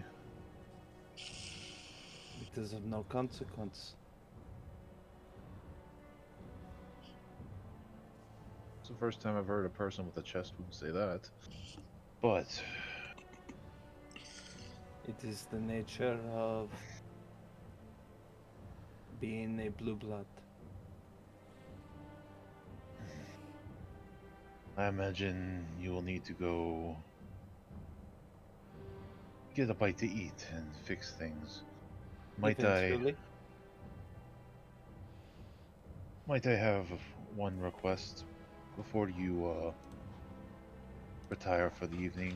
I have to run a quick errand. Could you meet me at the coterie house? I wish to have one little talk, but I need to grab something first. Careful, monsieur. You might end up accidentally succumbing to the curse as well. Besides, if you request my time, I will offer it. That is my contract with this coterie. My dear, I'm a professor of Egyptian mythology. I think I know a few things about curses. I will presume as so. Uh, If Alistair ever looks at Deja, she's just standing there with a fucking big shit-eating grin on her face the whole time they're talking. I'll look over. Okay. I don't think after tonight what happened in a chest wound. Why are you so happy? Happy. You certainly seem to be. You truly are oblivious, Mr. Knight. So, where's Pax? We had a difficult conversation. She needs time. I would leave her alone for the moment. This has been a weighing evening. For all involved, I'm sure. Yes. It's at this If point, the headlights of a vehicle lighten up. You hear the Rolls Royce leave the driveway.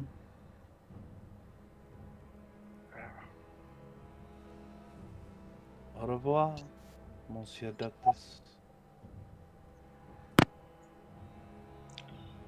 is there anything you need, Yvette?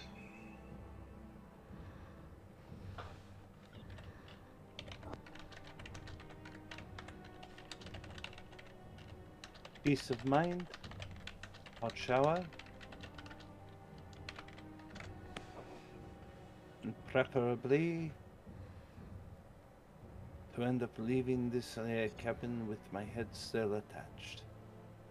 As fleeting of an idea as that may be. Hopefully, you have not riled up Mademoiselle Cosetta to the point where I must be concerned. Yeah. We've had a tough discussion. I don't want to go into particulars, Very but well. I would just steer clear of her for a while and wait for her to approach you.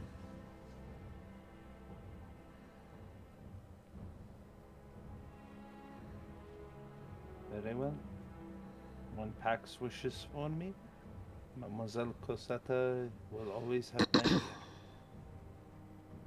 Okay. If She you goes to start washing up the blood off her gaping chest wound. I will meet you back at the coterie house, and if you all have any need of me, you know how to reach me. Now Alistair will go get in his car and run an errand real quick.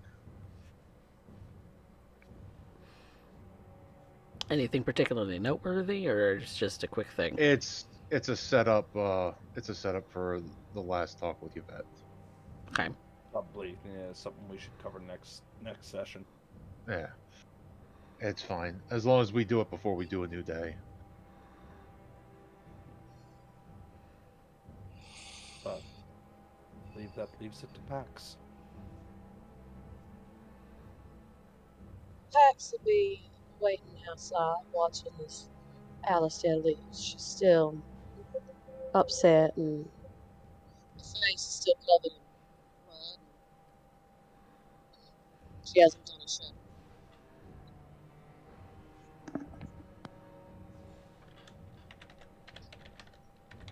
takes a moment, and she goes back in. And she knocks on the door.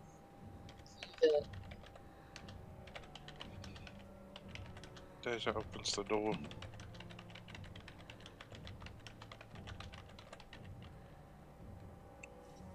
Is Yvette still here? Yes, she is. Do you need her? Yeah. Come on in. I'll go get her. Yvette. Yvette seems to be placing the weapons back into their case unloaded, though she still keeps the French swords in its scabbard.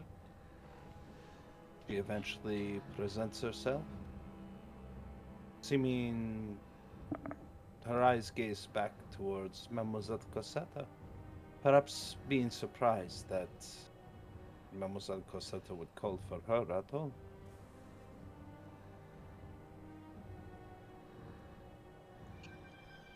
When Pax sees Yvette, she says, "Can you come out here for a sec?"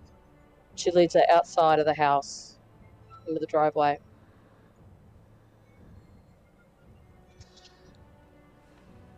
Very well. She joins, though she remains cautious, doesn't turn her back to her at this exact moment. It is a heated conversation. Pax comes to a stop and turns to look at Yvette. And she draws her pistol, grabs the barrel of it, grabs Yvette's hand and stuffs the pistol into it.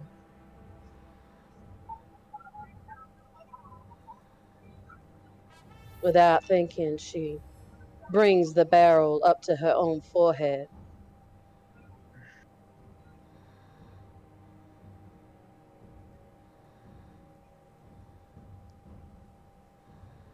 You once asked me if I trusted you, and that if I didn't, I should shoot you in the head and just be done with it.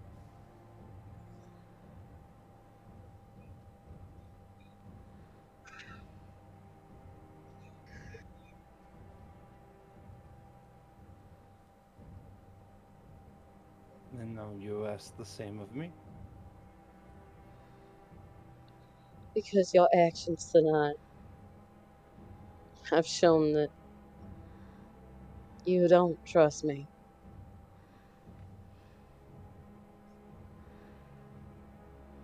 It's your request, Mademoiselle Cosetta. She cocks the hammer. And this is her 6-shooter, correct? Yes. She presses the barrel further to Mademoiselle Cosetta's skull, then pulls it away, placing it at her own chest, and unloads all 6 shots. She empties empties the chamber into her own chest. Before she can get that far, can Pax grab the barrel of the gun using her her celerity rapid reflexes? Rapid reflexes will definitely give you an advantage on that. That will be opposing dexterity athletics.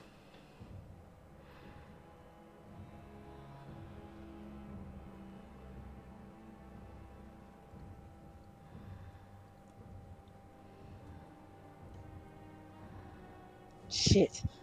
I'm gonna willpower one. Even if you meet. Pax would be the aggressor in this case because she is trying to get it away from you. You're trying to keep it. Yeah, she's trying to basically hold the barrel so that it doesn't turn towards Yvette. Fuck. But yet, Yvette overpowers you. And so, you said you unload all 6 shots? You do still have toughness. Yeah. You do still have toughness up. And since this is more of a controlled thing rather than shoot to kill, this is a point. I will take 1 point of aggregate for each shot, because I believe the revolver is a +3 weapon. A revolver is a +3 weapon, so it's 3 superficial base. So, Drop it by here, 2 brings it down to 1, then half it, which leaves it at 1. yeah, 1 for each round. 1 superficial for each round. Once the gun is unloaded, it's very clear she's still trying to remain stalwart before she turns the pistol back to Mademoiselle Cosetta and hands it to her, gripping the painful holes in her chest.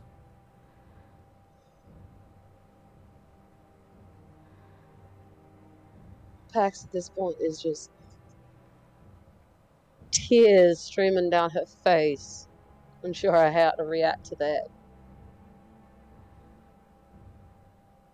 I have always been your shield, Mademoiselle Cosetta. I have shot you and fulfilled my duty. And that's all this is to you, is fulfilling your duty. It is all I have left, Mademoiselle Cosetta. It's not all you have left. It's not. How? What do I have to do to get it fucking through to you?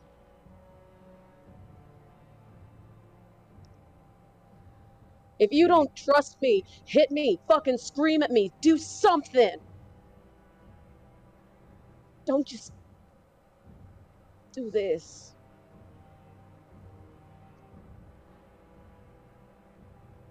I see no reason to strike at someone who is already in pain. And there is nothing I can say that would make my actions be forgiven. And I will not ask for forgiveness. It simply is. So stupid with it. Perhaps. So fucking stupid. I don't fucking understand anything. You run into shit saying it's no fucking consequence.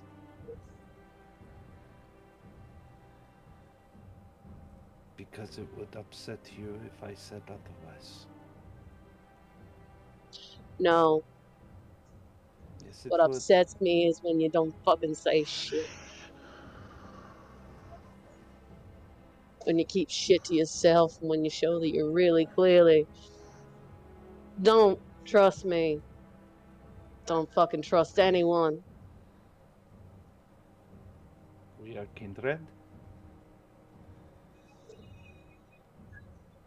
As much as you might not think it, you vet. I see you as family. As much as I see. If you thought that of me, you would not have put a gun in my hand.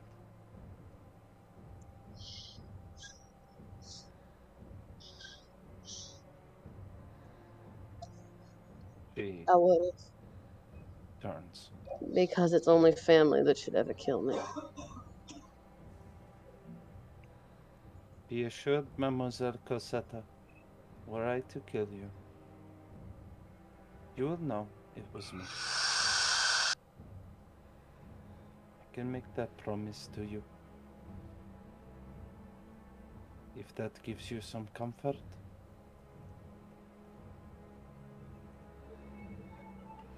And until that day, I have no intention of letting someone else take my duty from me. Your duty is shit. Your duty is absolute fucking shit. Who the fuck hired you anyway?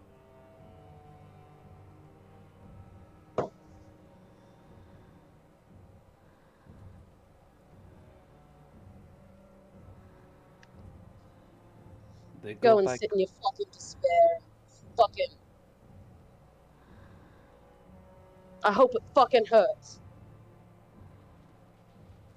More than you know, Mademoiselle Cassetta. More than you know.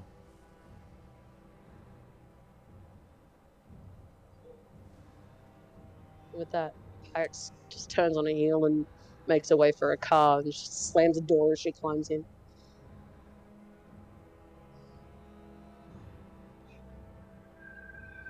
And as each of these kindred make their way away from Deja's farm, or do some cleaning up of some of the mess, I think that is where we are going to leave the session for tonight.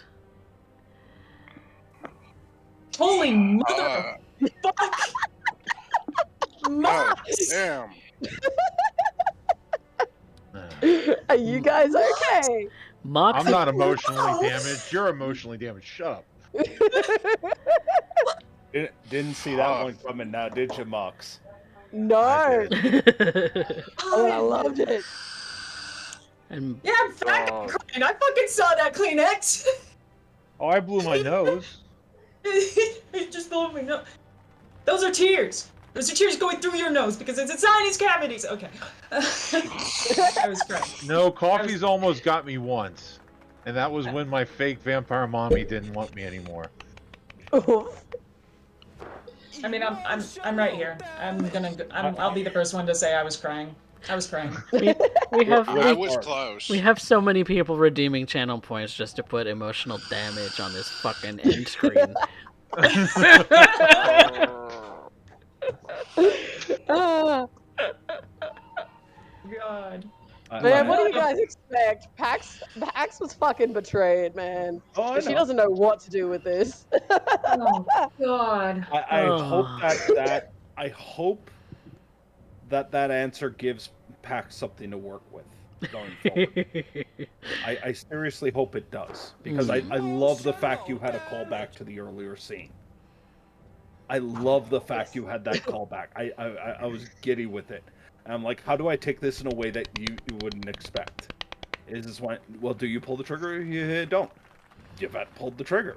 As soon as you cock the hammer, I'm like, I know what he's gonna do. God damn. Yep. Oh, Derek, thank you so much, Fucking Espada. fantastic. Mott's. Holy mother of fuck. Yeah. Holy mother of fuck. That's just. You guys all brought it today. Like, Look, chef's Look. kiss. I needed to get that last scene in, and I was screaming when my fucking phone died and I lost internet for a bit because I was like, shit, I gotta get back so that I can get that Okay, scene in.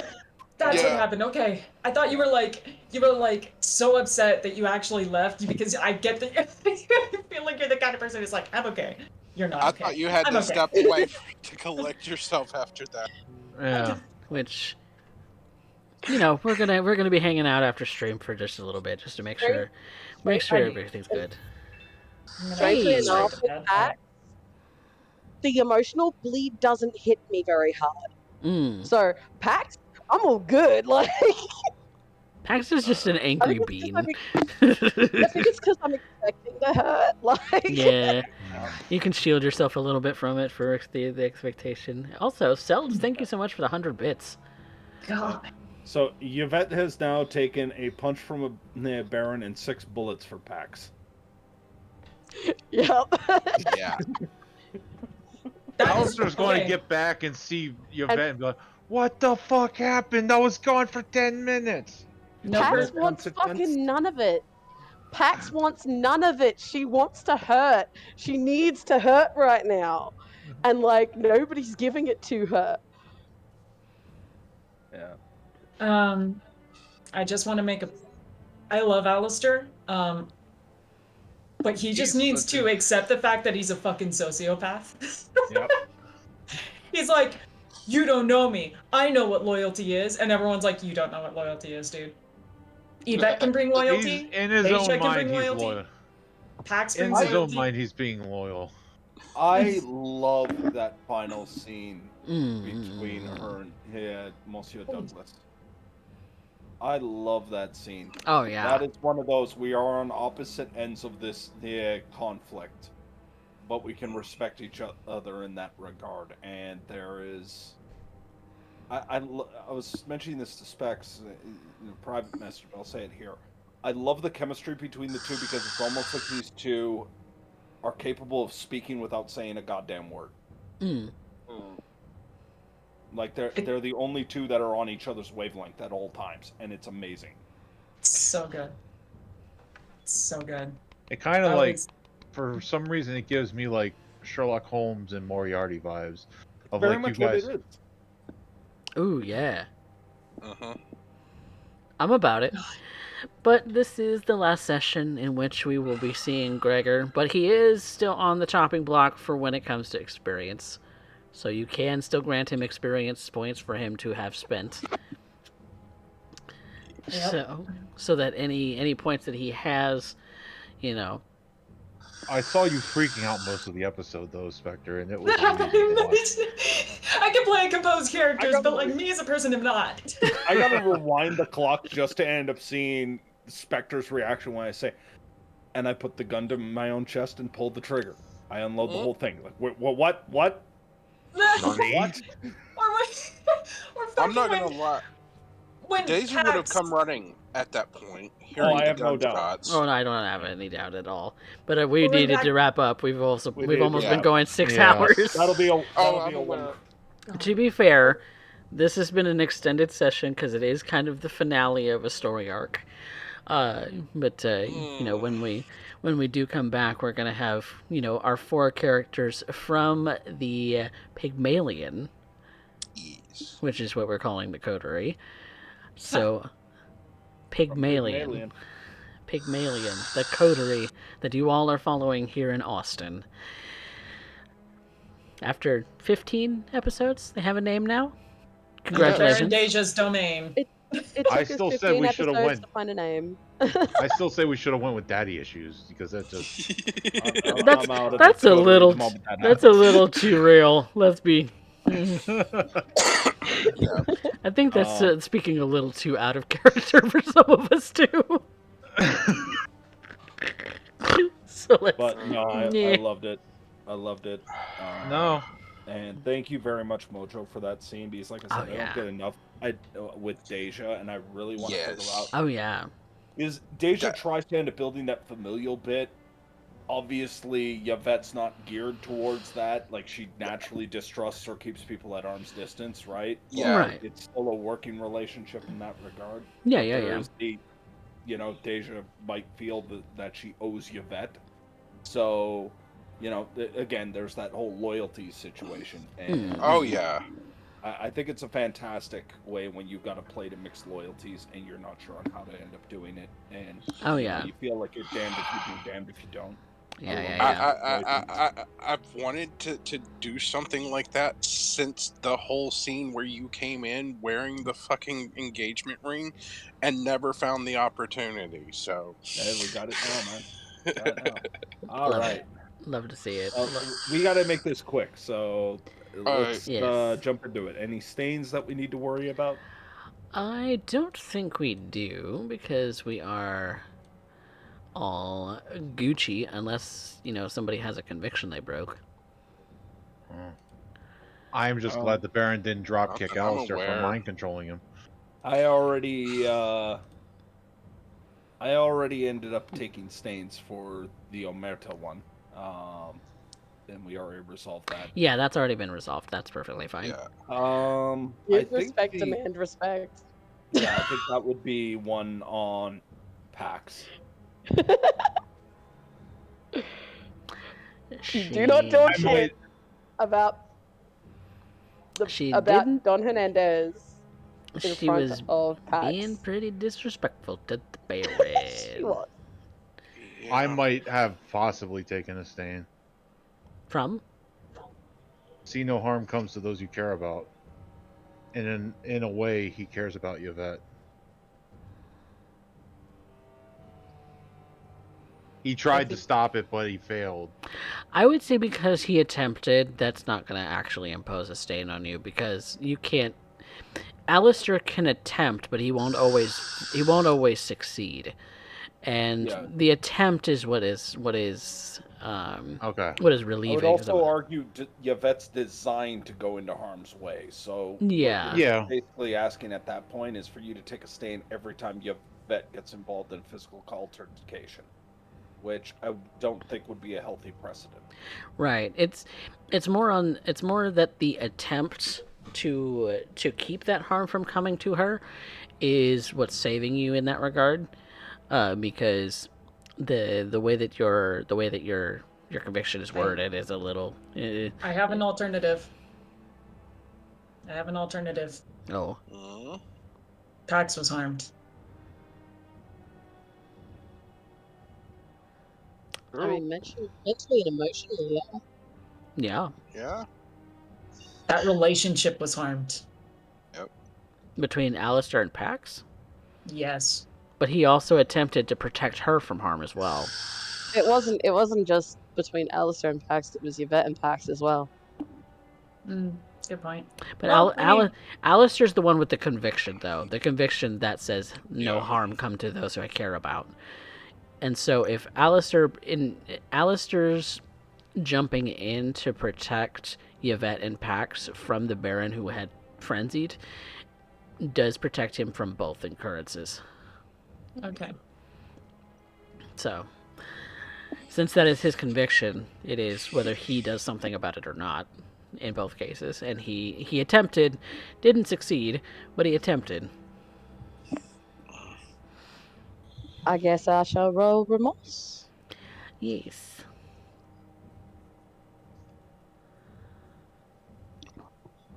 Hey, there you go. Yay. Pax didn't lose humanity. We can be Right. grateful for the small victories at this point. That hurt that she's feeling about all of her coterie is hitting hard and real. Mm-hmm. It's all hurting. It's all hurting because she did something that could have put her coterie in danger, which she considers to be family. She mouthed off to the wrong person and everybody got bit for it.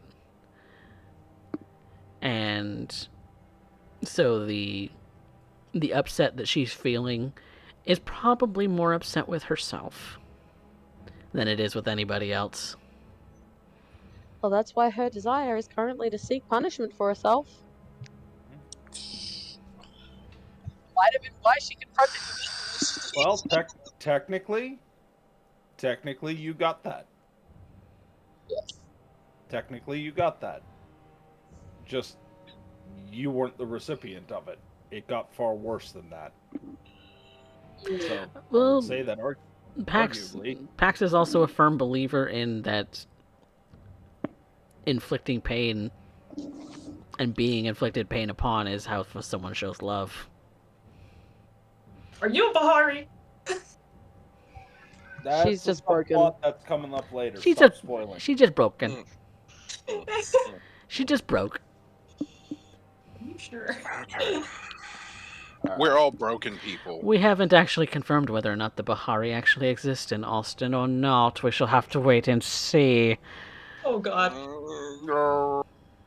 Oh shit, coffee. I just had a revelation. I'm gonna message you a thing. Okay. Feel free.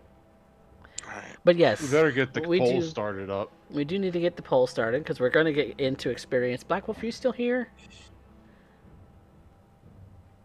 Oh. Okay. Oh, The Streamlabs poll is up.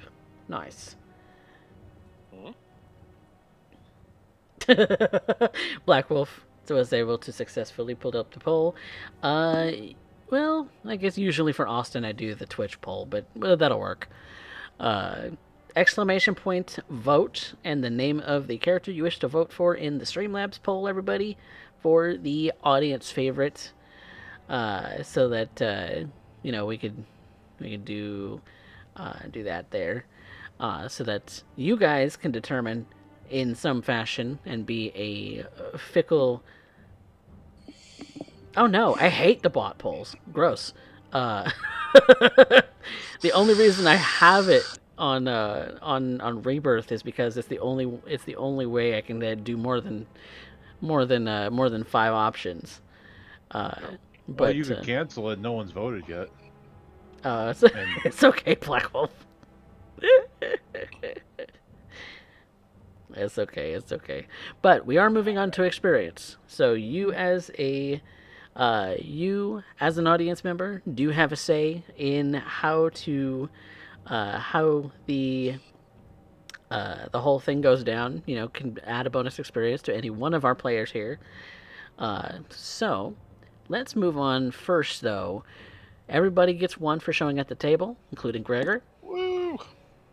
Oh yeah. Then we do things much like Derek does in his Sunday games, where it's a little bit odd in the way that we do things, but it encourages roleplay prompts. So, in the course of it, we're going to determine amongst the cast members who had the best scene, who moved our plot the furthest, be it personal or otherwise, and who had our best line of the night. Poll is started above chat, so use your channel points, use your bits, throw all of the shenanigans in there if you would like, because we like eBay like sniping. shenanigans. We like eBay sniping. Somebody snipe something, okay? But yeah, that's going to be going on for 10 minutes. Go ahead and vote into that using your channel points if you got them. So, first off, who moved the plot? I'm gonna say Yvette. Yvette. Oh shit!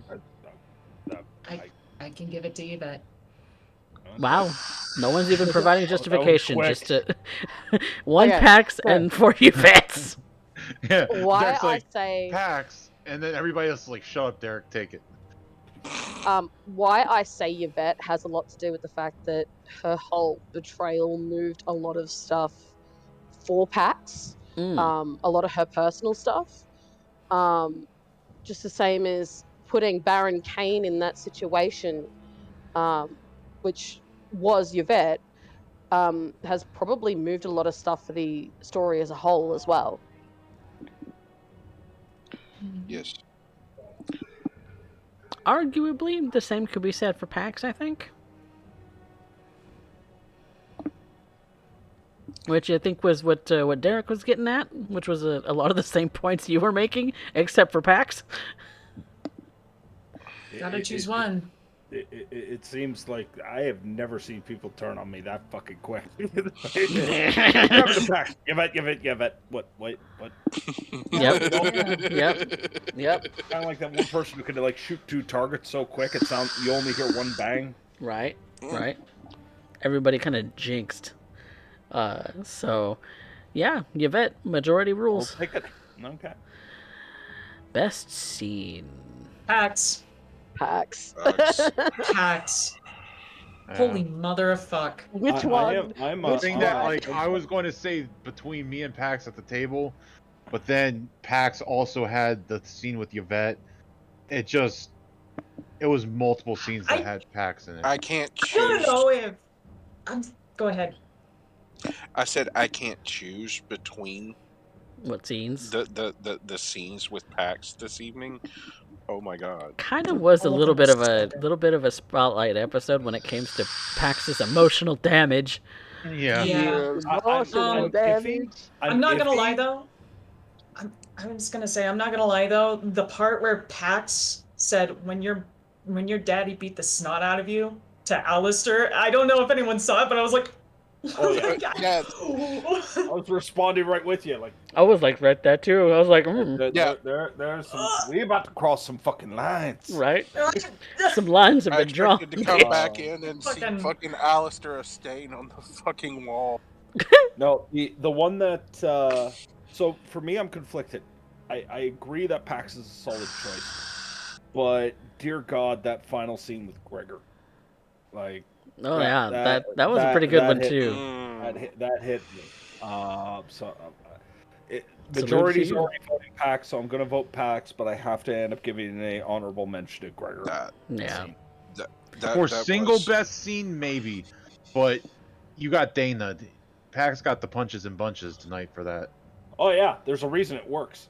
Oh yeah, I definitely loved the salutes between Yvette and Gregor. Those it was just an acknowledgement of, hey, we're kind of the same.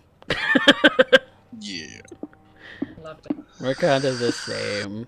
Derek, holy Much shit. respect. Yep. Thank you so much for having this little political back and forth with me. They're fun, right?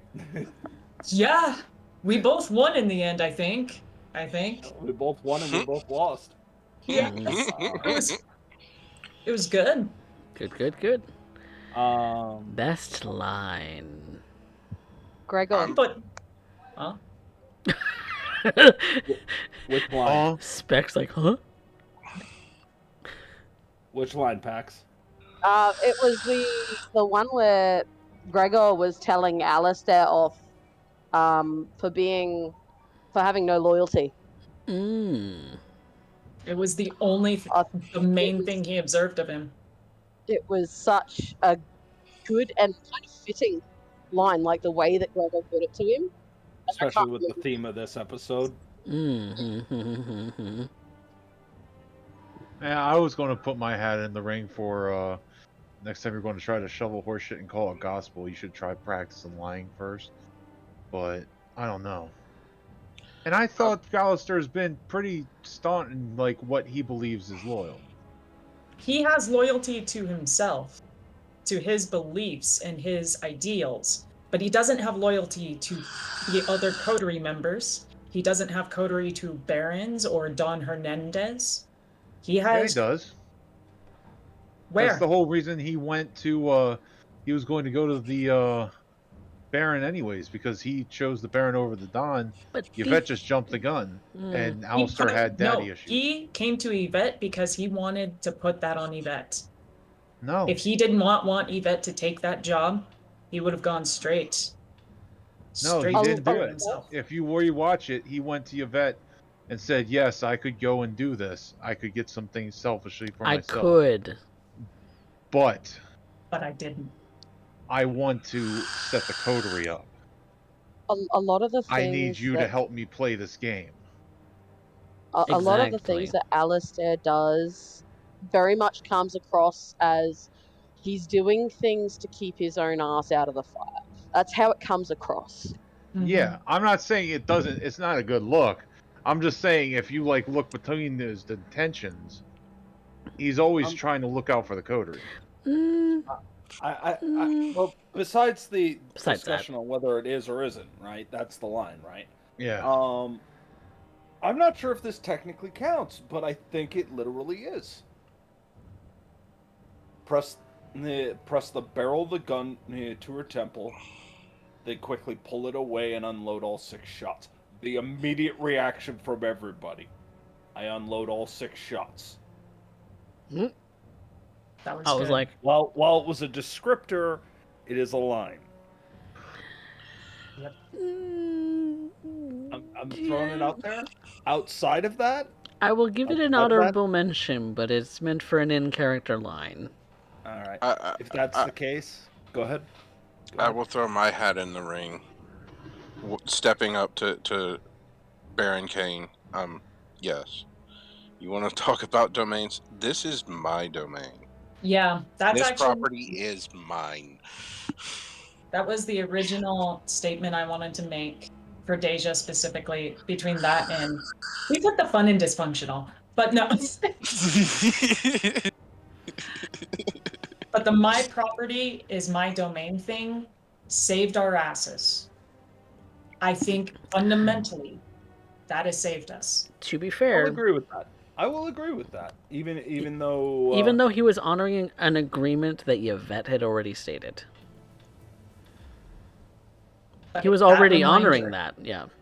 Yeah, but that reminder was placed in his head, and I'm going to argue that it and Deja didn't influenced know him. about the agreement. So Right. No. No, she didn't. It was just in character for her. Right. Yes. Welcome, Legitimine, for I mean, for the it had follow. I mean, wasn't that a pre-existing thing for Deja's farm? It was like outside of the city, so it wasn't actually Yeah, in anyone's domain. yes, but now there is a baron publicly proclaiming Mm, it because of what Yvette did. And yes, didn't know at the time that any of that had been set in motion. She does now. But mm. yeah, that was always the way it was set up. Was this is Yeah. outside of the city, outside of either Most people baron's ignored it domain. because it was Yep. too remote anyway. And now Man, it I'm is so known as torn. now it is Baron Deja's domain. She can Baron have of the all the pig pigs she farm. wants. Nobody's gonna probably fuss. She's gonna be the undisputed baron of The the pig farm. of the pig farm. Oh When pigs man. fly. Yep. Yeah. Okay. Thank- I have experience Welcome. expenditure. Ooh, what you spending Wait, on? who did we decide was best I line? don't know who that resolved to. Who I'm did? confused Yeah. now. My vote is for Deja. Outright. Okay. Anyone else? I gotta give it to the loyalties line at the top. Yeah. Gregor. Ooh. Like that was good. Like that was probably the most poignant line of the entire night. Mm-hmm. There's a whole bunch of rambling and going on. I cannot think of a single line that gets so close to the point in so few words. Like that was chef's kiss. Nice. I would give it to Domain as well, but between the two, the one that I'm like, that's a nut shot, had to end up being the loyalties line. Alistair fucking will walking away from concede that to one. Gregor. I will concede to Gregor. Thank you. Can I donate? Well, that gives me 4 experience, and I already had intention to spend 3 experience, so I want to donate that line experience to someone. I want to. Or you can take it to the next character. Ooh, can I? Yes, I'll I'll allow do it. that. Okay, I'll do that. I want to spend Gregor's last 3 experience on status for coterie. Ooh, big spender. I'll allow it. Status 1 Anarchs for the coterie. Yep. As Congratulations. Pygmalion. Wow. So That is Gregor's final gift to you all. Thank you so much for letting me play him at your table. No worries. So where's that going in coterie? Merits and flaws? Yeah, just as a general, the status of the coterie. Wow, the coterie actually has status 1. Yep, status 1. Anarchs. As Pygmalion, yep. Status 1 Austin Anarchs in specific, but yes. Congratulations. It might have a little bit of power. Tiny bit in San Antonio, if you ever go there. But It would Yeah, make but sense if it Thank did you. in San Antonio, let's be real. Yeah, I can just imagine, like, immediately, Gregor drops the facade of the prim and proper and just go, no, check this shit out. Let me tell you about Pygmalion. You want to see fucked up? Go see let's talk about that coterie. Uh, Oh god. unties Let me his tie explain a because simple 2-hour night with these guys. 2 hours. See, That's all this. unties his tie. Man, So you get 2 Malkavians, a Ventrue, and a Tremere in a room. somebody from across the room. That sounds like the opening line of a joke. He's Let me like, take you to. Let me go take you to Austin. I can introduce you to him. Gregor's just like, it's not a joke, it's a threat. Oh, fantastic. Yeah, buddy. Yeah, buddy. Shit. Did anybody catch who got the audience experience? It was Pax. Pax. Pax? Congratulations, Pax. they love me. They really love me. They do.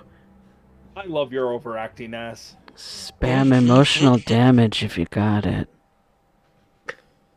I got it. I love giving you guys emotional damage. Love it. Love to see it. I have voice alerts on for that reason. Not that you guys get to guys hear them. I'm need it. sad, but You guys feed into the emotional damage so well, though. Look, we like the melodrama, okay? We wouldn't be at Coffee's table otherwise. And we They're loved you applauding here for because you are me. perfect for it. Literally one of my favorite people to game with. Right there. Sorry, what was that? Favorite people to game with, this group. Yes. Yes. All of these people are lovely people. You're So gorgeous. let's You're all shout beautiful. each one of them out. Let's see. Spectre, you don't do any streaming, but you do things. What do you do? Yeah, I do art. I am a community illustrator. Right now, I am full on commission still because I have been very behind due Wah, to wah. work. But at some time, I'm hoping by the start of the new year, I'll be able to start picking them up again. Anyways, yeah, I'm a community illustrator. I mostly work on like Vampire the Masquerade, D&D illustrations, and I can do anything between line art, covers, full renders. Currently, right now, one of my side projects that you may or may not see in Derek's Discord is his coloring contest, and I'm going to leeway over to that. Derek, if you'll take it away. Oh dear God, they end up putting you in my hands. Poor unfortunate souls. Well, my name's Macabre Derek. I end up doing Vampire the Masquerade, Edmonton by Night Blood Sands, which is quickly coming to its final episode. We'll end up checking that out on Sunday, 6:30 Central Time is when we try and end up getting the stream up and running. Let's be real here; it typically ends up starting at around like five before 7, but we try. We stumble through it. It happens. It's fine. If you want to end up finding out more about Vampire the Masquerade, you can end up joining us on Mondays, 7 o'clock Central Standard Time, where I run a Vampire the Masquerade workshop that runs for about 3 to 4 hours. And we also end up doing a few bit of discussion when it comes down to Battletech. That's right, I am a wargaming mini fanatic in some cases. And if you're curious about the game, you should end up stopping by, ask a bunch of stupid questions, because trust me, none of them will be more stupid than the questions I have to ask myself, like, why do I do this to myself?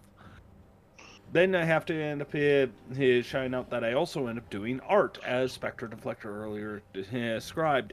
I end up doing Tuesdays, Wednesdays before the game, and Thursdays drawing on the macabre, where I end up taking commissions, where I end up drawing in a more Western horror comic style.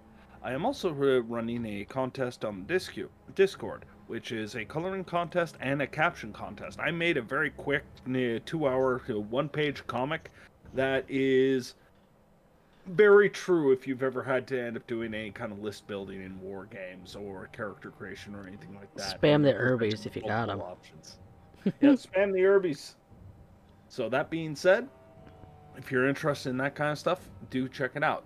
I also, on occasion, guest appear with a certain group of streamers. Now, this happens every so often, but they are known for having killer races, which I got to flex on them last time. And that's the Wow. Chaos Crew. In which case, we end up having, well, that fat guy, 3, who's with us right now, who's plays amongst them. So, about you and the Chaos Crew, there's my segue to you passing it on to the theme that Spectre passed to me. Shit, hot potato. Hot potato. All right. So, as Derek said, once a month we do have a killer race where we decide rules and pick killers and race to 30 kills. Sometimes we put prizes up for each other. Sometimes, well, honestly, mostly it's about bragging rights and talking shit. Let's be clear. It's true. I try to stream Mondays, Wednesdays, and Fridays at 6 o'clock, though with the holidays, it's kind of hit or miss depending on how busy I am. But yeah, if you ever want to watch a fat guy play video games, stop by the channel.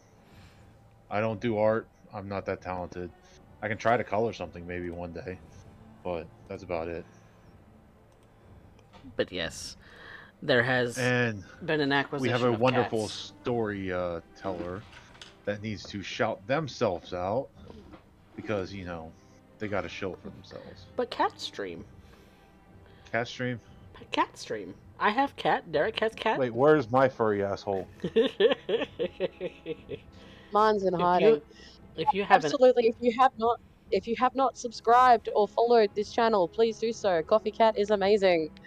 It's true. Yes, It's true. CoffeeCat also Yes. does the arts. shouting me out on my own channel. He- Goddamn. Shut up. We're And stay trying to. tuned for Rebirth tomorrow. Yes. Yes, Mhm. Rebirth. Not is- only does he run a Vampire the Masquerade game tonight, as you all are well aware since you are watching, he runs a continuation of Matty Morg's D&D tale. It was called Rebirth. Resurgent? Rebirth, a D&D tale on Thursdays with Nice. a pretty big and stellar cast, if I might add. Yeah, there's like 7 players plus me. So Me included. Yes. yes, Rebirth is like Fat Guy was saying, is the continuation of a campaign that Matty Morg started back when he first started his channel, and so as a kind of homage to Matty and his very creative style of DMing, I also and you can find Matty at the Hero Zone. He's often doing a whole lot of D&D stuff, and so he's the inspiration, and his game's the inspiration for a lot of the things going on in Rebirth, and so a lot of the concepts and everything that go into that. So definitely check out the Hero Zone because they are Hero Zone is the Twitch friendly local game store. If you don't have one near you, check out Hero Zone. They do all of that stuff, you know, the game store stuff without being, local to you. So, but yeah, if you haven't yet, hit the like button, hit subscribe, hit follow, all of that stuff. Check out CoffeeCatPresents.com. All of this shilling because I have a judgmental cat next to me who thinks that I should probably not. Hi. That's But an easy problem to fix. Just eat their head. Remember to check out Coffee Cat Presents on YouTube and subscribe there as well. yes, we're very close to 100 subscribers. We do have the custom name already. Maddie in with the grump emote. But yeah, we have CoffeeCat Presents on YouTube, so you can just go to youtube.com/@CoffeeCatPresents to be more specific. But